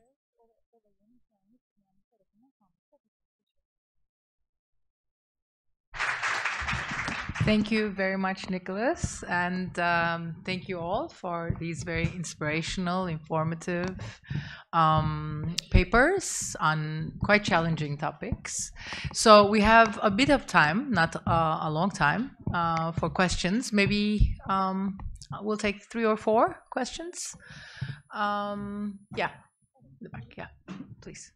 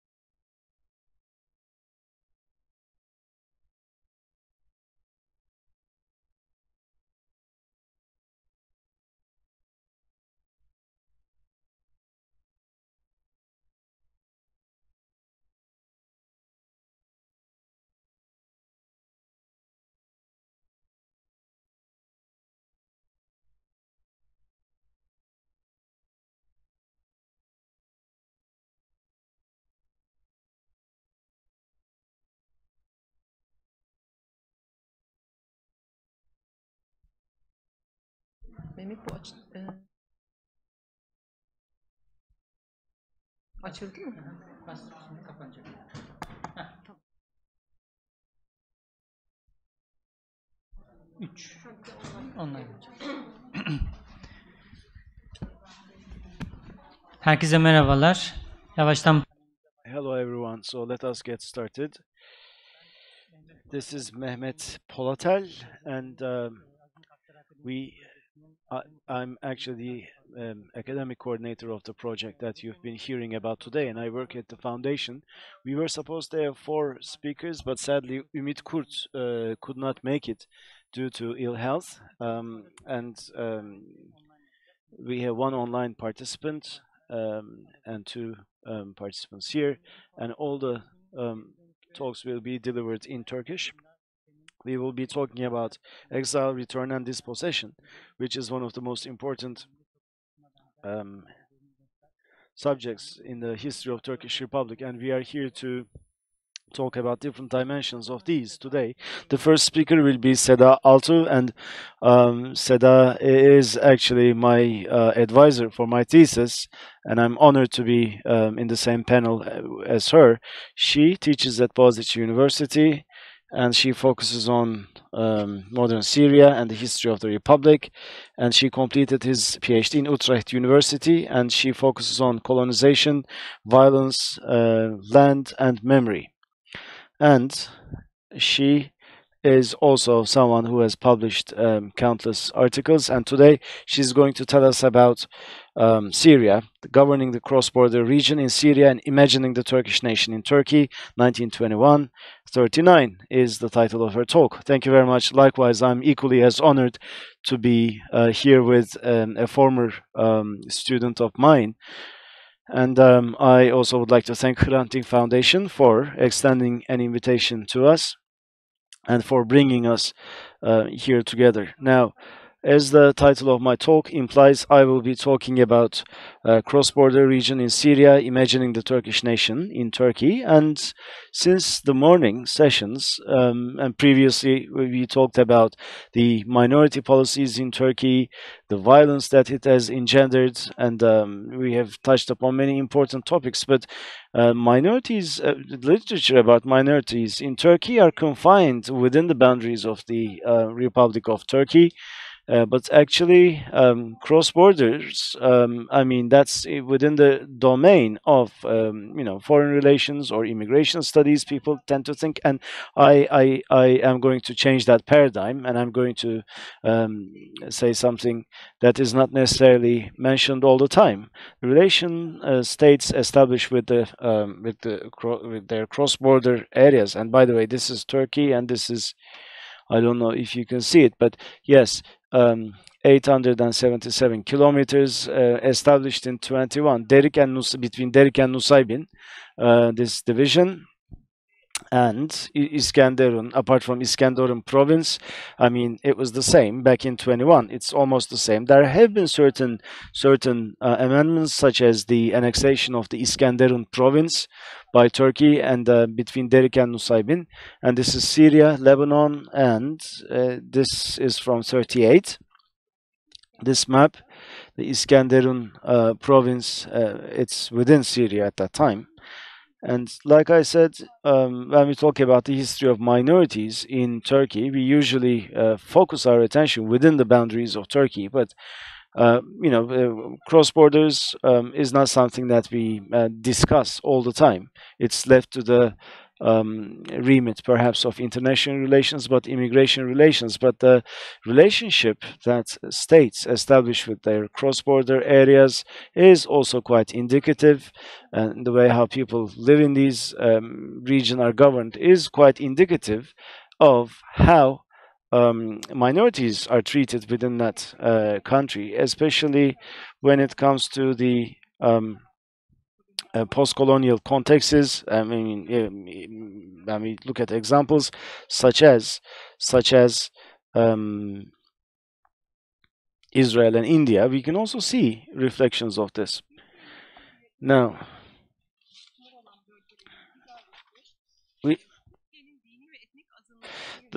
we also see that there is a link here, right? These countries, policies geared towards the minorities, they're not limited to the practices within nation states, and also there are other considerations. In my presentation, I will talk about nation building within Turkey and without, especially the Syrian border, which is around here, this region here. And I'm going to try and give you some insights. Since 2012, when the Arab Spring first started, in the mainstream media in Turkey, names of certain cities in Syria or the maps of these areas, they became visible to a certain extent. But for 100 years, in terms of cartography, we have had some standardization, but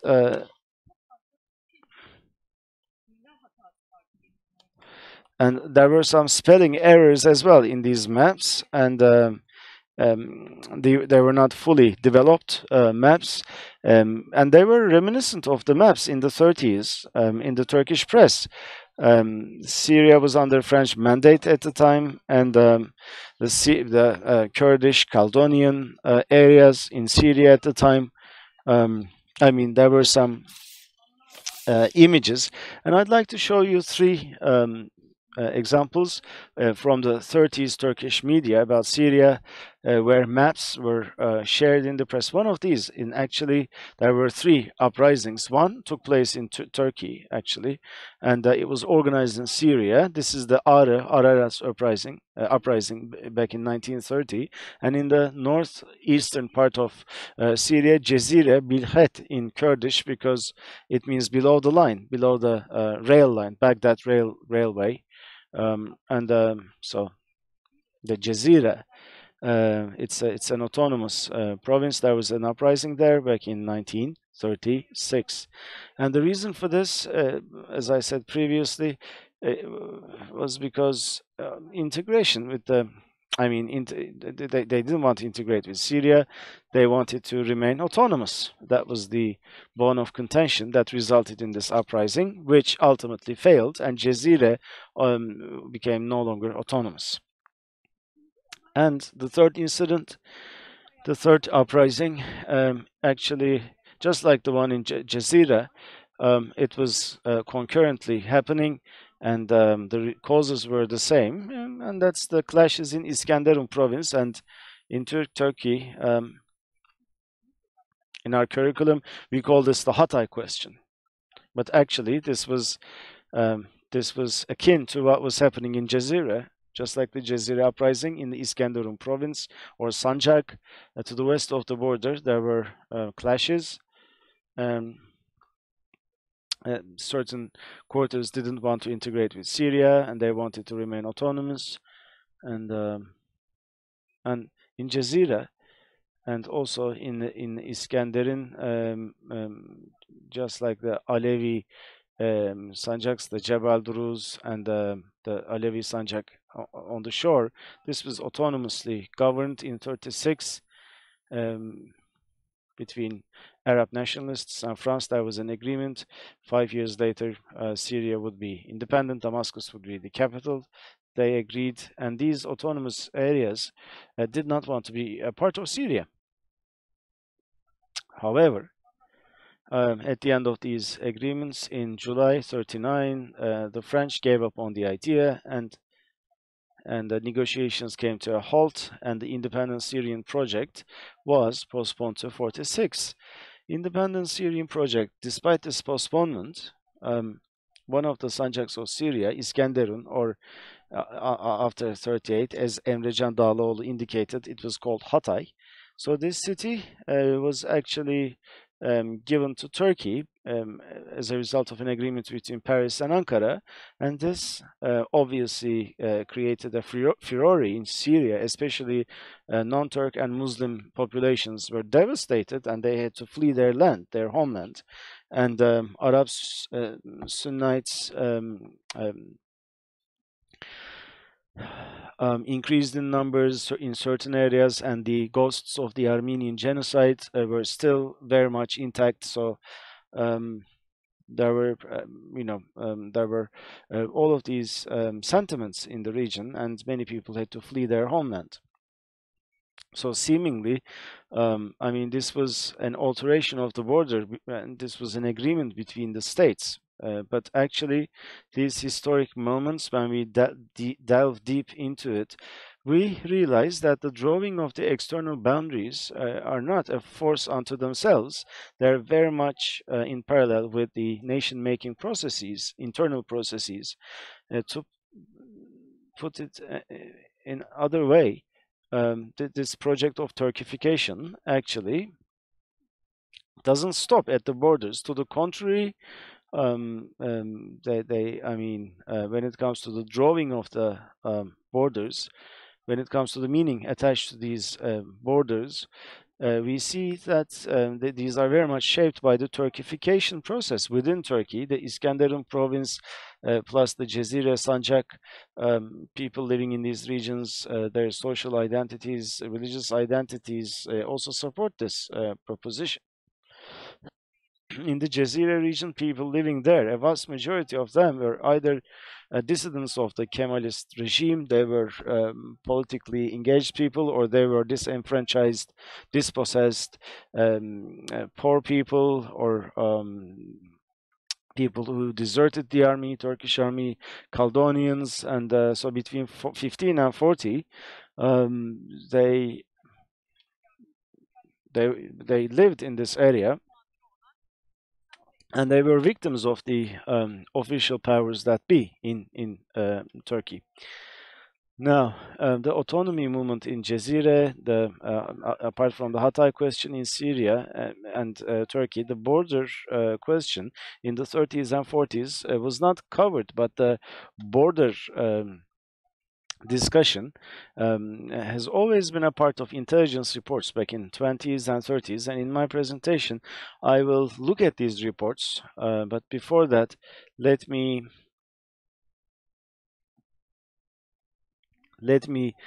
tell you who lived in these areas, and let me also tell you why people fled Turkey and settled in Syria. Now, actually, here's what we know. The biggest wave of migration was after the genocide. In terms of numbers, it was quite large, but the other two waves to Lebanon and Syria should not be overlooked.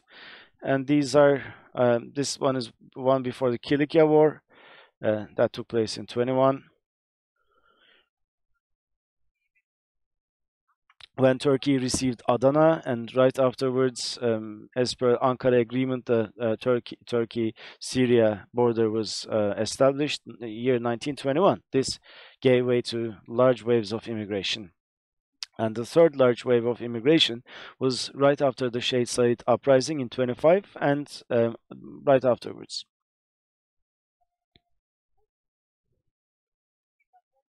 So, forceful displacements in Kilikia. These people lived in Adana, Marash.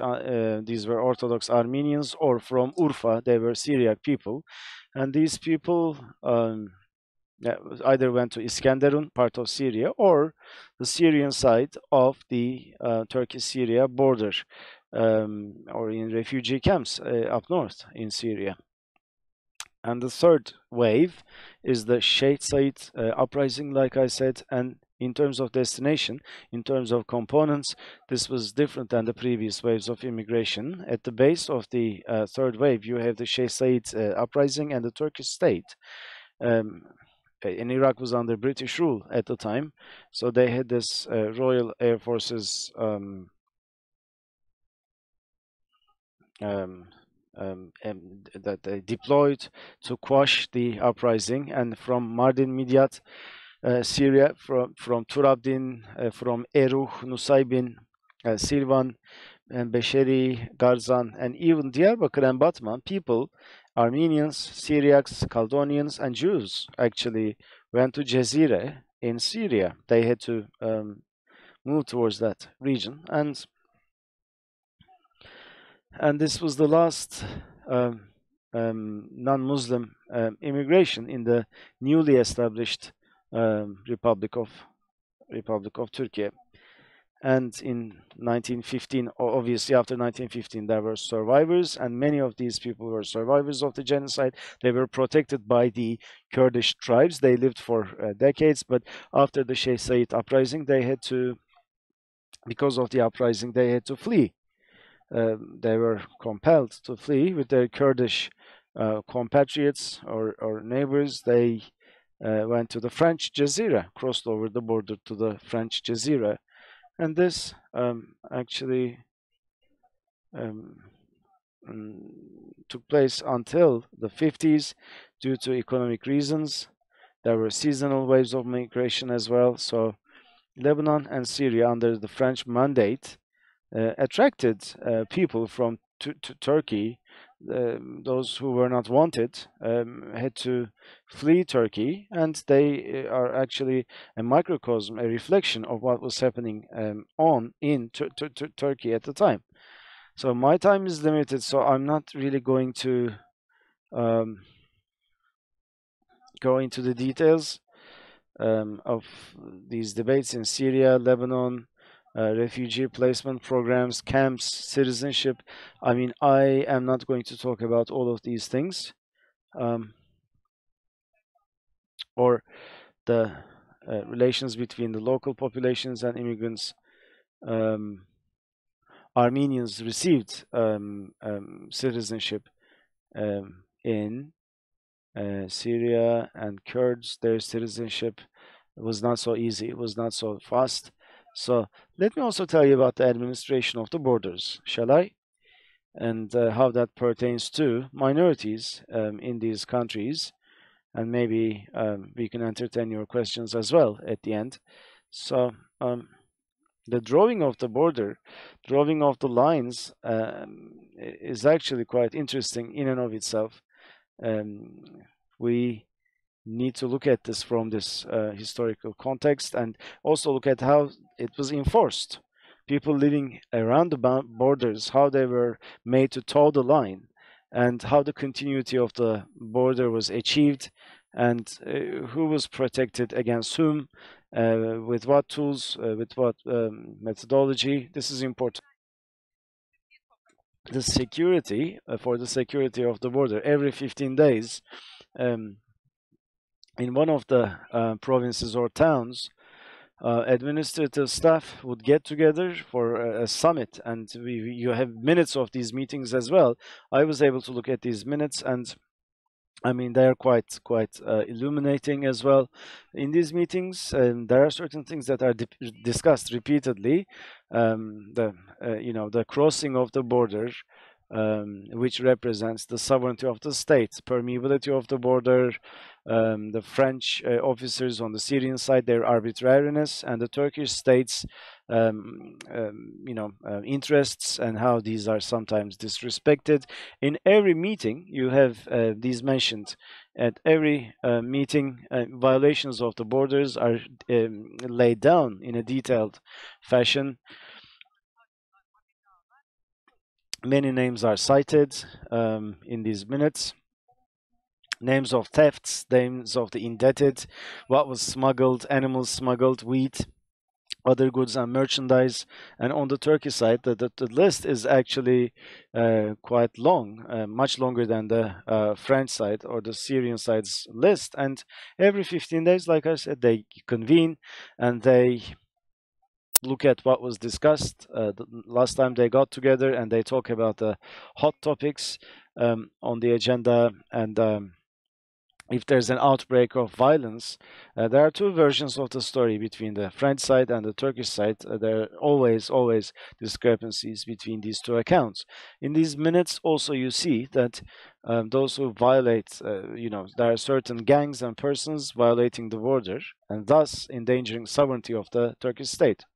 They come in two sorts. One, Turkish citizens who sought refuge in Syria, mainly Kurds and some Syriacs and some common criminals or gangs. This is how they're called, what they're called.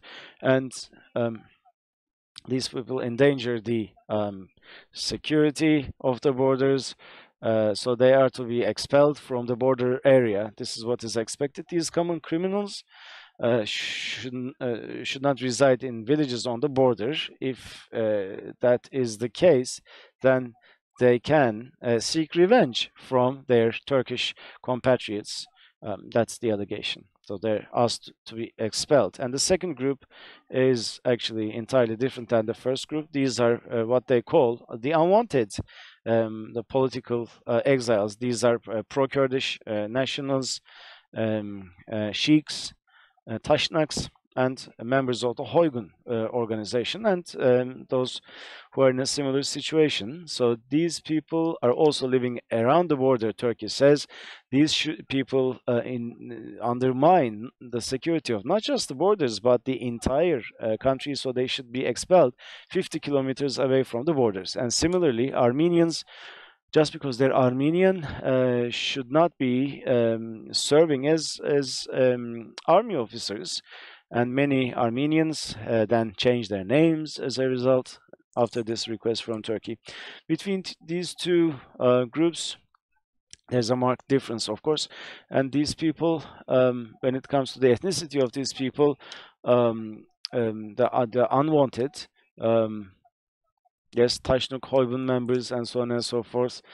But the common criminals in the first category, sometimes they're asked to be expatriated to Turkey, but they're not wanted either, because they hear that the French administration is distributing land in Algiers. That's why they cross the border. Some cross the border because of vendettas. Some flee the army, and some smuggle goods, traffic goods, and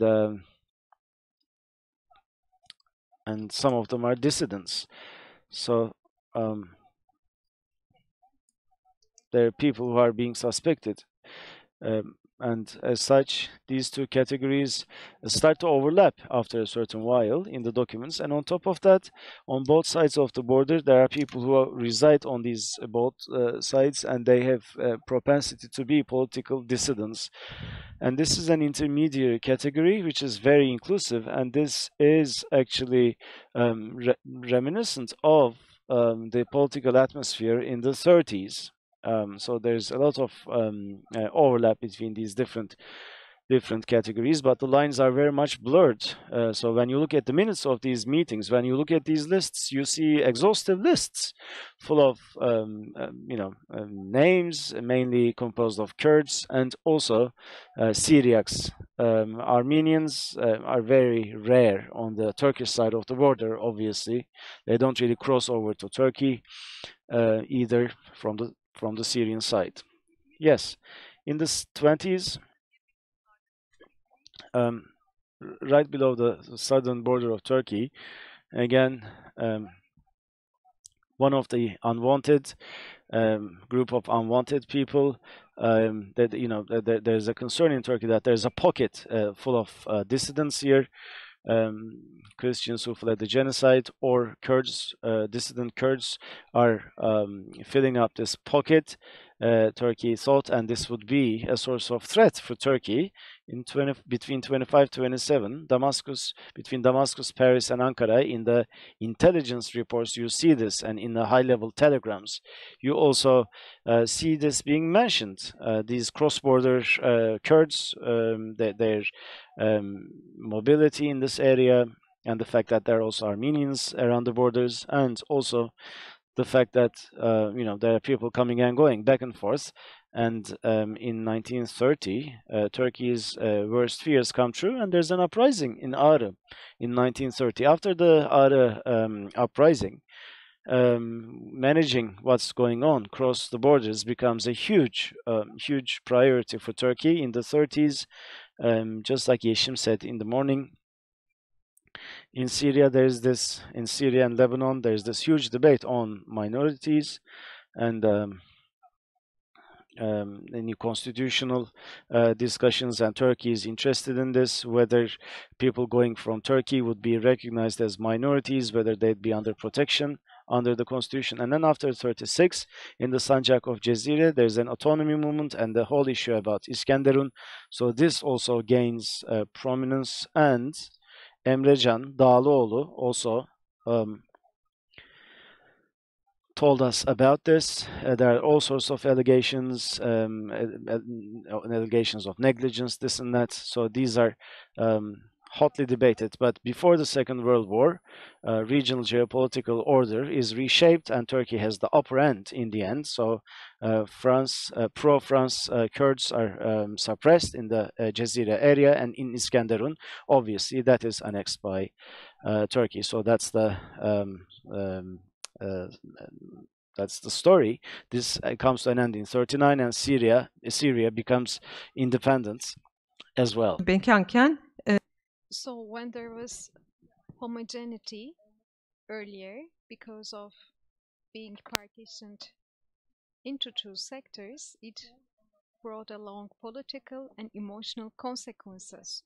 So this is a border that is emotionally charged. So this also serves as a shield for dissidents. So dissidents could actually flee Turkey through crossing that border. And it also provided very important socio-economic opportunities. So this permeability of border, this has always been an issue of discussion and even harsh negotiation between administrative authorities. Who would be allowed to cross the border? Who would be allowed to visit their relatives on the other side of the border? Who would be able to do cross-border trade? So this has always been identified based on political dynamics. And as I mentioned earlier on, the ethnic and religious hierarchies existing in Turkey were somehow navigated through these intersectionalities. Thank you very much for your kind attention. Çok teşekkürler Seda. Şimdi ikinci konuşmacımızı tanıtmak istiyorum. Elif Kevser Özer. Kendisi Boğaziçi Üniversitesi Türk Dili ve Edebiyatı bölümünde lisans derecesini aldı. And now we will turn to our next speaker who completed the studies at University of Şehir University, worked in Sulukule and the impact of urban transformation in Sulukule, and right now continuing PhD studies at Boğaziçi University, and will tell us more about the expulsion of Istanbul Greeks in 1964. So we will now turn to Elif Kevser Özer, and her paper is titled I Remember Apelasis as It Was Yesterday.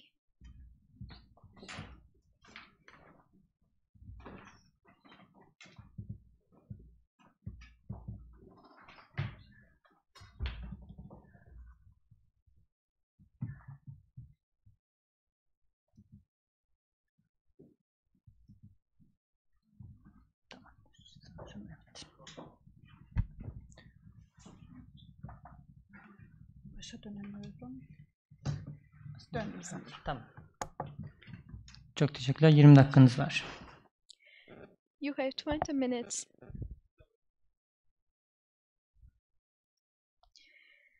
Thank you very much. Good afternoon, everyone. First and foremost, I would like to thank the Hrant Dink Foundation for organizing this conference and everyone for their efforts. And I would like to thank our audience for joining us today.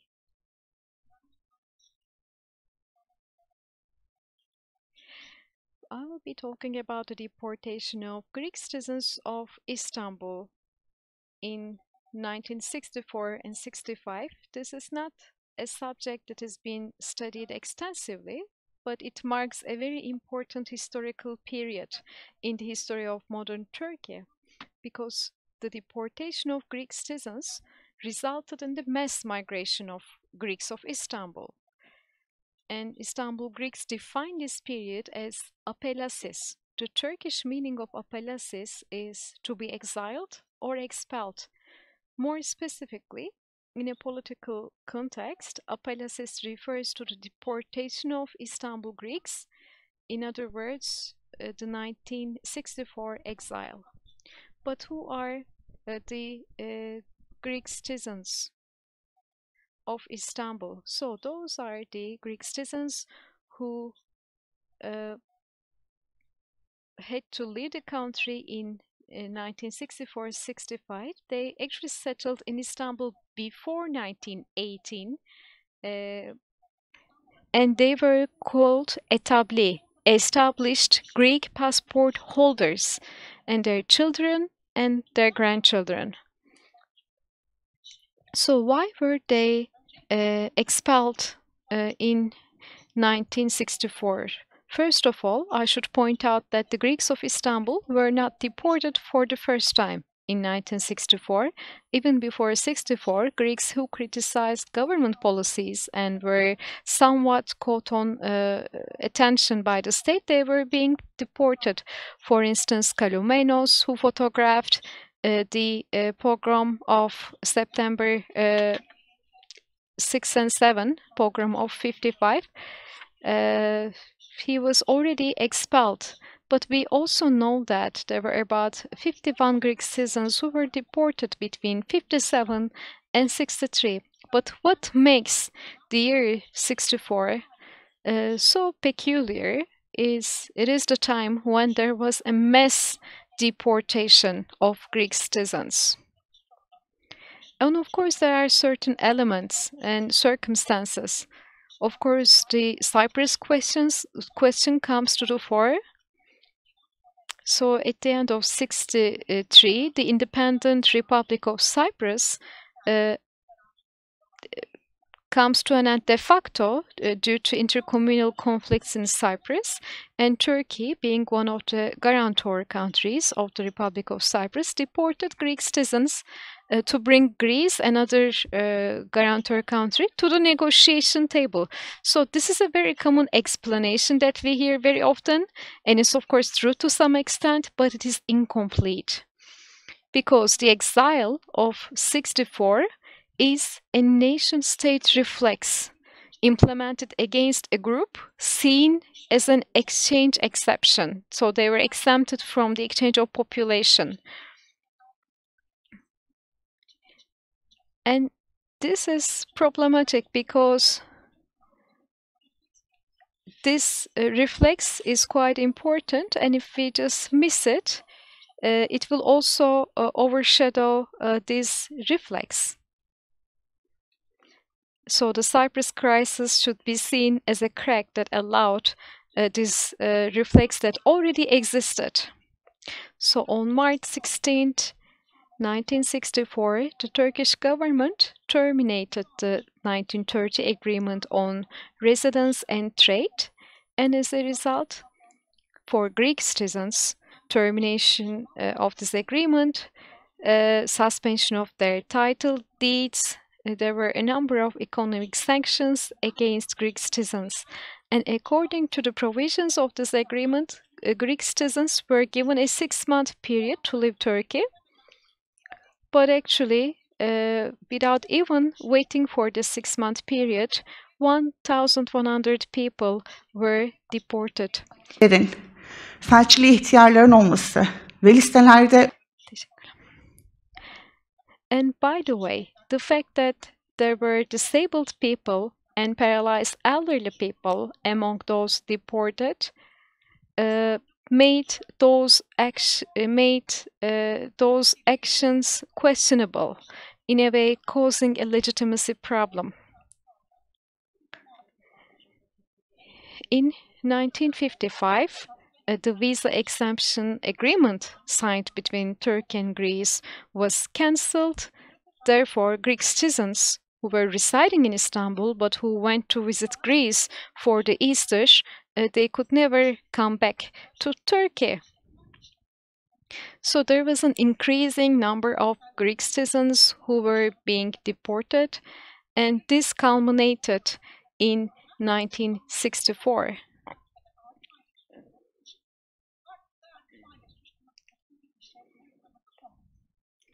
So as of mid-September 1964, the practice of deportation on charges of harmful activity ended.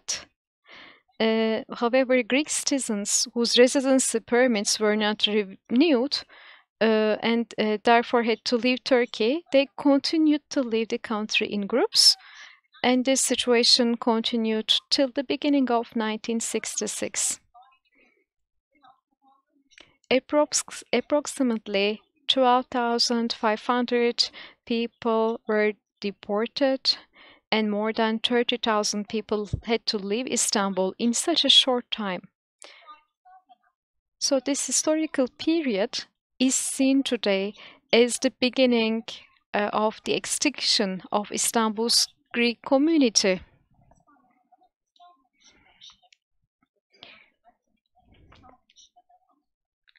So the Greek community could actually live as a community outside Istanbul and outside Turkey.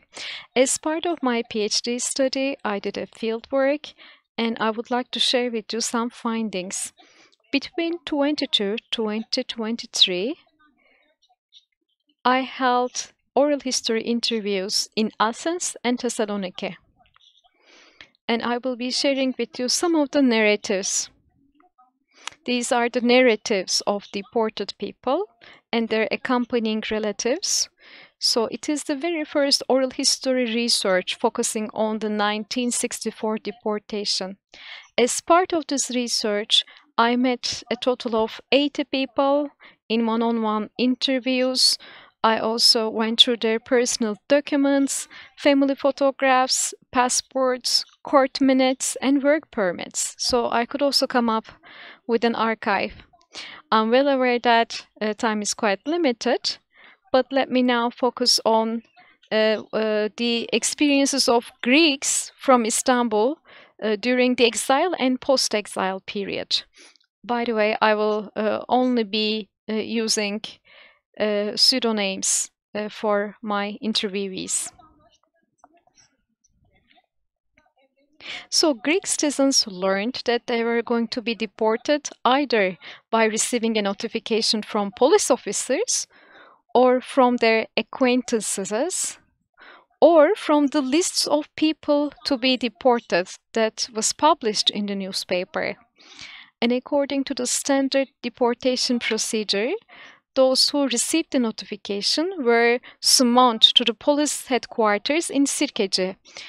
They would then be providing their fingerprints, their photographs would be taken, their height measurement would be done, they would undergo an overall health examination, and at the end they would sign some declarations, statements, and the statement included a number of elements: that they were leaving Turkey voluntarily, that they themselves violated money protection laws, that they themselves were members of Eliniki organization that was actually closed down in late 50s, and that they also donated funds to EOKA organization in Cyprus.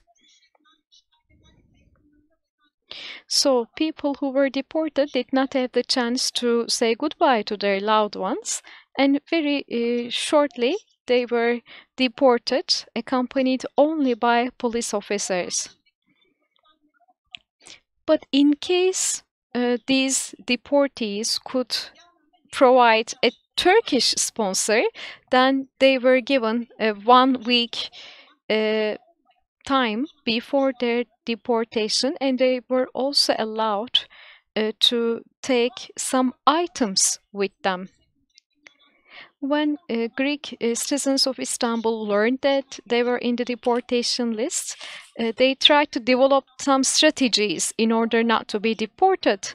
That includes applying to Turkish citizenship, or getting married to a Turkish citizen, or converting to another religion or denomination. So here on this slide, you see a campaign, and this is a petition from this campaign for the painter Ivi Stangali, so that he could stay in Istanbul. So through their influential acquaintances, they try also to cancel the deportation order. But during my field research, I could only find one person who could be saved from deportation the last minute. And that was thanks to prominent family members who had connections, and they had to pay a large amount of bribe to escape immediate deportation. Another measure was freezing the bank account of Greek citizens of Istanbul, and the official authorities seized the belongings of their homes and workplaces and transferred all the money generated from the seizure to the treasury. One of the interviewees, Dimitra, said that after her father was deported, officials from the Ministry of Finance came to their home and listed all his belongings, except the sewing machine his father bought for Dimitra, because this was not really included in the confiscated items, because Dimitra's name was written on the invoice for the machine. And today Dimitra still keeps that sewing machine at her home in Thessaloniki. In another case, Statis remembers that the machines awaiting repairs in his father's shop, they were also listed by finance officers, even though they were owned by third parties. And although it was forbidden to take the machines out of the shop, Statis, who was only 18 years old when his father was deported, he took a great risk and returned all machines to their owners so that no one would suffer because of that situation. Another interviewee, Akis, explained how, after the finance officers recorded all the belongings in the house, they looted the furniture from the neighbor's family house, because they were saying that they would be taken away anyway by the authorities, so why don't we replace and swap our furniture? So the family could not really intervene, and their home was effectively looted by the neighbors. And Akis found a rocking chair, which is the only relic from his childhood. So this is a photograph by another interviewee. These are some items. You can see some teaspoons, and they could actually hide this in their shoes, and this is how they brought them to Greece. So after 1964, Greeks had to leave Istanbul because their residence permits were no longer reviewed. And yet they were allowed to take some of their belongings with them. I'm saying some because in certain cases, for instance, a silver mirror or a certain rug or carpet cannot really cross the border, or they would just disappear in the meanwhile. Here on the screen you see a passport. There are some notes. These notes are about the belongings this person had, so they could give the belongings to customs, and later on they could get the belongings only after 6 months in Athens, and this is all registered in the passport. And another interviewee, Ivis Tangali, the artist, he had to take out his original paintings from their frames, and together with his mentor, Bedirahmi Eyüpoğlu, they would take the entire portfolio to Sirkeci, giving them to the Sirkeci train station chief, but Ivis Tangali could never take his own paintings back. And throughout his life, he sent petitions to each and every possible authority in Greece and elsewhere. He was one of the prominent artists, painters of the time, a very prominent painter, Ivis Tangali, but he could not keep any of his own paintings. And he couldn't also take his paints with him. And when he was in Greece, he could not really afford to buy new paint either.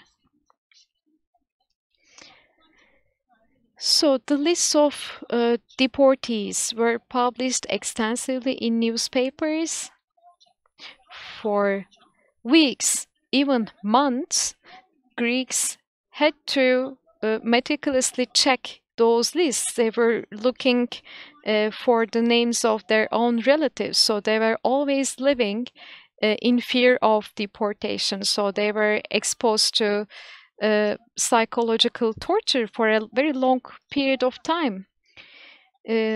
For instance, when Dora, one of the interviewees, when she learns that her father would be deported, she actually sighs an omen of relief. That was a sigh of relief for her, because all this uncertainty was too much to bear, because they knew that they're all Greek citizens and they will ultimately be deported.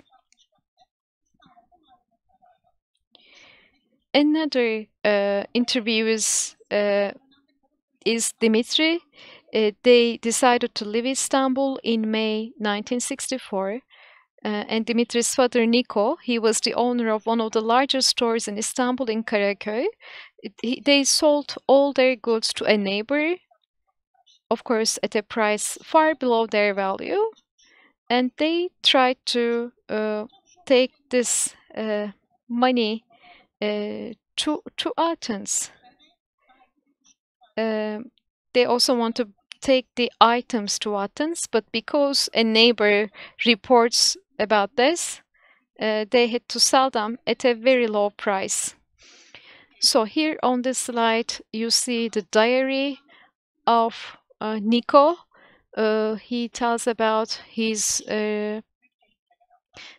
forced deportation all the way from Istanbul to Syria, from Syria to Lebanon, and ultimately from Lebanon to Athens. So this was a very long journey, forced deportation, and he could only afford buying a car, a second-hand old car, with the money that he could take away with him, and started a business from scratch by selling fabric across the villages in Athens. Here on this slide, there is another example. Evie, a young woman at the time, she was subjected to strip search at the airport and at the customs. And Pasalis, another interviewee,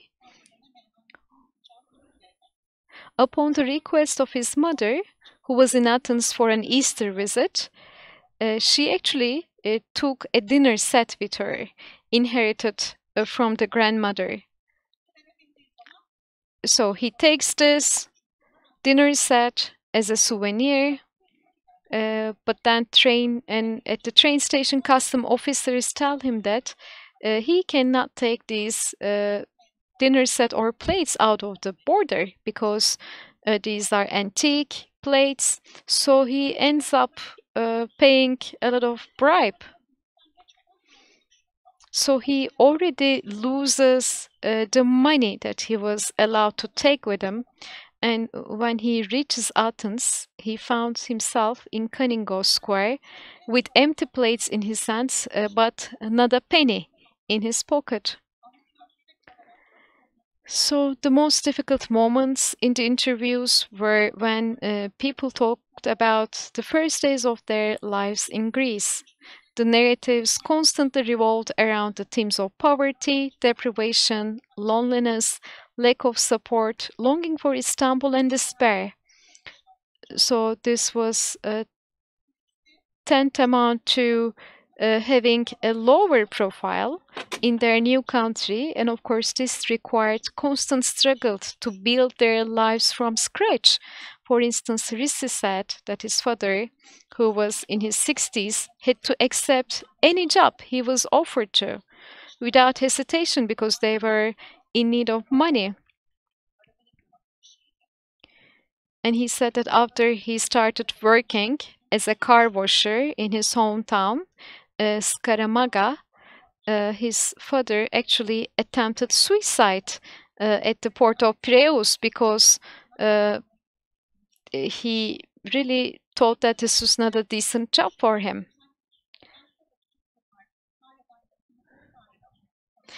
there are also some witness accounts and narratives about people who committed suicide or people who suffered from early deaths due to cancer diseases and heart attacks.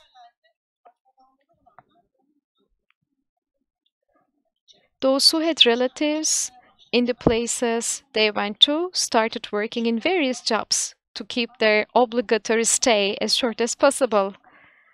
But then those housewives, mothers, who would not really work in Istanbul, whose work would actually be considered shameful in Istanbul, they were obliged to start working in Greece after the exile, and this made women even more vulnerable. Some of the interviewees also said they had to work while studying, they had to live on very low incomes, and that they tried much harder than their peers to finish their education early and get a job. Other interviews mentioned that upon arrival in Athens, it was easier for them to find a job due to their higher level of education. But I have to say that this group remains in minority. Another interviewee, Platia Avatis. This was actually a meeting point for Greek citizens of Istanbul, Greek citizen Istanbulites, because this was actually a bus stop. This was the last stop of Istanbul buses in Athens. And Vatis later on opened a taverna. This also became a gathering place for Greeks from Istanbul. And since the mid-60s, the construction industry in Athens was experiencing rapid growth due to the occupation and post-war reconstruction, and this opened new opportunities for Greeks from Istanbul. And those who had previous experience in Istanbul, in masonry, in craftsmanship, they were able to work.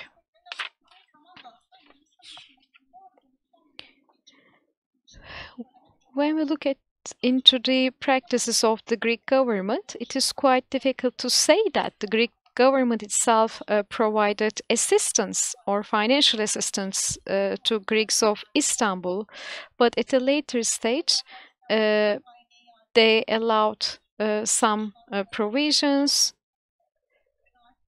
For instance, later the exiles were enabled to benefit from some social support, such as paid military service, in-kind aid,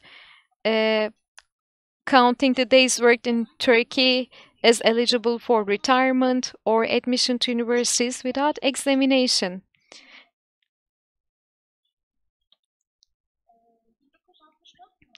In 1964, particularly towards the end of September, because before September, people had the hope of coming back to Istanbul, but by the end of September 64, it became clear that this was mass deportation, and it also became clear that Greek citizens would not be able to come back. Then they started to find out ways of negotiating with the Turkish government, and they established an association called the Society of Exiles. They wanted to formulate some solutions, negotiate with the Turkish government, and they wanted to start a negotiation process between Turkey and Greece for the confiscated properties of Greek citizens of Istanbul.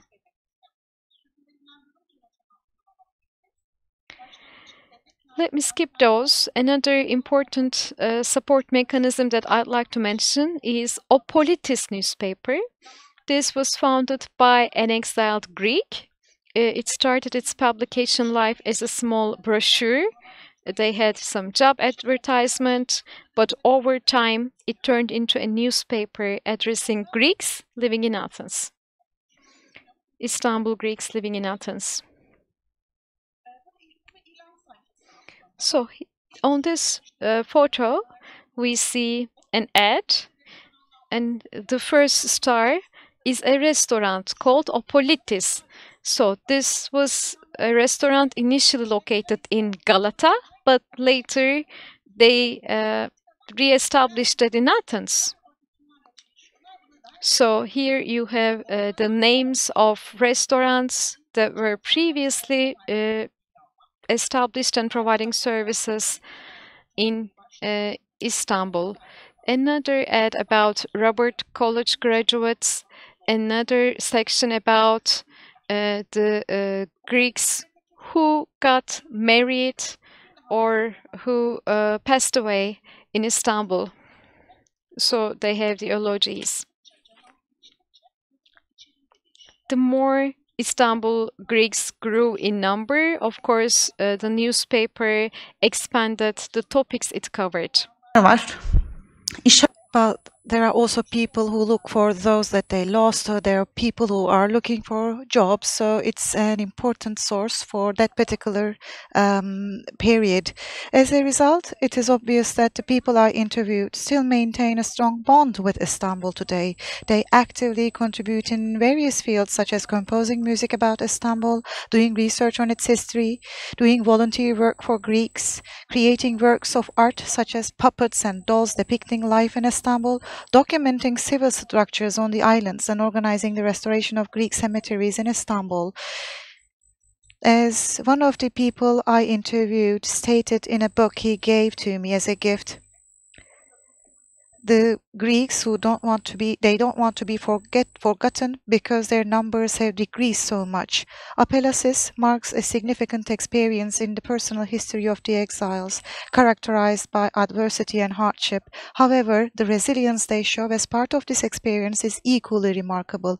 The Apelasis narrative is the narrative of the extinction process of the Greeks of Istanbul, but it is also the narrative of the exiled Greeks rebuilding their lives, adapting to new conditions, and preserving their cultural identities, because it's these people who stood against these difficulties. They endured, they held more roots, so they continued their lives, so they expanded their experiences in terms of witnessing, in terms of existing.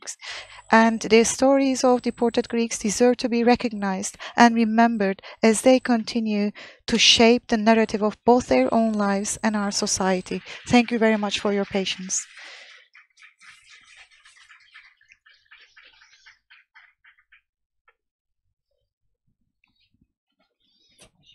Thank you very much. Now it's our last panelist, Pelin Tan. She's going to join us online.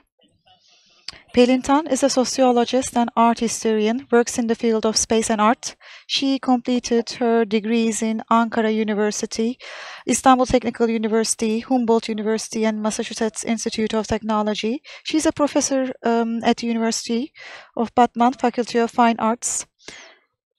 She worked as a member of the faculty at different universities, Mardin Artuklu University, BART Human Rights Program, and Berlin Technical University. She is also a member of the Mardin-based research collective, Arazi Assembly. She has many publications in the field of space and art. And her presentation today is going to be about non-extractivist practices in the basin of Dicle,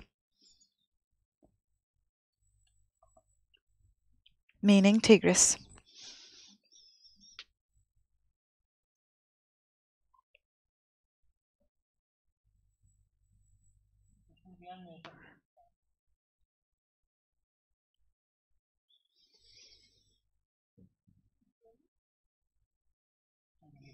Now we can hear you. Well, thank you very much for this invitation, and I would also like to thank all the panelists. It's a great opportunity for me to be with them on this panel. I'm joining from Mardin. I prefer to be online. I prefer to be on Zoom. My presentation is going to be about current practices. I will be focusing on the current developments, what we do in the area surrounding the river Tigris. I came to Mardin in 2016. I should also make a reference to Osman Kavala. It was because of an invitation that he extended to me to make a presentation, but I had little knowledge of the fact that I would be based here 10 years after, so I just wanted to mention his name before I started my presentation. I'm going to talk about exile, coming back, and dispossession practices. I will build this on the rural areas around the Tigris River. I'm also going to talk about villagers, women villagers. I will talk about nomadic people. We focus on different communities, nomadic communities, because there are many infrastructure projects being developed at the moment, and they have to be, these communities have to be displaced over and over throughout history. And that's why I want to look at different practices of solidarity and non-extractivist practices. Yes, exile, turning back, and dispossession. I work in the Yazidi villages, and in the 80s and in the 90s, they had to leave for Germany. And there have been some groups who came back to Turkey recently. And many dam projects were ongoing back then, or solar power plant projects were underway. Land development and construction laws were being introduced in the meantime. And some meadows were also being delineated. So these were all the activities and incidents that characterized this particular recent period. And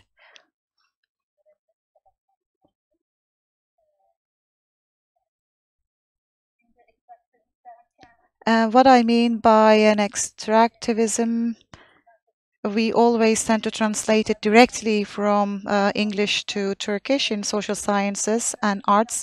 It is about transformation of the land and landscape, and this contributes to inequalities among communities. This also contributes to displacement. We also call it as ecocide and spatiocide, because they lead to either climate or political refugeehood. So this is how it can be described and defined. And local communities, be it Yazidis and Kurds, or even semi-established populations like the Zaza, and how they are stripped of their bonds and how they are stripped away from their own practices. And especially when it comes to common meadows and land, they're being prevented from conducting their activities. Dispossession is something that they're facing at the moment, and it may be related with the confiscation of their existing title deeds. And dispossession also includes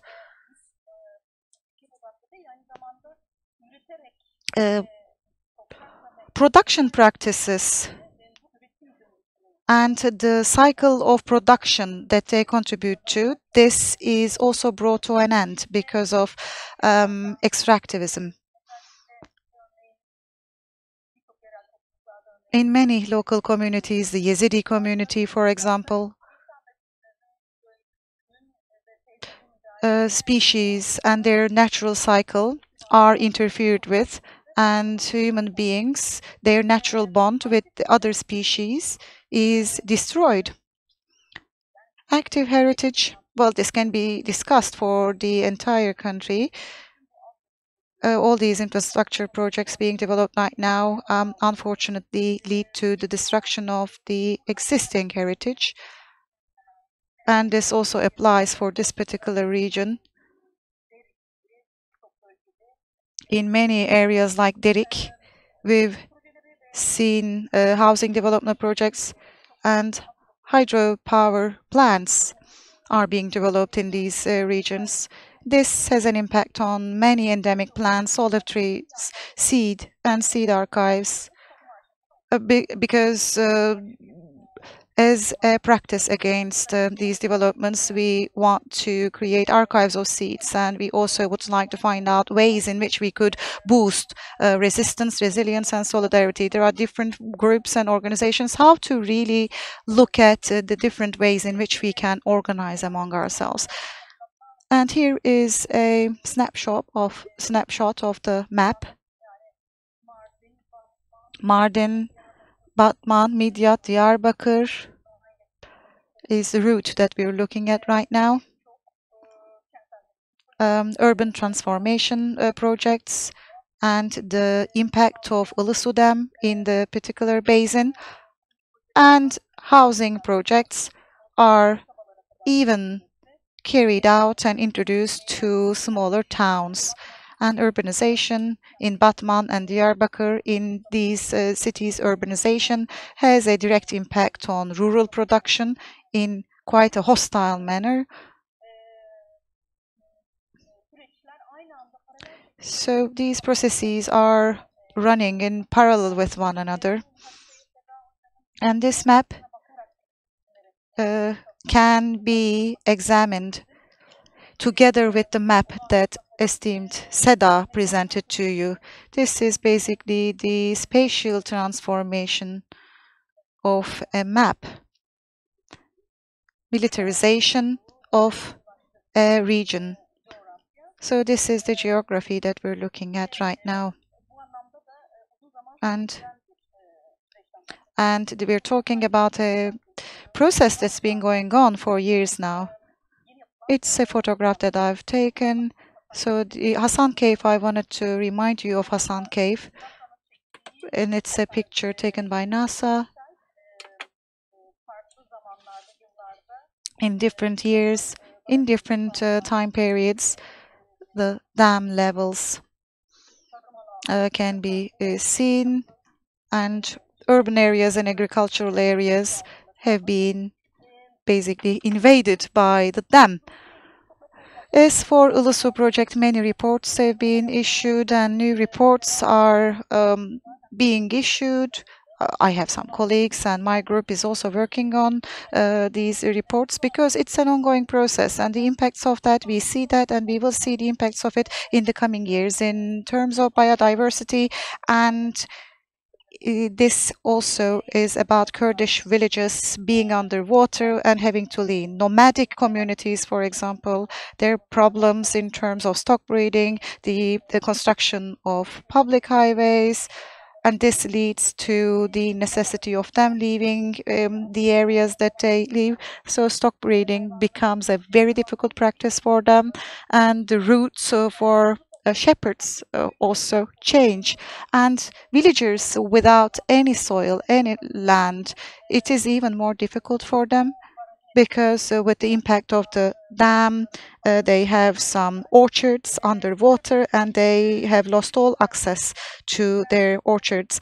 And the role of women is key here. As far as I observed right now, especially in the Tigris Basin, in the villages, in the towns, women's work is what makes these places survive, and this is how we can understand and examine the space from the perspective of women's work.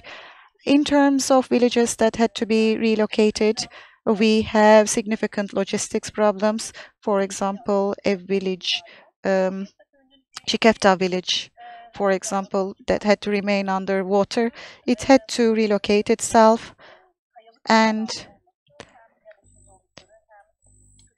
it had to move to a rocky area, which resulted in certain logistics problems with regards to children going to school, for example. And this is how authorities also push them to move to greater cities.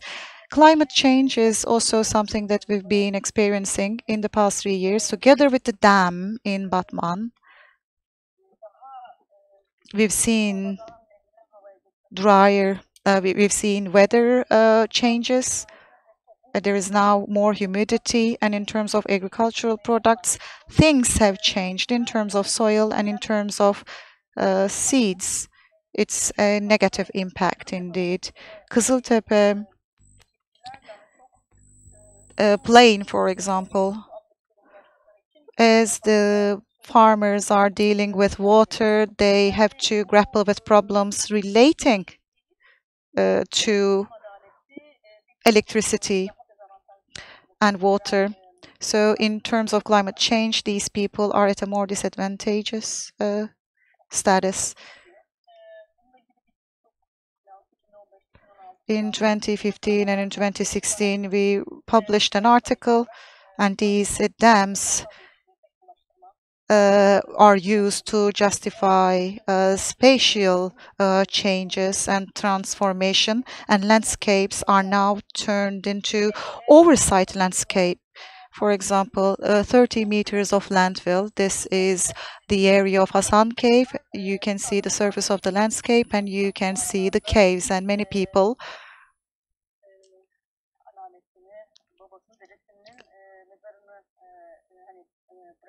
had to leave the cemeteries of their grandparents in these caves.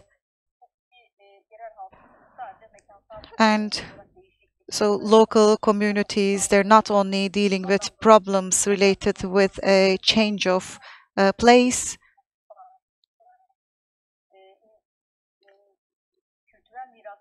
their cultural heritage is also corroding, and their own space is rebuilt and restored at the expense of their cultural heritage. Extractivist region has been defined by Gomez Barres. I'm making a reference to them, and they focus on the local communities and indigenous communities in Latin America, and the key concept of extractivism may include extraction of minerals and different mines originally. However, recently we're also talking about ecocide and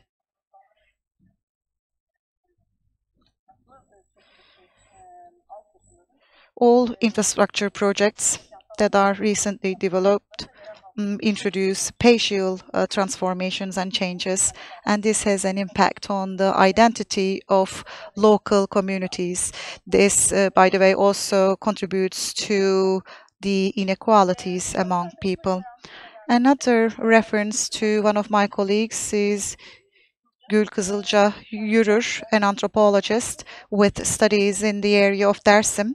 And one thing we're trying to focus on there is, with my research group and personally me, we look at the ways that people, in which people collect seeds and food and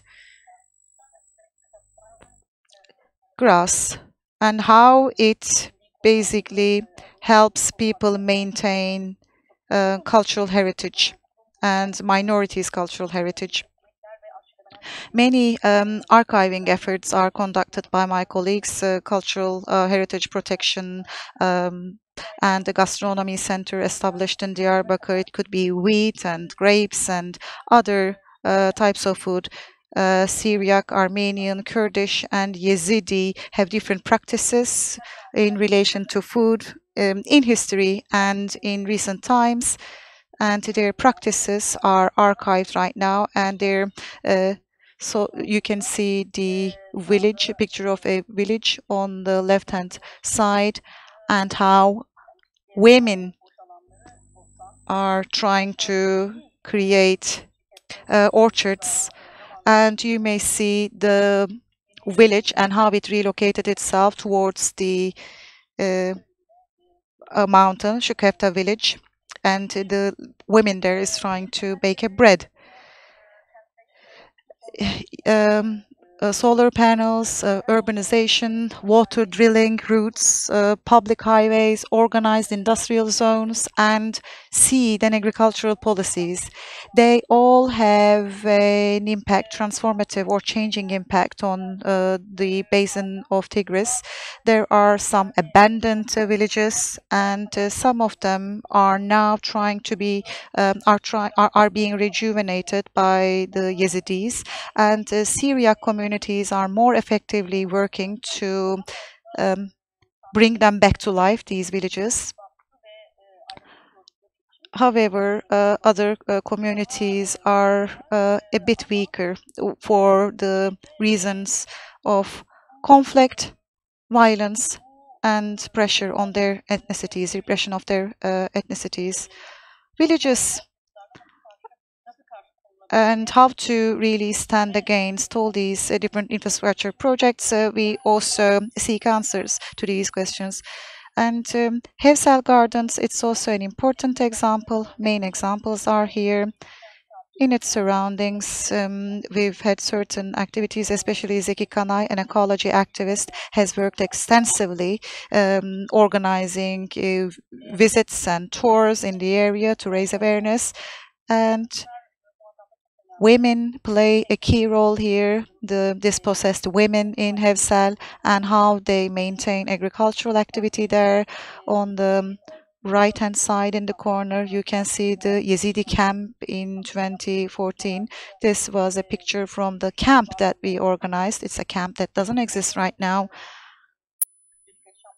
Their day-to-day life and their efforts to stay alive, and a different kind of migration had to take place afterwards, because many people came from Germany to there to visit women in these camps. Because past migrations come on top of each other, creating a layer of histories. I have more extensive work in Çinerya. Most of the population are based in Germany right now. They have very limited people in terms of population, and the village is now facing the threat of extinction.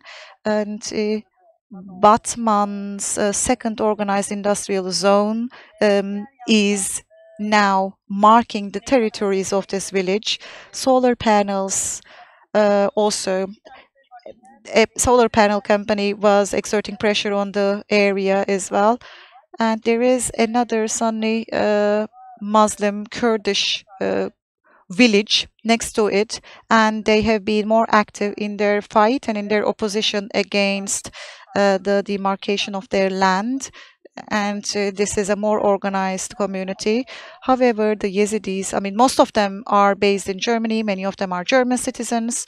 As this is the case, living here and having to stand against these practices, but at the same time traveling back and forth and moving back to their village and protecting their village. So this is the general picture that they're in right now, and this is what they intend to do. Çinerya, as you can see, and Yakıtlı, by the way, is the Turkish name of Zivan, the Kurdish village that I just cited.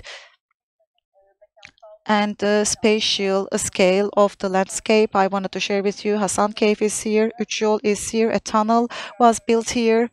And to share an example, 2,000 animals, unfortunately, were hit by a truck, and they perished. Unfortunately, they were destroyed. And this could be likened to a catastrophe, to be honest. This impoverishes the communities, and this adds to the vulnerabilities of these communities. The Yazidis' cosmology and landscape, it is important protecting the visits and these destinations, and boosting non-extractivist practices, fermentation of seeds, and keeping the seeds and weeds in these slots. They're important practices. I am trying to create an archive of all the practices that I mentioned, with photographs and with these kinds of activities. There is a legal case right now as for the demarcation of the meadows,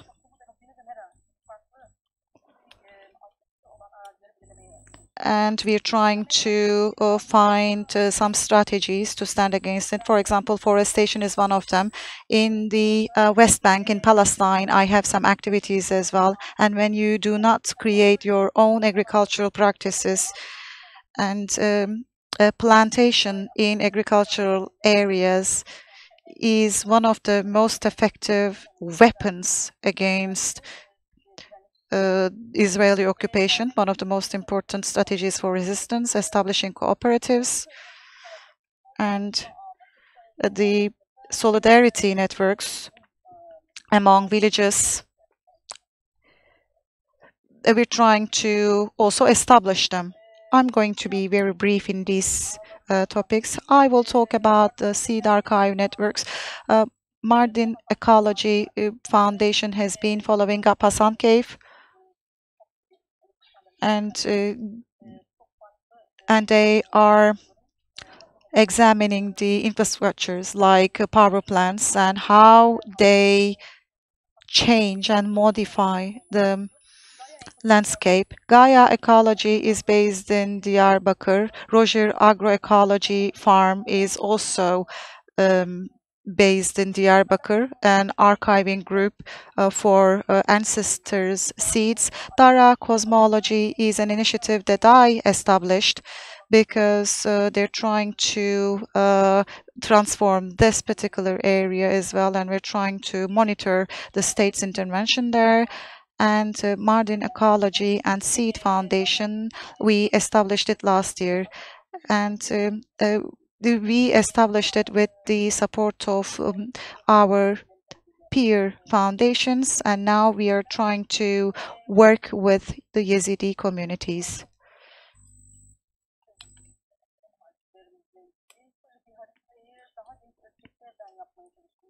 And I also wanted to present this map to you because this is a map of different solidarity networks working on different seats. And Yelta and Agit, they have been monitoring Hasan Cave for a while, the struggle for rights, the relocated villages, Leyla Keskin Sanatçı, whose village was also under the water due to the dam. So these are art projects that she conducts. And landscapes as archives is what they try to examine, how to create an archive on the basis of landscapes, and how to spatial transformation help us create an archive. So Tigris phenomenologies, again, with a reference to Baris, because with some research that they conducted in Brazil and Chile in Latin America, they worked with all indigenous communities, and they also utilized a phenomenological approach here. But as for language, I would like to make a note. As these communities live in Germany, they speak German. And Kurdish. And Turkish is quite weak among them.